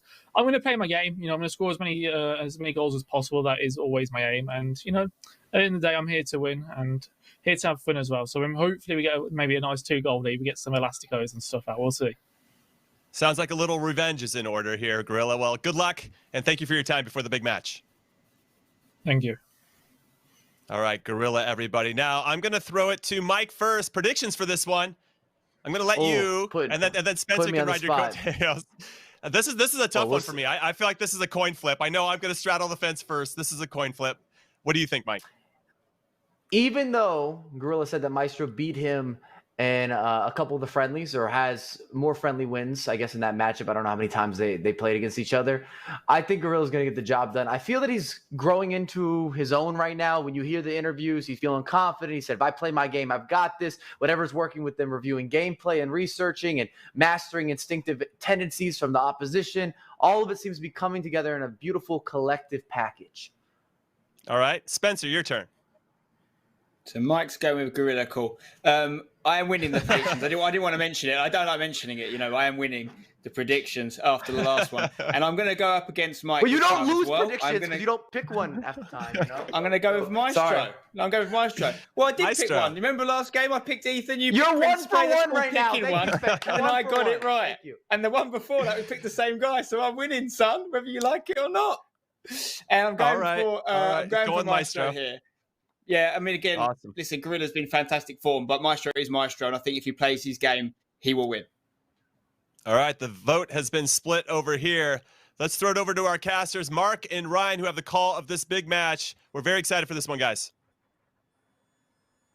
Same here, Jimmy. Super excited to get back into the action now. And although Spencer and Mike can't agree on too much at the moment, Ryan, one thing I think we can both agree on is the fact that we've got two phenomenal players in this next match. Gorilla, we've been watching him for the last couple of days. He seems to be getting better and better every game. But this is our first look at Maestro, right? And we've got to see what he brings to the table. Do you think that he's got what it takes here to take down what seems to be an incredibly in-form Gorilla right now? Well, there's a reason why Maestro's featuring now in this tournament. He's already done well in the winners bracket. He's beaten the opponents to get this far, and I guess to his advantage, you can look at it both ways. He's been able to watch Gorilla's game. He's been able to assess it, see what he's doing, the little niches in his game which he can implement in his game to try and, I guess, block out what Gorilla's going to do. But you can look at it on the other side of things. Gorilla's been playing. He's getting into his rhythm. He's getting into the groove of things again. And he's been performing well, defeating Diogo today, which is it's no easy feat. So hopefully he can do well. Well, for Maestro, of course, as you say, he would have been watching Gorilla's performances, and I'm sure that he would have been making some notes himself. We've said that, Gorilla and his coach, Zach Moore, have been working super hard to make notes on players and make those adjustments where they need to be made. But I just feel here like the first 20 minutes of this first leg is vital for both of these players, right? Maestro has seen how quick Gorilla has come out of the gates in all of the games that he's played so far. He seems to be scoring the first goal every time. If he can ride that storm, though, and if he can keep it at 0-0 or even nick a lead himself, that's got to be huge for Maestro and surely something that he's looking to implement. Absolutely. Both of these players are incredible going forward. They're really good at creating chances. And for me, personal experience anyway, from playing Maestro, I know how good he is going forward. And he has switched consoles, so Well, I played him in FIFA 17. He's been primarily a PlayStation player since then, and he's been dominant. He's achieved many different accolades, and the same with Gorilla. So it's going to be a fantastic game.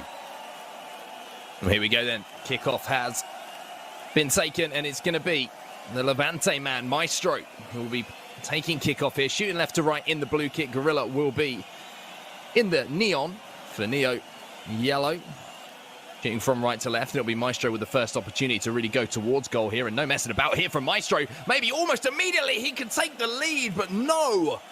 Eusebio surprising not only me and putting it wide. Luckily, it won't matter too much as the linesman's flag does go up. But you could see the reaction from Gorilla there. I think he was a little bit taken aback at how easily Maestro had actually managed to create that chance.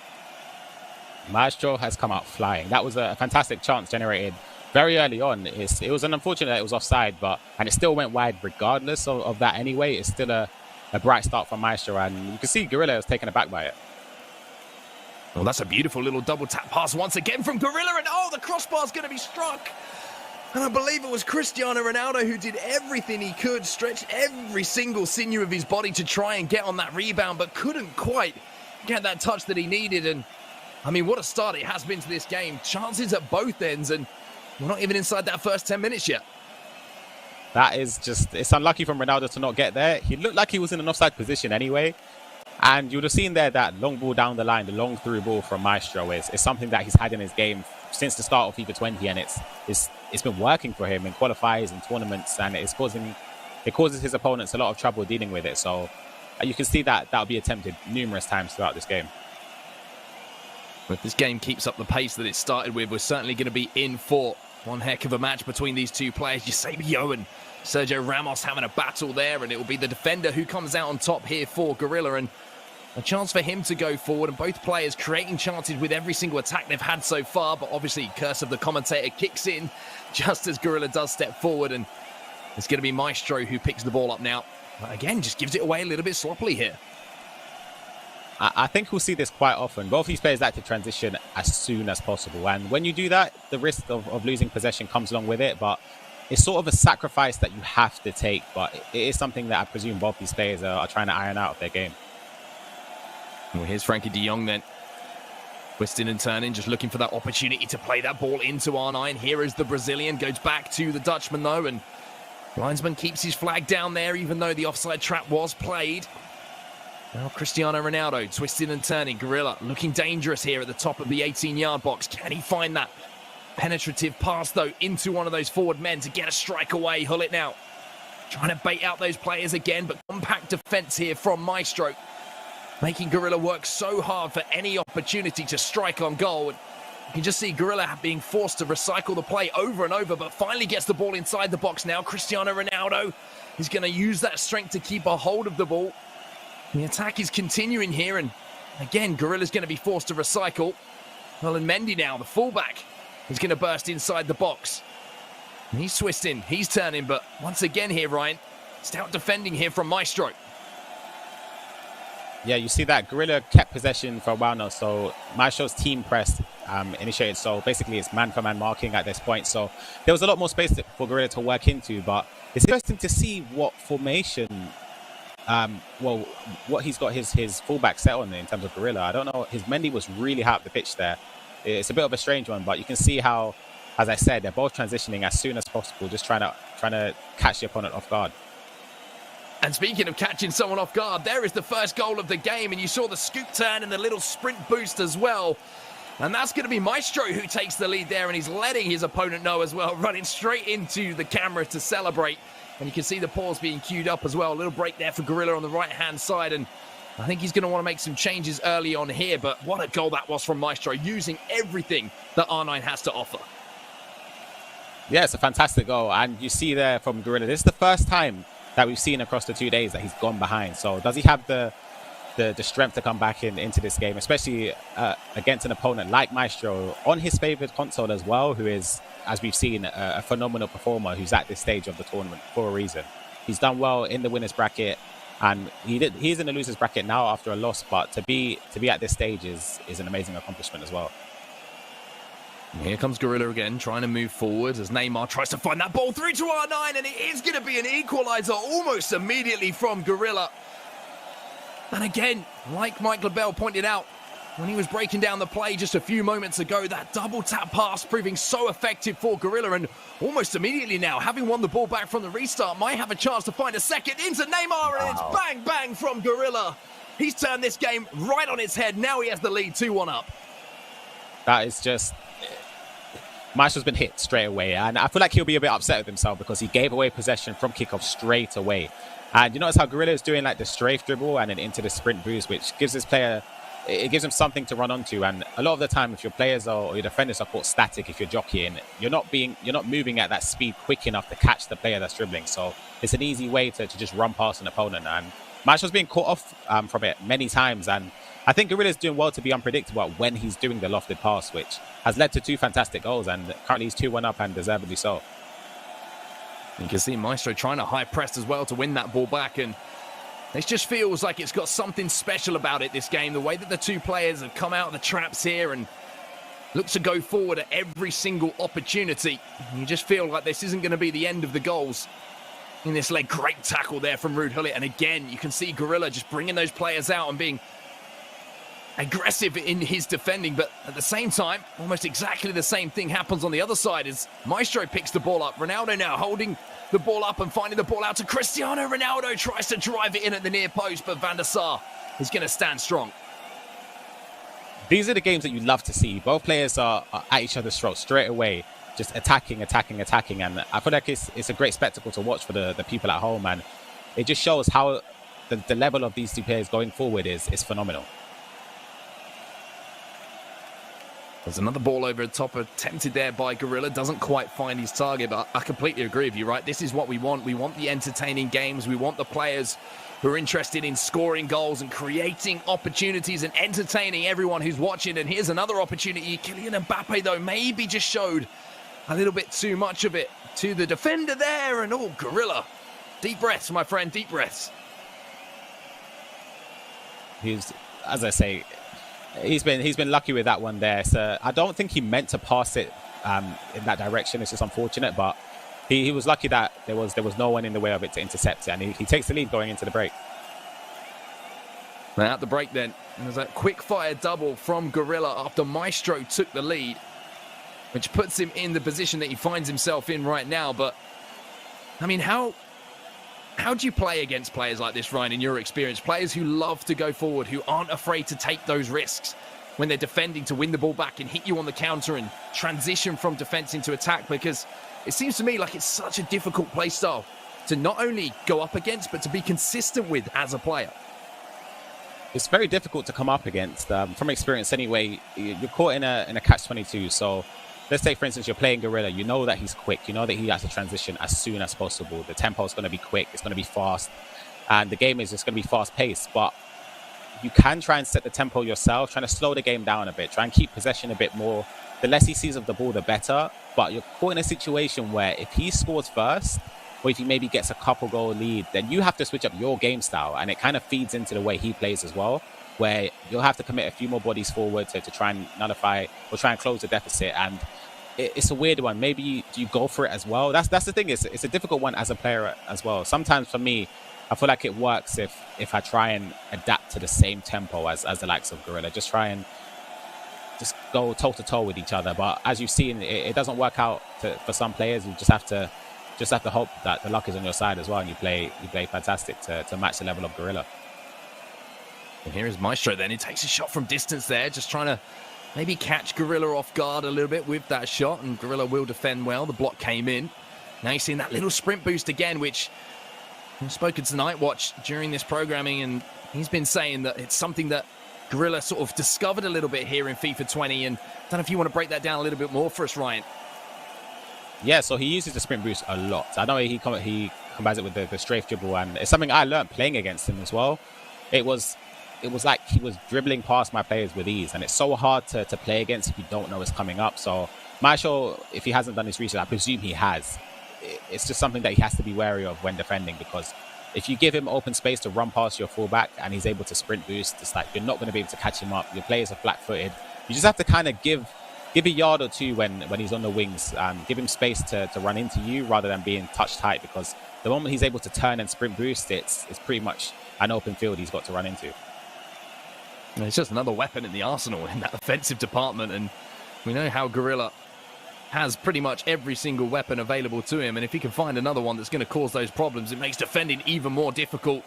And that's what Maestro is finding right now. He's got to deal with Cristiano Ronaldo here, but it's going to be a strong tackle on the near side, which is going to win Maestro the ball back, and the game has calmed down a little bit since that explosive start that we saw in that first half, and to be expected a little bit, you have to say. Maybe both players just feeling each other out a little bit here, right?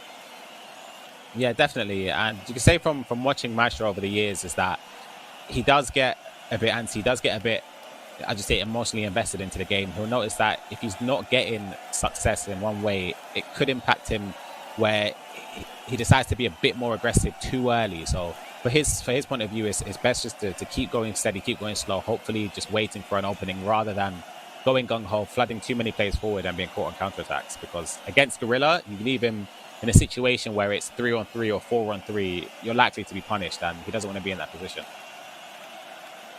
You can see the two players there just taking their time, a little pause coming in, maybe change of personnel. You can see Gorilla is going to be taking off Neymar, and to see who comes on the pitch to replace him. I think it is going to be Johan Cruyff, but can he make something from this corner? The answer is no.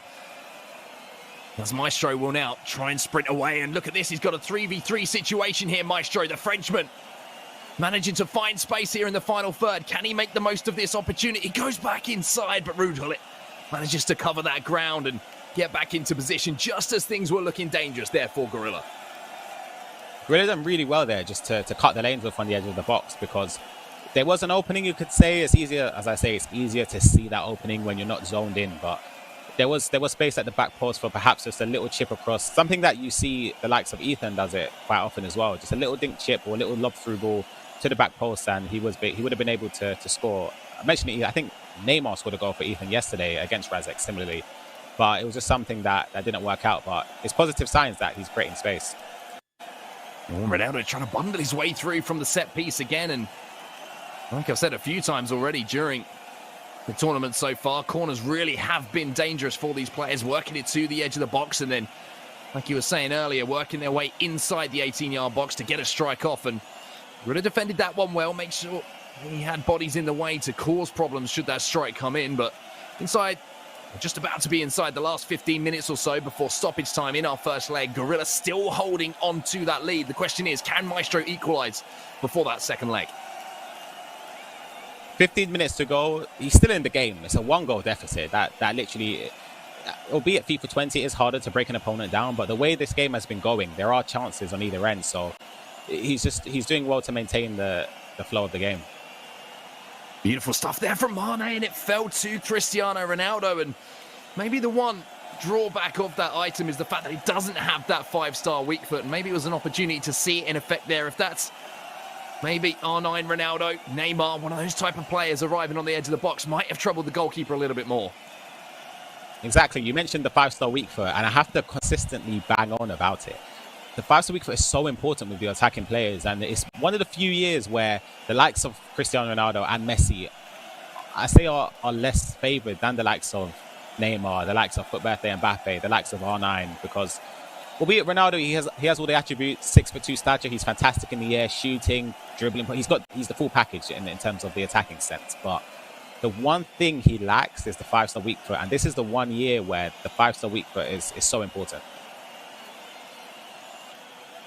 You can see it in effect there, as unfortunately for Maestro, it did fall to the left foot of Cristiano Ronaldo, but now Gorilla's going to get a little bit of fortune here as the bounce does fall his way. Johan Cruyff just slowing the pace down a little bit here and maybe thinking about working it for that last attack of the game as we're inside the last 5 minutes or so now. Kylian Mbappe is going to be stopping up, but Maestro will get that ball away now and look to once again transition defense into attacks, but now it's given a chance for Gorilla to do exactly the same, having won the ball back. Rudhulit almost gets around Virgil van Dijk, but we said that he is the guy, and you could see it in effect once more. And you notice there where Gorilla was keeping the ball in the final third. He's doing well to call players short and trigger runs, just to use it as decoy runs. He's not necessarily going to play the ball down line towards the corner flag, but he's using the triggered run as a decoy, and he's calling players short just to free up a bit more space to ensure that his players are close enough to keep short little passing triangles to keep possession of the ball. And it's a bit hard for Maestro in this situation because you don't want to throw too many players forward to leave gaps. You're in a situation where I'll take a chance if it comes. It's the first leg. It's only 90 minutes have gone out of the 180 or potentially more. So you've got time to go again. You've got the next game, and I feel like he'd be confident to think that he can create chances to come back into this game. It's almost like you got to keep your ego in check a little bit in the first leg, isn't it? It's like, yeah, it's a 2-1 loss, but it's only a 1 goal difference. Whereas you're obviously going to be thinking, do I commit forward a little bit more, look for that equalizer? And, I haven't lost this game, but as you say, it's essentially a longer game than the 90 minutes with the 2 legs that you do have to your advantage. And here's R9 inside the box for Maestro. Couldn't quite get through the bodies of Gorilla again. And one thing I did notice as well, Ryan, is just towards the end of this game is Gorilla employing that overload ball side, even though it's not as effective as it was a little bit earlier in the season, still has its value for these players. Yeah, since the patch that they done, they set it so you lose substantially more stamina than you did beforehand, but it's still useful at the final stages of the game.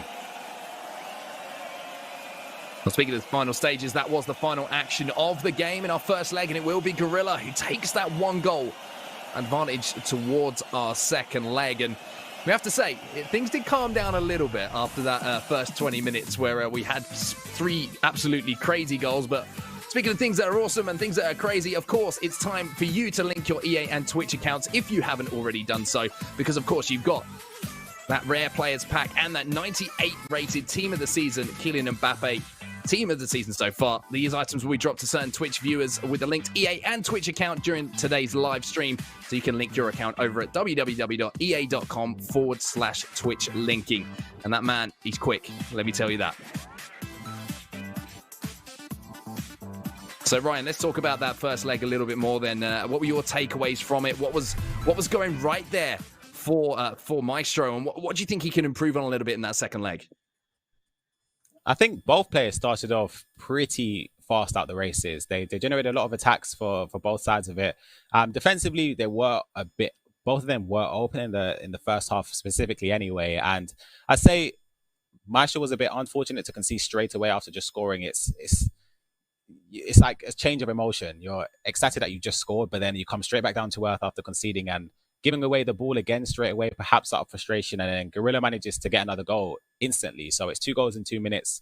And after that, the game died down quite dramatically and the tempo slowed down. But 2-1, as I say, it's still up for grabs. I think it's a great example of something you were talking about yesterday, right? Which is the tight margins that decide these games. That little lax of concentration, maybe giving the ball away from kickoff is what has resulted in that goal, right? And it's something that we keep stressing all the time. The mental side of FIFA, right?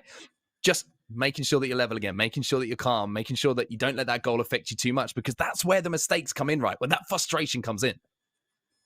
Absolutely, and it's a stage where, from personal experience anyway, it's like I feel like I've given him a goal. He hasn't had to. Well, of course he has to press buttons on the controller to generate the attack and to shoot. But it's like I've given away possession without him having to earn it back. I've given away possession where when you're playing the likes of Gorilla, and even if Gorilla gave that chance away to the likes of Maestro, both of these guys are clinical in and around the area. So giving those chances to that level of opponent and ending up conceding from it as well it's not the nicest of feelings, but he has to put it behind him. This game is the one that matters, and this is the thing that he can change. So 1 goal between the 2 players then as we enter the second leg. This time, Gorilla will be playing in the red, in the Liverpool kit, and it will be Levante's Maestro who will be playing in the white, and Gorilla almost immediately here looking to come out of the gates nice and hard and fires that ball into the near post.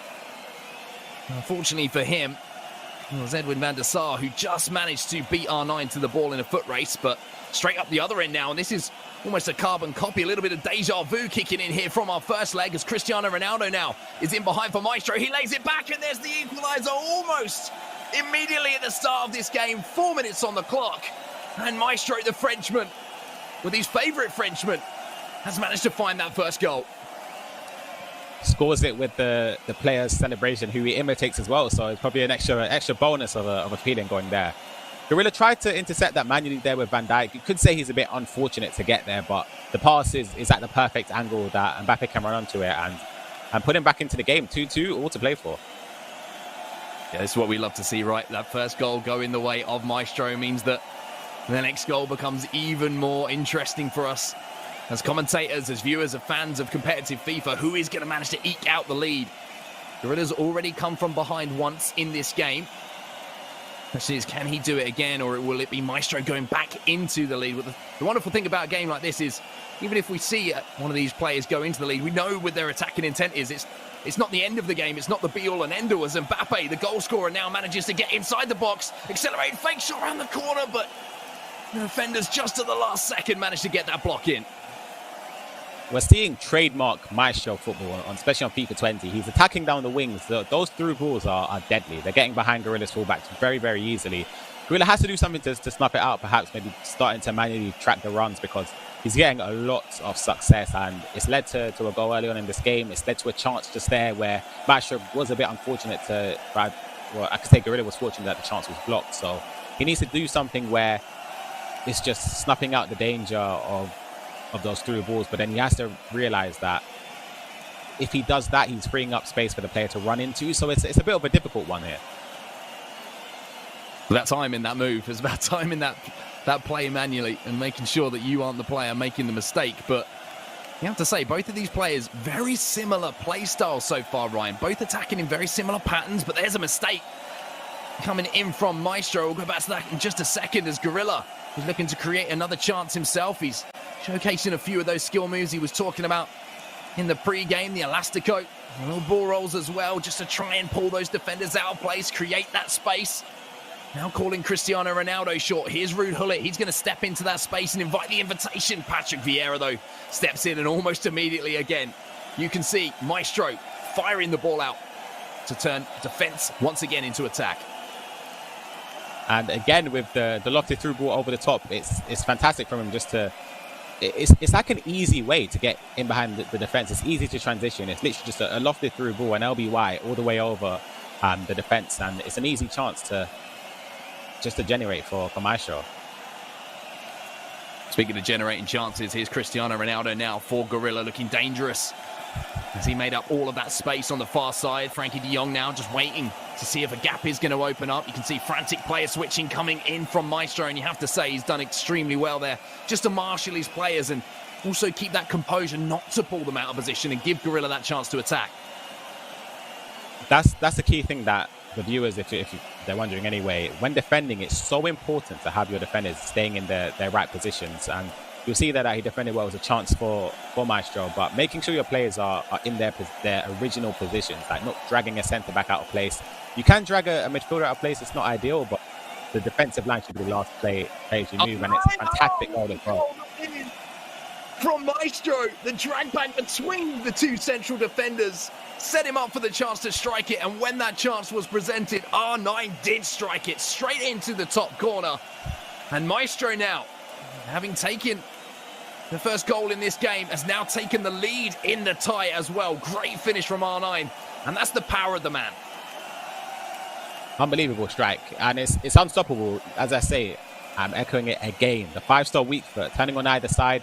Whichever way he turned, and if he managed to turn on either side and got the shot off, it was almost a goal anyway. So it's like, there's not much Gorilla could do in that sense other than just try and press him and squeeze him as tight as possible. But Ronaldo turned up fantastically, and he puts Maestro in the lead. So 3-2 then to the Frenchman. We haven't seen him so far in the tournament because he was waiting in the wings, having progressed, and now you're going to see Carlos Alberto having to show that strength against Kylian Mbappe to push him off the ball and win possession back here for Gorilla. Gorilla hasn't had too many chances to write home about so far in this game. It's been all Maestro in this second leg. We still know the goals that Gorilla has scored so far in the tournament.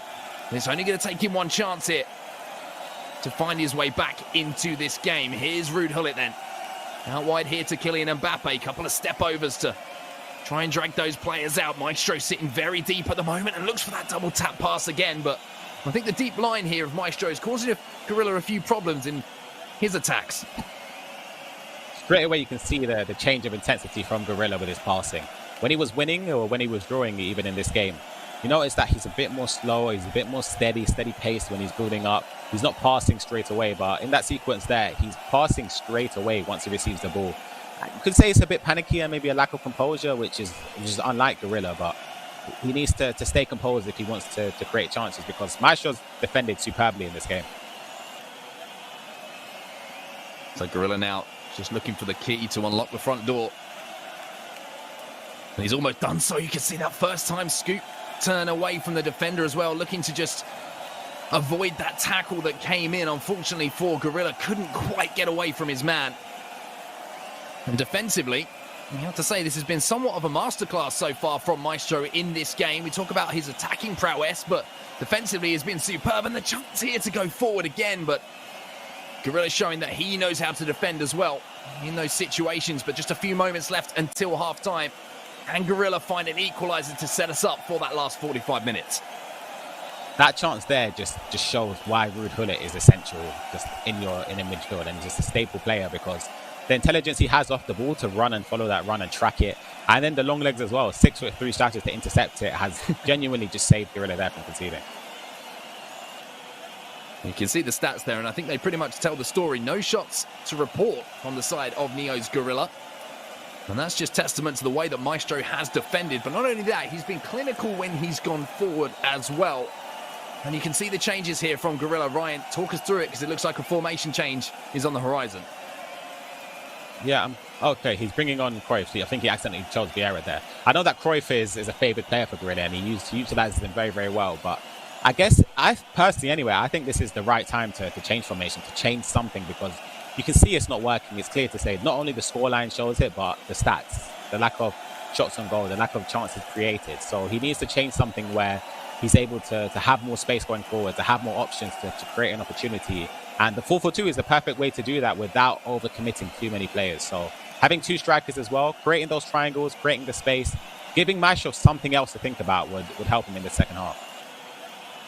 A little change at half-time as well is maybe Maestro won't notice that immediately. It might give you that few seconds to catch him off guard, as opposed to queuing up that pause that we've talked a lot about over the last day or so in the FIFA Summer Cup series. So Gorilla trying all the tricks of the trade here to try and find his way back into the game. And the man who's introduced himself to the pitch, Johan Cruyff, almost had his first contribution in a defensive sense. But it's going to be a free kick here to the Frenchman again, as De Bruyne now will go out wide to Eusebio, but Gorilla wins the ball back again. I saw in the previous game from Age and Dan, who were commentating the Ethan game against Principe, they spoke about how Age emphasized how important it is just to realize what formation your opponent is playing, just to try and see, is he doing something which I can do to counter it? Is he changed up something where I expected him to use his formation, but he's not using it? So it's important just to see if Maestro has noticed a change. Is he going to end up changing something himself, or is he going to stick to what's been going well in the first half?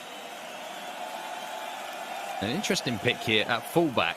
I don't know if this was a substitution or someone that he started the game with, but Semedo been brought in at fullback. And obviously with those lower attacking work rates and the high defensive ones, do you think that's something that Gorilla's done deliberately to combat those balls in behind?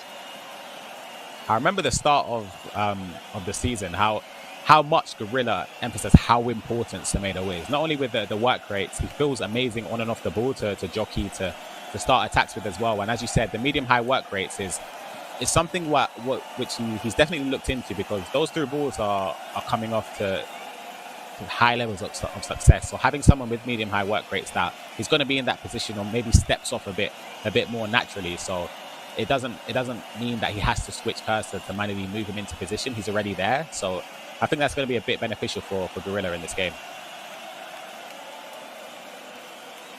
And Maestro now just slowing the game down a little bit here, making sure that he's making Gorilla work as hard as he can. But that ball being one in midfield might create a chance here for Maestro. Tried to feed it back into the feet of Eusebio.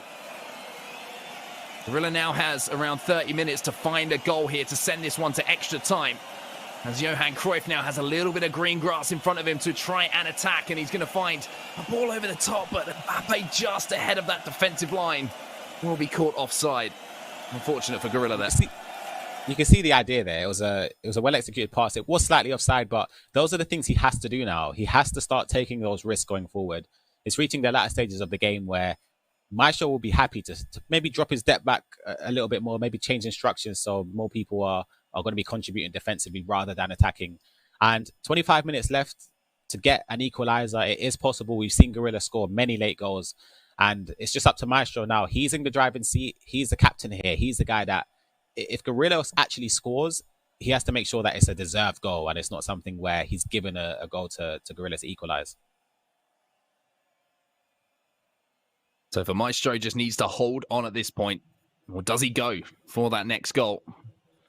Virgil van Dijk, though, says, I'm going to take control of this situation here for Gorilla, and steps in to win possession. But Lionel Messi, another new face introduced to the game, just gives it away again. And the player switching there from Gorilla to bring Van Dijk across and make sure that vacant space wasn't taken advantage of. But look at the press here. Coming in from the Levante man.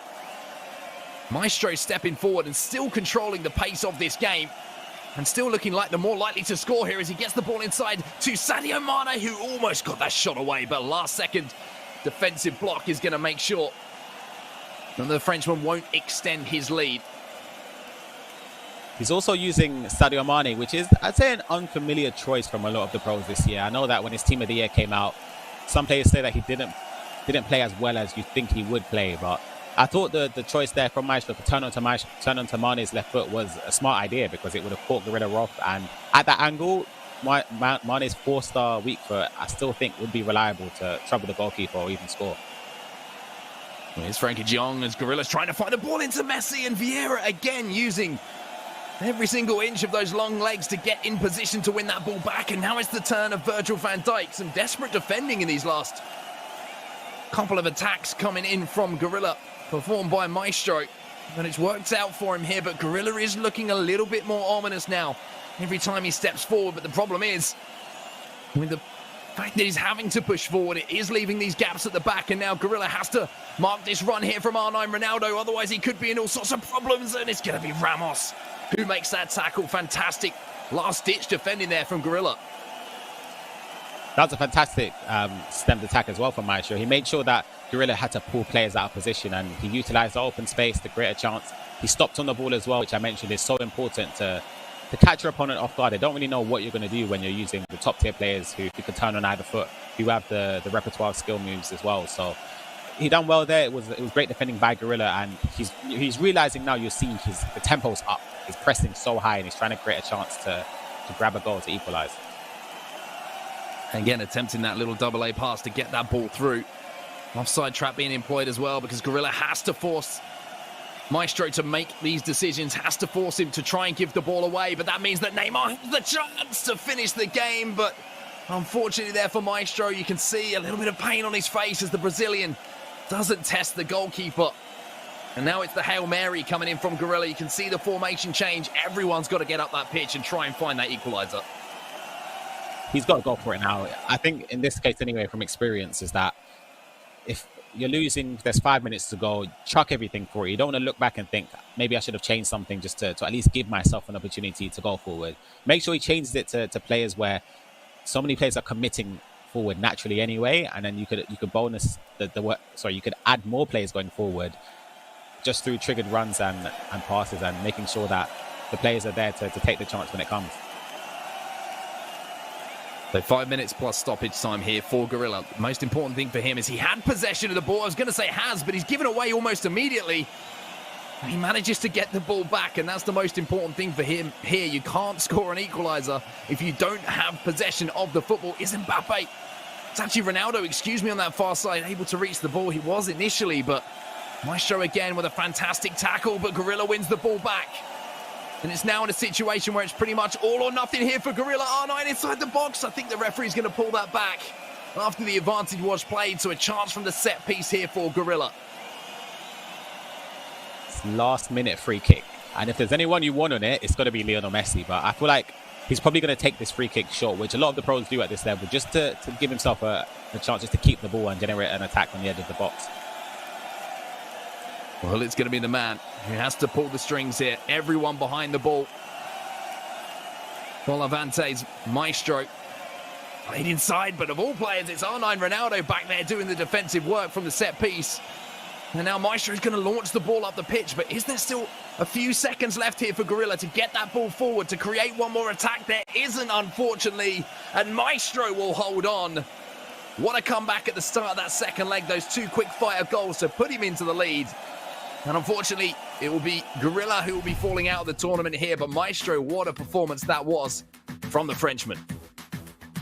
Fantastic performance, and he further emphasizes the point of how well he's done this year, how well he's done in competing at the highest level consistently. And a 3-2 win, I would say, in the grand scheme of things, I'd say it's deserved. He created a lot of chances in that second leg, and I feel like he was dominant from start to finish. But you could look at it, commiserations to Gorilla, because he started fantastically, especially after conceding in the first goal. I feel like he was in control, but in that second game, I feel like Maestro dictated how the game was going to go from start to finish. Yeah, I agree with you. I think that Maestro certainly had his finger on the pulse in that second game. And defensively, it seemed like he was the only player we've seen so far who seemed to, well, I mean, a clean sheet speaks for itself, right? Has been able to stop Gorilla's creativity in that final third. Do you think that's something that maybe a lot of players are going to be looking at moving forward, the way that Maestro has defended against a player like Gorilla, and see if they can pick apart a way to maybe get through that defense these following rounds? Of course, he's going to be a player to watch because, as I said, Maestro has performed fantastically this year. And following on from his success from last year as well, it just shows that he's improved as a player, he's improved as a person, and he's showing that defensively he can be as great as he is going forward. Well, let's speak to the man himself then. I believe he is with us here, Maestro. Firstly, congratulations. Can you hear us? Are you there? Can you hear us? You good? Yeah, I hear you. I hear you guys. I hear you. There he is. Sorry to distract you. We just want to have a quick chat. Obviously, congratulations on the win there over Gorilla. A tough game for you. Yeah. Very tough game for me because Gorilla is a good player, and yeah, I know. I opened the score 1 now, and I don't know. He's committed 2 goals in 1 minute. So yeah, I read good. And the second game, I managed to score 0 goal against Gorilla, one of the best offensive player, I think, in the world, I think. And I think my defense was very good and my attacks too.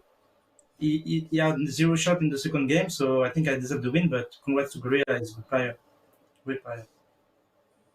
Congratulations, Maestro. And as you said, you defended phenomenally well in the second leg. Has defending been something that you started to concentrate on a lot more? Because we know how good you are going forward and creating chances, but has something in terms of defending, have you tried to improve on that recently just to become a much more complete player? Yeah, I think defense win a trophy, like France in the World Cup. I try to have the best defense because my attack is already one of the best, I think. So I try to secure my defense before my attack, because we know in FIFA we all time get a chance to score. And yeah, if you're clinical, then you win the game. That I do in this game. Final question from me, Maestro. How has the lockdown period been for you? Because obviously the movement away from LAN events, it's the first time we've had you on the broadcast so far. Has everything been okay? You've been making sure you've been preparing for this tournament in the same way that you would for a LAN event? Yeah. Like we know the virus. We have no LAN event. We all missing that, but the LC is first. But we have a much online tournament like Fit Head Cup and other one, and I managed to win some, to lose in the final against Volleyball. So I prepare good, and between I signed to Levante, so I'm very happy. Now I try to give my best for represent my club at the best level. Yeah. Amazing stuff. Well, thank you so much, Maestro. Again, congratulations on the win. Amazing stuff from you. Great to have you back and watch you playing some FIFA esports. But for now, we're going to actually throw it back over to Jimmy and the guys on the desk. So over to you once more. Thank you, Onset and Ryan, and congratulations to Maestro. Now, Gorilla mentioned that they practiced against each other a few times this week, and Maestro won both of them. He did it again, Spencer. I didn't know if he was. I thought maybe Gorilla had some revenge on his mind. He got a lead, but he could not hold on to it. Yeah, and I think that shows the measure of Maestro. You know, the first leg didn't go to plan. He comes out, changes his game style, changes his approach, and what happens in the second leg. He mentioned it there. Gorilla doesn't have a shot on goal. So that's the level that Maestro's been at pretty much all of the year, certainly last year as well. And Gorilla definitely showing signs of his old self. We talked about the potential comeback, although we're not calling it a comeback. But it's still a little bit off Maestro's level, in my opinion. All right, now let's go through the highlights, which is our analysis presented by PS4. And Mike LaBelle, take it away. Well, this is back and forth. We thought we were going to be in a game that was going to be a shootout. Just the way that it started, the tempo was so quick. And I think the quicker tempo was also an advantage for Gorilla. And we saw this early goal, scoop turn of dreams, picture perfect, Maestro, relief. It's the opener, but then Gorilla's able to fire back. A bunch of step overs, fancy footwork, delivery with the double tap that we talked about earlier. Just a beautiful goal. That's not easy to do. I'll tell you that right now. And I love the step overs this year because it allows you to react to your opposition. Then almost from kickoff, Maestro might have been slightly frustrated, gives the ball away. Gorilla comes right back down. And another one of those double tap passes, hits the volley, 2-1. And we were saying this is going to be back and forth. So much action. And then the entire second leg, it shifted. And you have to give so much credit to Maestro being able to adjust. He changed the flow. He changed the rhythm. He dictated the pace. He gets the layoff. He has the equalizer. It happens early on. And he took Gorilla out of the game. It felt as if we were seeing two completely different matchups here. And I was really impressed by Maestro being able to do that. It's not easy to switch gears. Gets the go-ahead in the 28th minute, and then that's all she wrote. There wasn't anything else to discuss after that. He was able to really take Gorilla out of his comfort zone. Yeah, it was a great match by for you guys. Go ahead, Spencer. I'm just going to jump in there, Jim. Sorry. Another opportunity for you guys to get to the level, maybe, of Maestro or Gorilla in the Open Series, which is running all year long on the PlayStation. You can take part in events against your friends, in tournaments versus people you know or people you don't know, from the comfort of your own home. Compete for rewards, in-game currency, stuff like that, as well as cash prizes. This is a great opportunity for you to up your game, going up against people that are taking it just as seriously as you are. You can join Brandon Smith, Richard Buckley weekly, and they'll be hosting broadcasts over on PlayStation. And ultimately, if you want to get involved, go to compete.playstation.com, sign in with your PSN ID, and let's see what you can do. All right, everyone, we have seen 7 talented FIFA pros on the sticks today, but we have one more left, who's yet to be on stream. It's Oli Boli. Yes, he beat Gaucho in the first round. Then he beat Tex the next round in a dominant performance 6-1. Then Umit before losing by just a goal to #Tom. So will he have enough to beat an informed Ethan? Come back and find out. It's going to be FIFA 20 tournaments every single week. Up in the air, into the back of the net. With an absolute laser beam to that top left corner. The next PlayStation FIFA superstar. Neymar! What a finish from Neymar. Bosniano is writing himself into the history books. It's the story of dreams.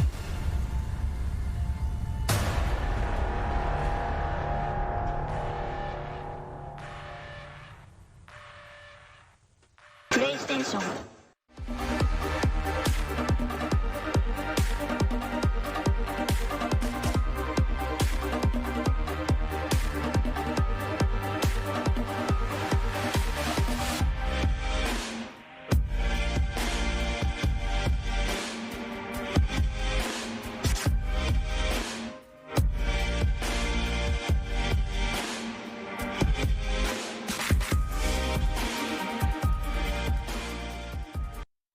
If someone asks you what you're made of, don't just tell them, show them.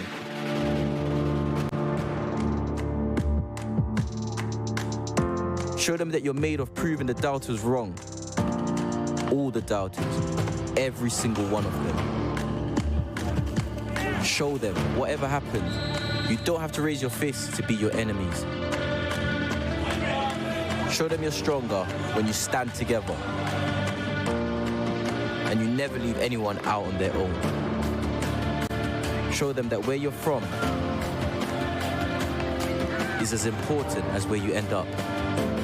Raheem Sterling has called for players and fans to unite against discrimination and abuse that's overshadowing football, demanding action.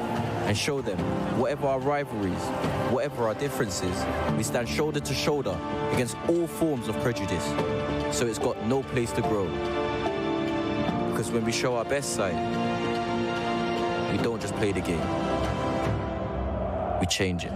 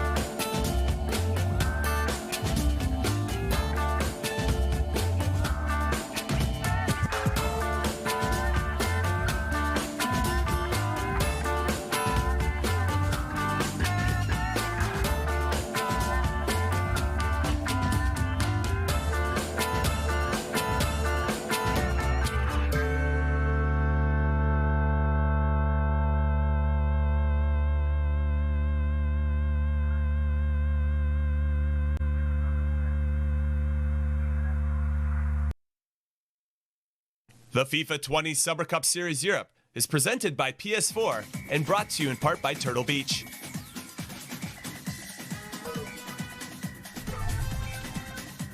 As I just mentioned, the FIFA 20 Summer Cup Series Europe is brought to you in part by Turtle Beach. So make sure you follow at Turtle Beach on Twitter and tweet using the hashtag Ultimate Headset for your chance to win an Elite Pro 2 headset. All right, now it's time to catch everybody up. Let's go to the winners bracket. And Spen, tell the people what they're looking at. Well, ultimately, you can see how everyone performed before we actually started our event yesterday. And you can see that Tom and Olilito got all the way to the final on the right-hand side, which is why we haven't seen them play yet. They're going to play tomorrow. And what's going to happen then is the loser of that game will drop down into the loser bracket, where they get a chance to fight their way back for revenge against whoever beat them in that first winners bracket final. So that's the great thing about this tournament. If you lose once, you get a chance. If you lose twice, though, you're in a problem area. Isn't that right, Mike? Absolutely. You can sign to see how it continues here. The players that did lose and they get their second chance for glory. And we're getting down to the wire. We just saw Maestro eliminate Gorilla. We now have Ali Bali versus Ethan, who's been on fire, really making a run. And I kind of start thinking here, is it possible that we could see an all-Swedish affair if Ali Bali goes on a run, which has never happened in competitive history at an international event. We have never had a final Sweden versus Sweden. All right, so let's dig into the player you were just mentioning, Mike, Ali Bali. Spencer, let's talk about what makes him special. Obviously, he had a good run up until this point, drops a game, loses by a goal, and then finds himself in the loser's bracket. But a lot of people like playing with their back against the wall. Do you think he's one of those people? Well, he's already done well enough to get this far into the loser bracket. You got to remember, if he had a worse tournament, he either wouldn't have even got through at all, as even Tex was in that department, or he would have been playing yesterday. So he's still got to look at the positives there. We've seen some great players already be eliminated, and he's still in it. I kind of feel a little bit sorry for Ollie Bolly, because it's been a breakout year for him, but it's been a breakout year for another guy called Ollie.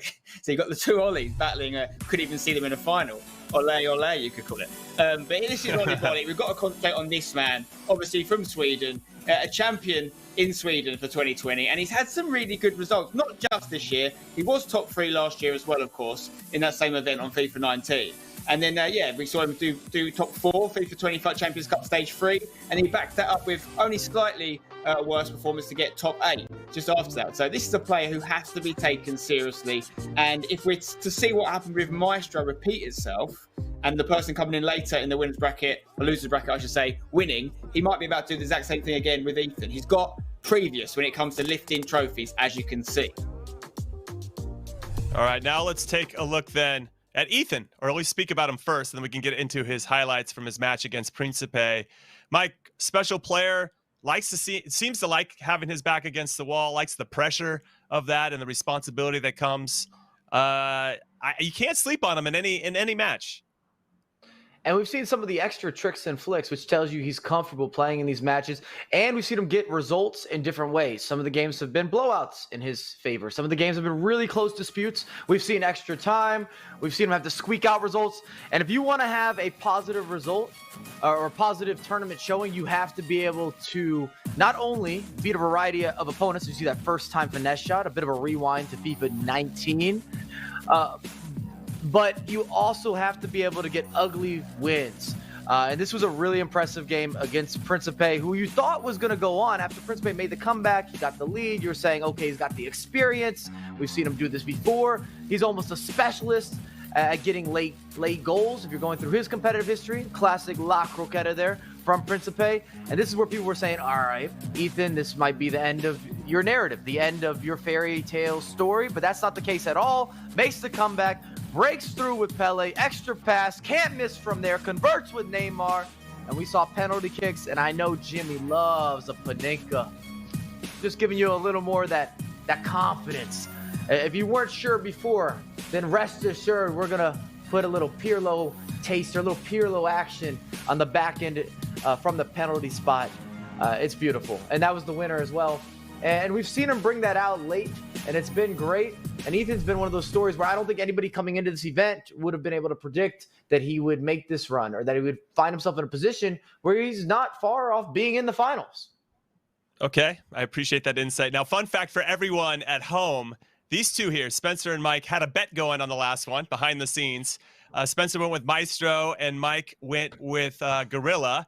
And since Gorilla lost, Mike is now sending Spencer a pizza for dinner. Now, I want to know, for you guys, who is going to be buying dessert? And since Mike went first last time, Spencer, you go first. Who do you think is going to win this with some dessert on the line?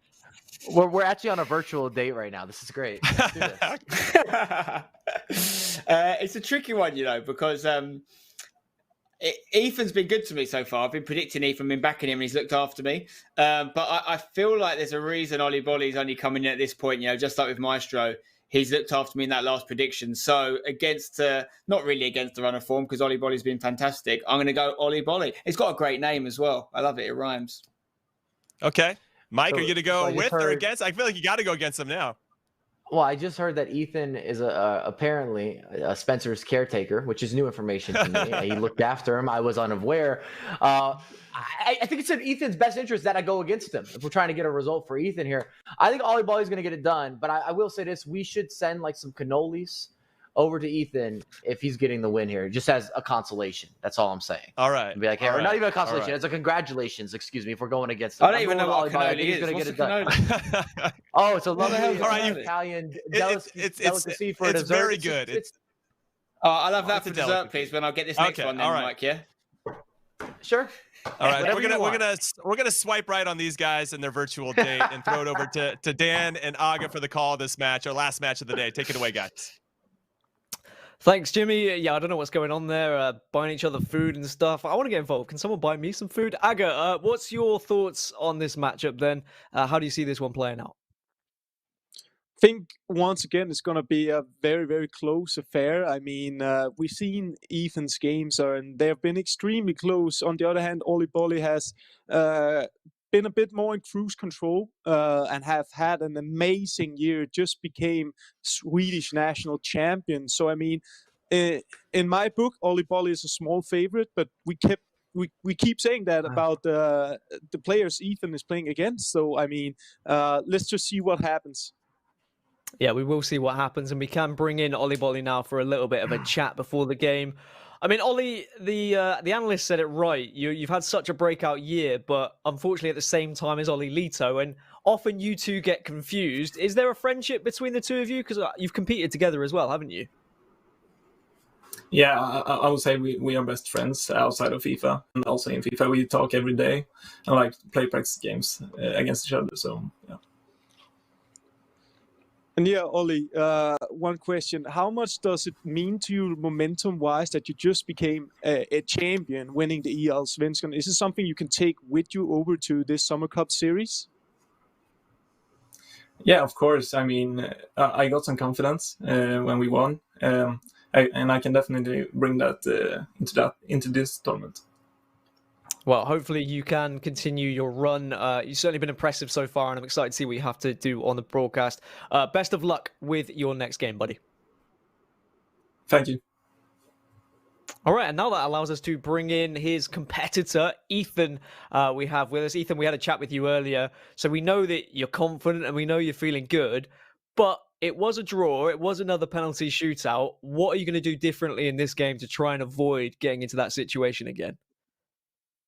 I was gonna just be a bit more creative in attack. I feel like the last couple of games have been a bit like too obvious. Everyone could read what I'm doing, so this game I'm gonna switch up and hopefully get a lead very quickly. And yeah, Ethan, now you're going up against a pretty different kind of play style in terms of Ollie Bolly. Is it something that you're going to adjust to, or is it something where you just want to play your own style and see what happens?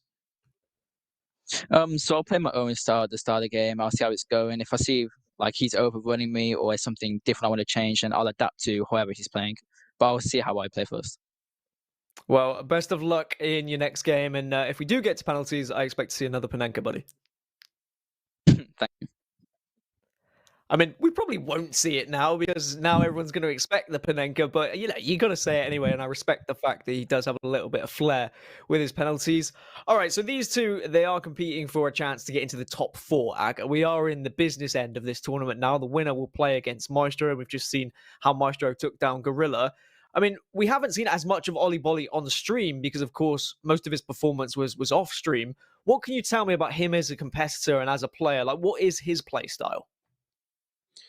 I think, like in general, he's a very complete player. And what I know him for, I'm speaking a lot with Boris Legend and Ololito, and they both told me that he is grinding so hard every day. He's one of the hardest working players. And you see how much success he got this year by working hard. So, I mean, overall, a super complete player and really, really good on the wings. Well, the reason why he's in this lower bracket is because he lost to #Tom 2-1. So a very close game for him. And maybe he wants to try and work his way back to get a little bit of revenge against Tom, or maybe even go up against, as he said, his best friend in Ollie Lito, as we all, I think, want to see the Ollie Bolly versus Ollie Lito matchup to happen at some point. But we are going to be jumping into this game. We get a quick little glance there at Ollie Bolly's squad. And I'm excited for this one. It's going to be the final match of the day. We've already had 3 incredible matches. We had Gorilla beating Diogo, then losing to Maestro. And of course, we had Ethan beating Principe. We will get this one underway. And honestly, I don't know which way it's going to go. But we certainly see Ollie Bolly playing in the yellow strip. I imagine that's the Swedish strip from left to right. And then Ethan from 11s is going to be playing in that white kit from right to left. And interesting to see, I'm pretty sure Ollie Bolly is going with the 4-2-3-1. It is the preferred formation in general, and especially in Sweden, we see the 3 big Swedes, so to speak, Boas Legend, Ollie Bolly and Ololito, all have the same tendency in their play. Perhaps Ollie Bolly is a bit more advanced in his attacking style, doing more skill moves and so on. But I'm really looking forward to see what he can do here, because Ethan is perhaps a little bit warm. He had this one game before, which was super intense. Maybe he got to shake off some of his nerves. So, yeah, really curious to see what's going to happen here. The 3 big Swedes sounds like a great band name for all 3 of them as well if they want to change up their profession. But this is potentially the first chance of the game. R9 is just going to strike it on the left, but Van Dijk tries to wrestle away. Not going to work in a second bite of the cherry, but this time just going to go wide of the left post. But definitely early chance and a potential opportunity there for Ethan. And he got a bit fortunate here, Ollie Bolly. Leave was a block in the last second. He needs to be very cautious here, because Ethan has shown us how clinical he is when he gets a chance. He usually takes it. So a very good start for Ethan. and Oli Bolli need to be a bit more manually active and focus in the defense. Yeah, and as we heard in the interview as well, Ethan doesn't really want to end up in another penalty shootout situation and hoping for a little bit of luck to get him into that top 4. Instead, he'd rather take the game to Oli Bolli and maybe be a little bit more clinical with his chances, but coming very close there and certainly looking like closer to scoring in the opening 15 minutes of this game is on the right-hand side. Neymar will be found now. Does play it back to Mbappe and is just going to try and dance around here on the edge. Could strike it, plays it again. It's a 1-2 and it somehow ended up to Neymar, but it's not gone in the back of the net. It's very messy, but it's not Lionel Messi. It's R9 and it goes wide. And that is a huge chance. It's amazing play out on the wings from Ethan here. He's playing in so small areas here with the first passes and combining him and gets his way into the box. Super impressive. And as we speak about, he's been so clinical this time. He has to score these because it will start to sit inside him mentally. He'll start think a bit too much about it. And as a pro player, you will start to perhaps have this feeling that if your opponent gets this chance, the first time he'll get it, he'll score. So he has to, get back on track fast as possible. Looking good for now. Yeah, you're completely right. I mean, you want to take advantage of the momentum whilst it's on your side. We all know how quickly that momentum can shift in a game of FIFA as CR7 is going to find Neymar on the edge of the box. Back to De Bruyne now, and it's very confident passing from Ethan, but yet again, just being cut out with that last ball not finding the man. Certainly, Ethan, he knows how he wants to approach this final third. You can see he's more than happy to just play these quick-fire passes. And now it's time to see what Oli Bolli can do. And here we speak about how good he is on the wings. Decent chance. It was a decent chance, but it just maybe was one of those where he tried something, but it could have been a little bit better, could have been a little bit more creative. You can see the possession there. 76% possession for Ethan in the opening stages of this game, really dominating the field right now. As now on the right-hand side of the pitch, Mbappe will link up with Alexander-Arnold and play it back to De Bruyne, and there's plenty of white shirts in the middle. Hullet is going to be the leader of the pack right in the centre of this attack, and now here comes CR7, plays it across to Neymar, but the defending from Oli Bolli still quite strong, despite the fact he hasn't been able to find much possession, but maybe on the counter-attack he can find something here. Plenty of yellow shirts? No, nothing today. And it seems like we're getting some sort of picture of this game that Ethan is going to have the possession. Oli Bolli seems pretty cool with just waiting for these opportunities at the counter-attacks. He's been pretty good at isolating his wing with Ethan's fullbacks for now and actually run past them. We see again here he overcrowds the side, trying to work his way in. But again, good defense from Ethan.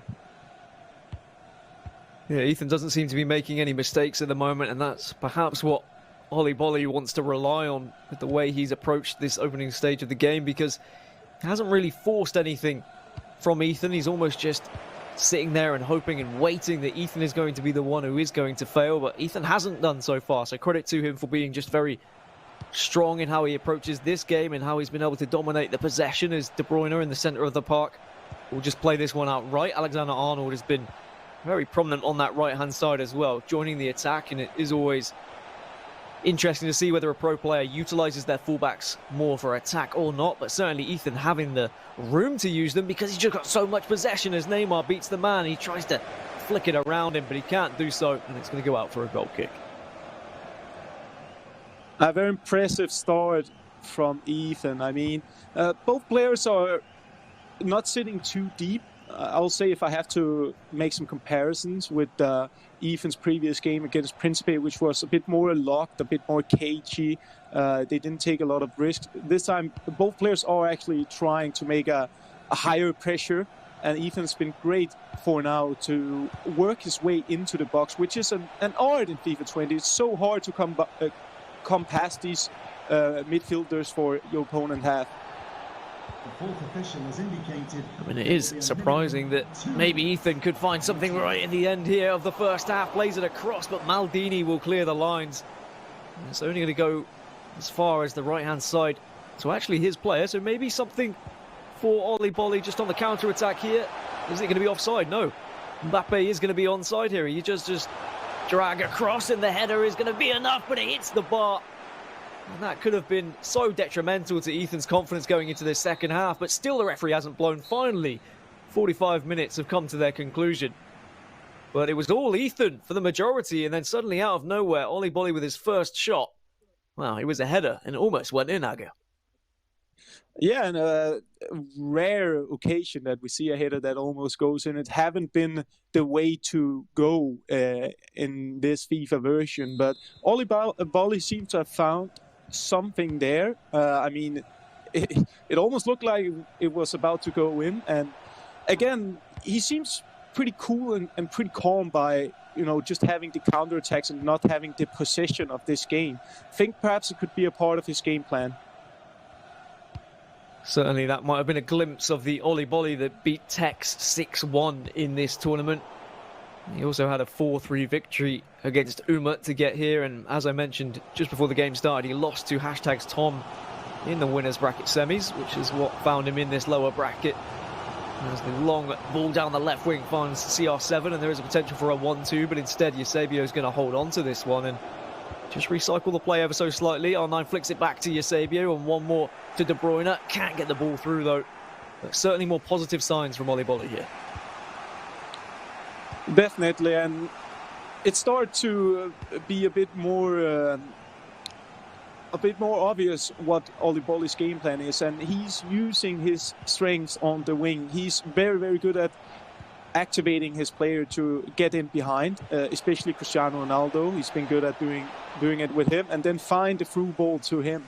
And it's smart to do that on the counter-attacks, because usually we'll see a lot of players just slowing down and start building up and take some possession. But instead, Oli Bolly knows that Ethan has a lot of men who's still not compact in the defense. He's trying to take advantage of that. So interesting to see a pretty new game plan compared to some of the other games we watched. Maybe a chance here on the edges. Oh, can't quite find Eusebio. Eusebio just falling over his own feet. He took a swing at it, but not connecting as the ball had just been ripped away from right in front of his eyes. You are right. With the game plan from Oli Bolly at the moment, I wonder whether that's going to be a little bit frustrating for Ethan, as he has had a few chances, he has had his fair share of possession, and if you are constantly on the ball and not showing anything for it, then you start to second guess yourself a little bit. But maybe this attack can be something different. A couple of step overs, just try and get away from the man. R9 will play it over towards Neymar, back to R9, but he can't get on the end of it this time. And another time here we see Ethan is working very hard to get into the box, but just seemed like they're missing the last angle, the last skill move, the last opportunity to actually shoot, the last space. Oli Bolly is good at recovering in the last seconds, and that is a skill as well, to be able to keep your nerves and make the right decision with your defender and not committing too much on skill move from your opponent. Both players at the moment just lacking that little bit of finesse when it comes to the final third, but maybe Oli Bolly can beat the defender here with Eusebio. We'll play it back to Hullet again. Eusebio on his left foot, and it's a beautiful series of actions that has allowed him to get a goal there. I was wondering whether he was going to be able to find someone on the end of it, but Eusebio in the right place at the right time. And Oli Bolly finds a goal here, Aga. And I like this play. He's playing it around with not the highest tempo, and suddenly he accelerates and doing the first touch passing. And I believe also Ethan tried to do the offside trap, which means that he has no chance to recover and get back and try block the shot. So I'll say very, very good build-up from Oli Bolly, but maybe also a small mistake from Ethan, getting a bit too eager to get the ball back. Well, after all the possession in the opening half of this first leg, Ethan finds himself a goal down. And I mean, you're right, Ethan, we've seen in the games that he's played, he likes to use that offside trap a lot. If you know that your opposition is going to be kind of spamming that offside trap, is there a way you can take advantage of that as a player? Yeah, it's really all about time. Let's just follow this. I think there's a quick response here. It is a quick response indeed from Ethan. I mean, we talk about offside traps, we talk about whether you can take advantage of it, but he's taken advantage of the quick restart there and maybe caught Oli Bolly off guard as he grabs the equaliser. And we've seen it before. We just saw it against Principe, where he also replied instantly. Just shows, again, what a mentality he has, Ethan. Makes a small mistake first, and then repair it instantly after. That's class. Certainly knows how to respond after going a goal down, does Ethan. And it's a good attribute to have, really. Otherwise, if you find yourself a goal down for too long and it suddenly becomes 2, then that hill suddenly becomes a mountain. As maybe a chance, though, for a quick response from Oli Bolly. And just like that, we talk about having a good attribute and being able to get quick responses. Oli Bolly has sent Ethan right back down the gutter, right back down to a goal deficit. And it was a pretty easy finish in the end, but a nice stylish ball roll just to ensure they got round the keeper. And that ball roll is essential for scoring this goal. I mean, it makes the chance much bigger. It makes the goal 100% certain.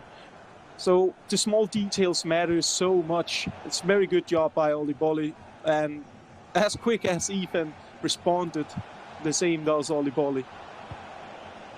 Well, can Ethan do it again with a quick response from the restart here? He's got plenty of white shirts forward. Hullet with a lot of space in the middle, but he's going to opt to go down the right-hand side to Pele. Pele again will receive it from Alexander-Arnold, and now he's going to just ball roll away from the man. Accelerated fake shot, can't quite get past, but he somehow still has the ball, so he's going to recycle, go back out. Cruyff will find De Bruyne. To Hullet. Back to Hullet again, but he can't get the ball past the opposition's Hullet. And that attack, unfortunately, will end up not going in favour of Ethan, and we're not going to see the fast response this time. Oh, but he gets the ball back here. Good gegenpressing, as Jurgen Klopp would like to say. Perhaps you can do something here. That's a nice ball. An unbelievable ball, but 9 might have been able to bring it down, but Cruyff couldn't get hold of it. Otherwise, we might have seen the equaliser there. Oli Bolly has to be very careful here not to allow Ethan back in the game with only 5 minutes remaining in this first leg. Of course, another 90 minutes to come to decide who is going to be marching on to the top 4 in this tournament. Always interesting when we get a losers bracket introduced to a FIFA tournament, because it allows those players to have a second chance, and both of these players are on their second chance in this tournament. Here at the end of the game, I'm curious to see if Oli Bolly is he's losing it again here. Gets it back. I'm curious to see if he's going to just slow down a little bit here and make sure he gets the last attack, or if we'll go straight forward. I think we'll have the last attack now of the game.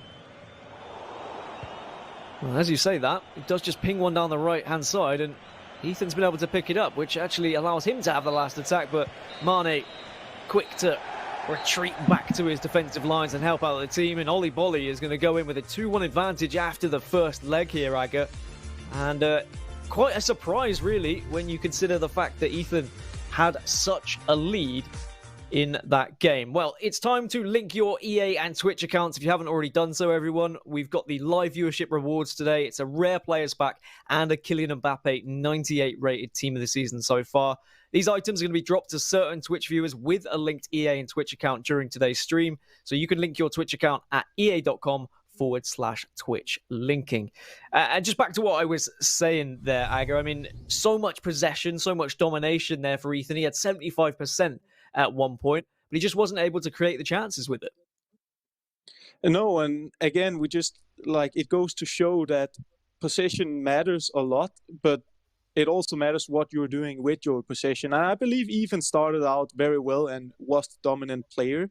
But again, Oli Bolly seemed totally fine with Ethan having the most possession. He had a clear game plan for the first match, and he was pretty happy doing these counterattacks. And eventually he started getting the ball more and more. And both players really was good at making these first touch passes and accelerating the game suddenly. So it was interesting. And how does this change now for Ethan going into this second leg? Because he has all that possession, but he hasn't been able to create the chances. Is it just more of the same for him and hoping he can convert a little bit more this time? I feel like he even did a lot of things right in this game. It was not because he didn't get into a lot of positions where he had a good chance. And we're speaking about these small, fine margins here and about pulling that last skill move or execution off that gives you the perfect angle to score a goal. Because I think the pre-work up to that were perfect for Ethan. And then he just needs to be very, very aware of these counterattacks Oli Bolli is very, very happy for in this game and have succeeded with. Well, we've kicked off the final game of the day here then in the Summer Cup Series of Europe. But who is going to be progressing into that top 4 and facing off against Maestro tomorrow, who awaits them in the lower bracket? It's going to be Ethan from left to right in this white kit, manages to get a one. Van der Sar brings it down. It's certainly unorthodox, but it's worked out. But unfortunately, the pass has not. As Neymar with a nice spin gets away. Bora will beat the man. Does just do a drag back and a fake stop, but it's not going to work out. And for all the skills and for all the attempts of trying to beat the man, Oli Bolli comes away with it here and almost had a chance at a counter-attack. And we see Oli Bolli is happily trying to take a risk where he potentially can lose the possession again. He knows that Ethan wants the possession and he wants to let's just follow this here from Elasticos. He's really trying everything he can right now to use his repertoire, Ethan. And Oli Bolli just in the last second all the time gets this important tackle. Well, Oli Bolli, the big question is going to be whether he can actually take advantage of one of these counter-attacks, because clearly that's his game plan, as you've rightly mentioned. And the long ball from right to left, unfortunately, doesn't find its way into the back of the net, but a great opportunity for Oli Bolli, and the patience and the risk and reward almost paid off for him. Certainly warning signs for Ethan. He has to be very careful of these oncoming wingers that are sprinting down the left and right sides of the pitch and waiting for the ball to be passed across. Yeah, and we see Oli Bolli using this low, fast cross for the second time in the match. This time we see how efficient it can be if you have the space. So basically what Oli Bolli do is he looks at the radar and he sees the opposite wing is cutting in. And then he times it and a natural curve will come. And it should have been a goal, to be honest. I think he didn't place it well enough, Oli Bolli, because usually that is a 100% goal. So another very nice counter-attack, and Ethan has to be very aware of this with his fullbacks in order to stop it. It needs to be manually adjusted and put them into the right position so it doesn't happen again. Certainly a missed opportunity, but maybe a chance for Ethan to get back into this game on the left foot, but Van der Sar palms it to the right side. So close from Kylian Mbappe. Just not quite close enough. And that's why we talk about which Mbappe are you using. Are you using the foot birthday who has the 5-star weak foot, or are you using team of the season so far who might have better statistics but just doesn't have the strength in terms of weak foot? But Ethan needs to forget about that chance and just look on to maybe creating another one, as Eusebio can't get past the man. Neymar, can't get past the man. And Oli Bolli will regain possession and maybe should look to slow this one down a little bit now. Yeah, it could be an idea to start taking more of the possession, because I feel like when Ethan is in possession, he's very good at working his way into the box. I think he shows great plays, great combinations of skill moves and passes. And if you keep letting your opponent play it into the most dangerous area of the pitch, he will find a solution on this level. Well, that was the step up yet again, the offside trap paying off for Ethan, and just needs to be careful that it doesn't come to bite him in the backside. But that is one hell of a ball down the left wing for CR7. We'll just stop up, looking for a little bit of support. Huller is there, he can play it down to De Bruyne, and then we're going to see Mbappe in the middle, Neymar waiting, but Oli Bolli just denying these final passes. And as long as he can continue doing that, he will walk away with a victory here. He can prevent Ethan from scoring, but maybe now on the counter-attack, R9 with a couple of step-overs of himself. Mbappe, unfortunately, won't be able to find the oncoming man. It's going to be just cut out by Ethan. And so close, yet so far. But again, just warning signs for Ethan on this counter-attack. Definitely, we are starting really to see, like we already saw it in the first leg, but we're starting to see how this game is. It is Ethan who's taking care of the possession, trying to work his way into the box. And instantly when Oli Bolly is intercepting the ball, he's looking for a fast opportunity to counter. And for now, I feel like the strategy is working great, but he needs to tighten up his defense a bit more because something is about to happen now. Again in the last second. You're quite rightly saying he just needs to tighten up the defence a little bit, otherwise he might find himself a couple of goals down, but he has had chances of his own. There's maybe something from this corner here, just a heel to heel and the strike on the left foot. Again, Van der Sar, kind of the MVP right now, just making save after save as he punches yet another ball away. As can Oli Bolly bring this one down? No, he can't, so it's still going to be possession for Ethan. It's going to be Neymar on the edge, but he gives it away. And now this is going to be yet another counter-attacking possibility. But Oli Bolly with only 7 minutes left, 6 now in the first half, has just decided to slow it down a little bit. But it's a lax pass, and he's got to be careful with passes like that. Definitely, but I think it's a part of Oli Bolly's plan that he's not that scared of losing the ball, and he's all right with defending for the majority of the game. I feel like he's really trying to look for the direct pass every time he intercepts the ball, and sometimes it can be bad, and other times it can be good. But I also believe that when we're going further into the match, and if the result stay the same, we'll see him try to keep possession a bit more. Here we have it. Well, out of nowhere, R9 has been able to smash one home for Ethan. He's been knocking on the door for quite some time now, but final pass eventually finding the right player at the right time in R9. That's why you have him up top. 5-star weak foot just makes him such a threatening presence. And this time Oli Bolly doesn't have the time to move his goalkeeper. He's been good at doing it on some occasions where it looked like Ethan were going to score, but this time Ethan chose the near post. It seems like it was a good decision because he scored. And now the game is really up for grabs for Ethan. Well, as we go into half-time of the second leg, you can see the amount of possession yet again for Ethan is dominating, 70% in favour of Oli Bolly's 30. But now that Ethan's been able to get the equaliser yet again here, Aga, do you think that he's on the ascendancy here? Do you feel like this is Ethan's game to take?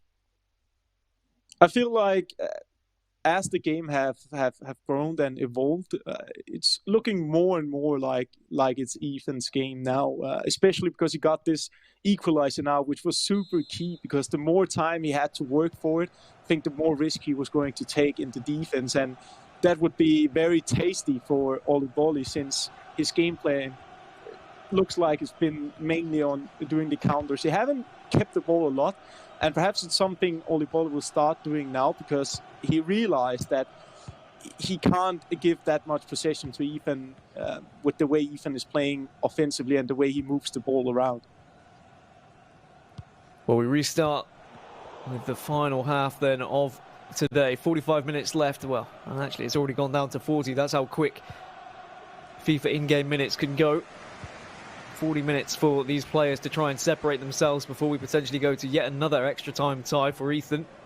He's already found himself in 2 penalty shootouts this tournament, and I'm sure he'd rather get the job done before he finds himself there yet again. It's going to be Ethan attacking now with De Bruyne, just a couple of fake shots and fake stops to try and get away from the man and generate a little bit of space moving forward, as the right-hand side is going to be the target for him.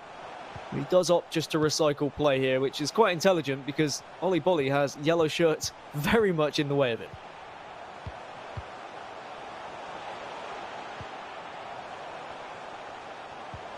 And maybe this could be a chance.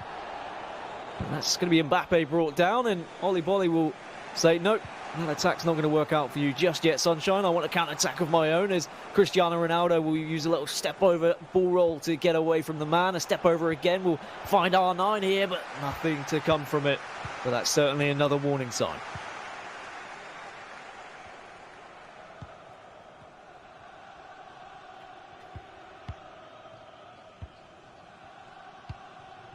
Ethan now in possession at the back. We'll just play a lofted through ball onto the right-hand side. almost comes away with it.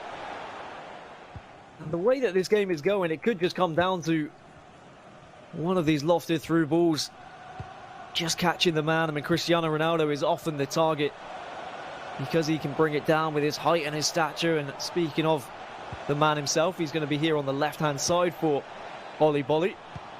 Plays it back to Hullet, and R9 now on the turn, and this is where the offside trap can be punished. Eusebio can't get past the keeper.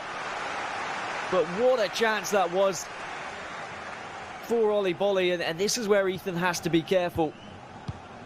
Because if he doesn't manage to catch these offside traps right, then Oli Bolly is going to take advantage of it, and Oli Bolly has queued up a pause here. All through to R9. Again, going to be cut out by Ethan, and the game's starting to pick up pace a little bit now. Virgil van Dijk plays it out wide to Mendy, and it's going to be the long through ball down the left-hand side to Cristiano Ronaldo, but the ball roll across won't come to anything. We will have another pause, and both players will jump into the tactics screen here.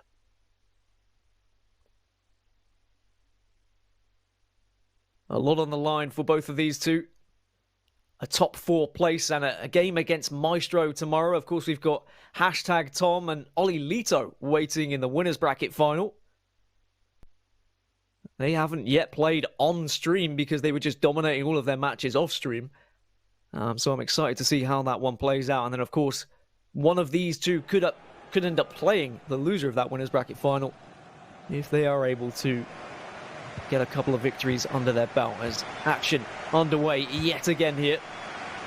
And with only 20 minutes left, who is going to step up and really take this game into their own hands rather than just allowing it to drift into extra time and potentially that penalty shootout again? There's Neymar now with a couple of step-overs on the edge, just trying to get away from Hullet, but we all know that's usually impossible, but a rare sight of Hullet losing the ball. Carlos Alberto is there to rescue it for him. And very back and forth right now between Oli Bolly and Ethan. I'm not really surprised when you look at the history of both of these two and the breakout season that they've had in FIFA 20. I've been very impressed with how they've approached not only this tournament, but certainly impressed with how they've approached FIFA 20 in general. I mean, the meta has been able to allow them to adapt to it. The mechanical skill has been able to find so much success as the long ball on the right-hand side will find Mane. Into the middle to Neymar now. Little heel to heel to get away from the man. Back to De Bruyne. Hullet could play a little through ball here, but there's lots of white shirts in the way. Here is going to be R9, turns onto his right, and it's a great finish into the top right-hand corner. Ethan cannot believe it, but Oli Bolly has regained the lead yet again.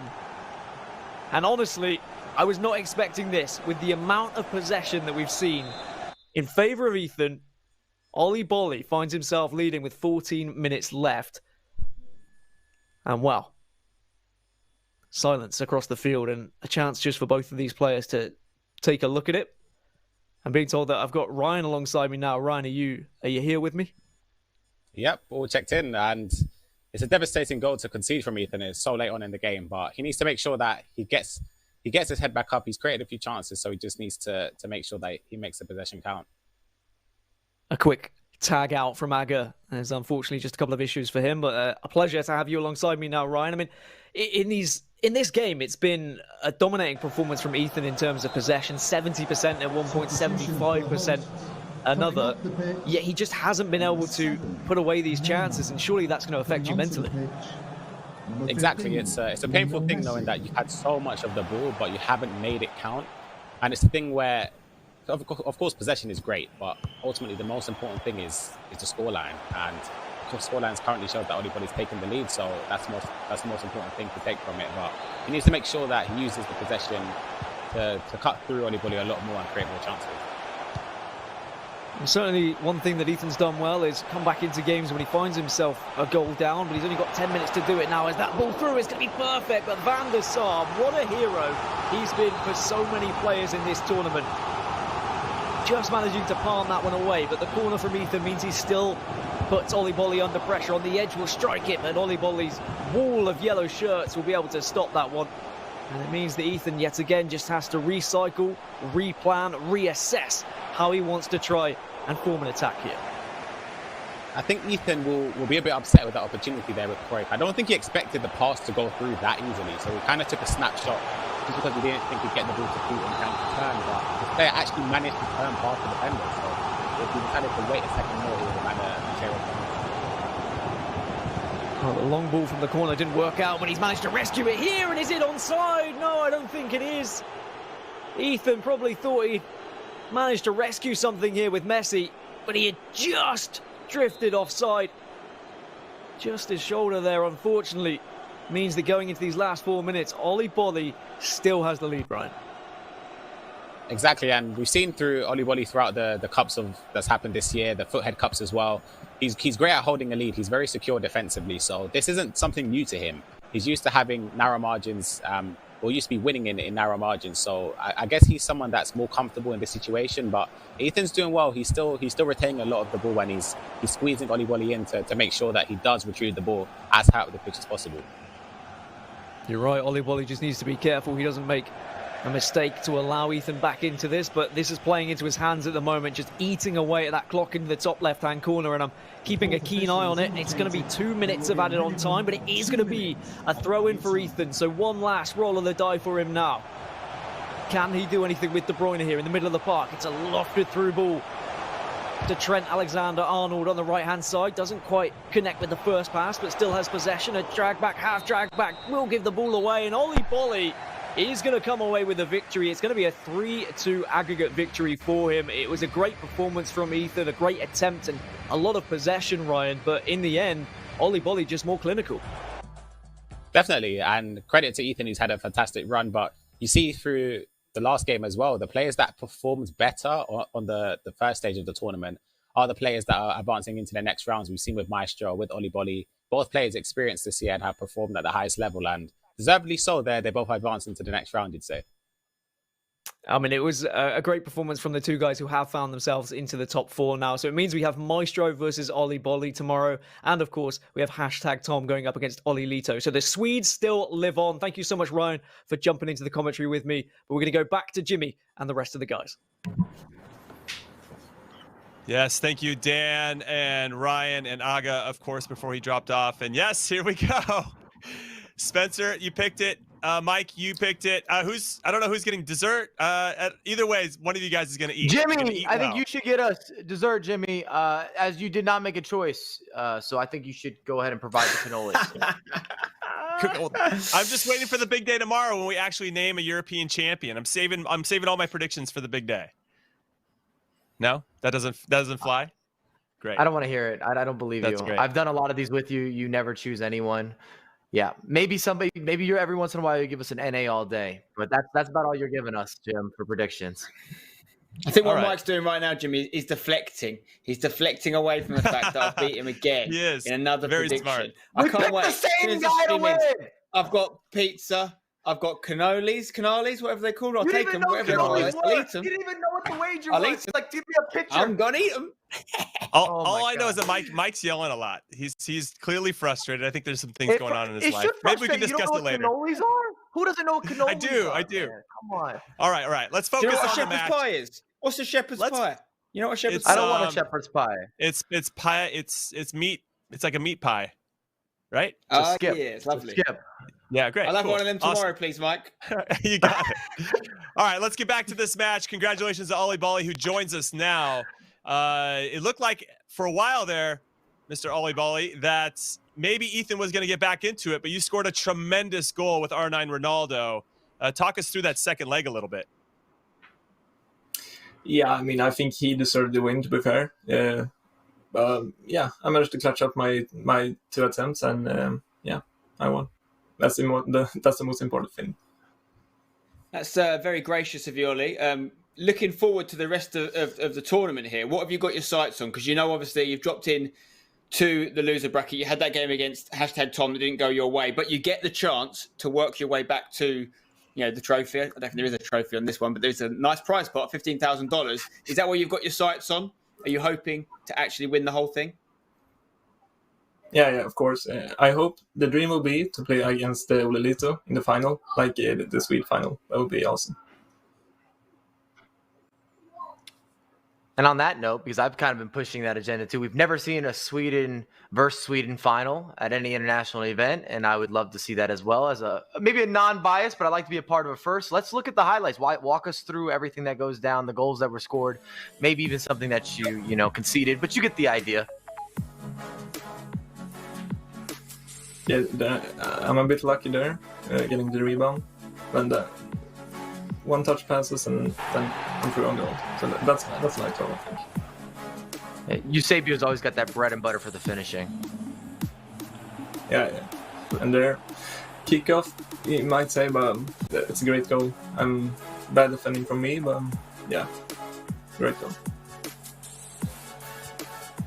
And then you fire right back here. Yeah, that's a little bit of BS, but yeah, I'll take it. Neymar is like, I get that through ball and like ball rolling the keeper and it's rotating. Yeah, you had some good fortune, but you still have to know what to do with that good fortune. The fact that you had the composure with Neymar to use that ball roll, not rush the shots to make sure you go for the sure thing. And then, of course, we had Ethan's equalizer. And then the final goal, talk about some power.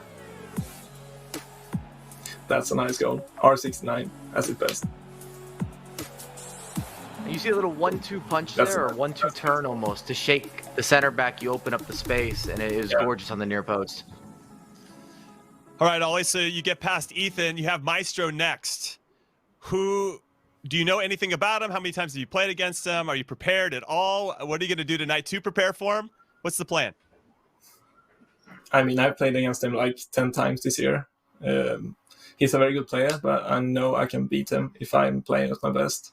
So I'm just gonna watch some of his streams maybe and watch how it plays. All right, Ollie, thank you so much for your time. Congratulations again, and we look forward to seeing you tomorrow. Thanks. All right, there is Ollie Bolly. Did what he needed to do to get the result. I think that's a sign of a champion. Even if you don't play particularly well, you still know how to get the job done. Now it's time to look at the updated brackets when we get the chance, because we got to catch up everybody on who they're going to see tomorrow. I think I'm excited. We're down to our final four, Spen. Yeah, we are. And so far, the winner's bracket has come through, right? The two guys that came later into the loser bracket, the ones we didn't see yesterday, Maestro and Ollie Bolly, have both won. So if we are to see that pattern continue, the first thing we've got to figure out really is who's going to win out of those two. But then we're going to see either Tom or Olilito drop down. So based on form, we would expect the loser of that game to beat the winner of Maestro versus Ollie Bolly. However, we know it's not going to be that simple. We know there's going to be twists and turns. So it's all going to happen tomorrow. We're going to see, obviously, the winner of Ollie Bolly versus Maestro will go up against the loser of that winner's bracket final. And then the winner of that game will get another go.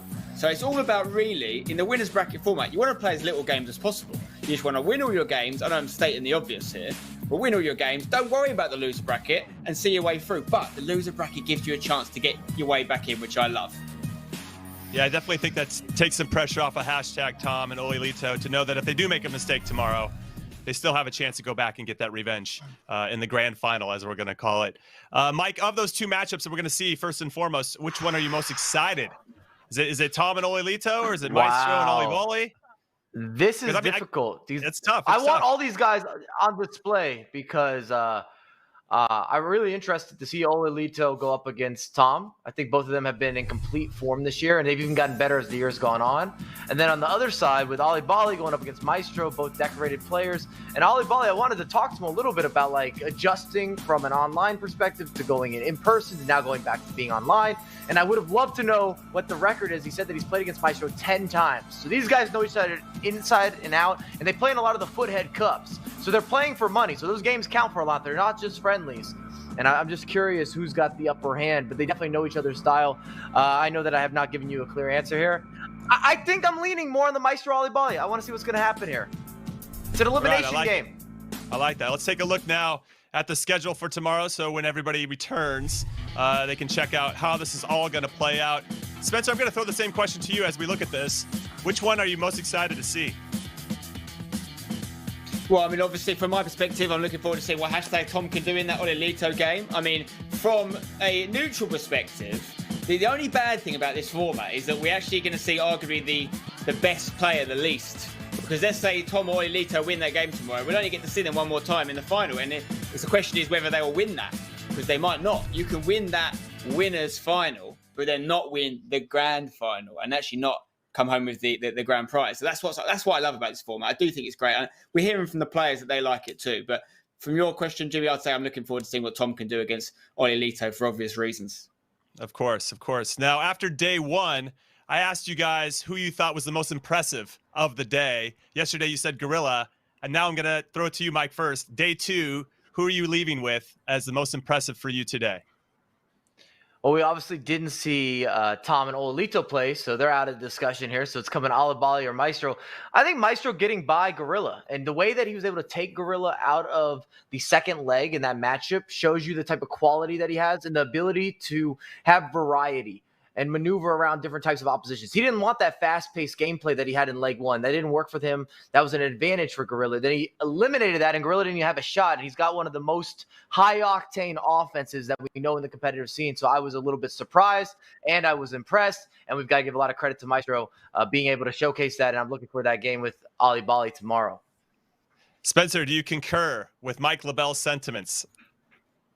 You know what? I'm going to shock the world. I'm going to agree with Mike LaBelle because I think he's right. You know, no disrespect to Oli Bolly, who's obviously done fantastic there to come through that game. But Maestro and Oli Bolly, both of them have to come in kind of cold and just sort of on one game back themselves and show what they can do. And they both did it. They both did enough. So it sounds a lot easier than it actually is to do what they just did, which is just come in and win your game. So I'm very impressed by them. But yeah, Maestro, mainly because who his opponent was and how well Gorilla had been playing. We're talking about this Gorilla comeback, this Tiger Woods thing. You know, don't call it a comeback, but Gorilla is back. But it turns out Maestro put paid to that claim, and he said, sorry, mate, it's Maestro time. Will it continue tomorrow? We don't know, but that's for Oli Bolly to prove us both wrong and see if he can go all the way.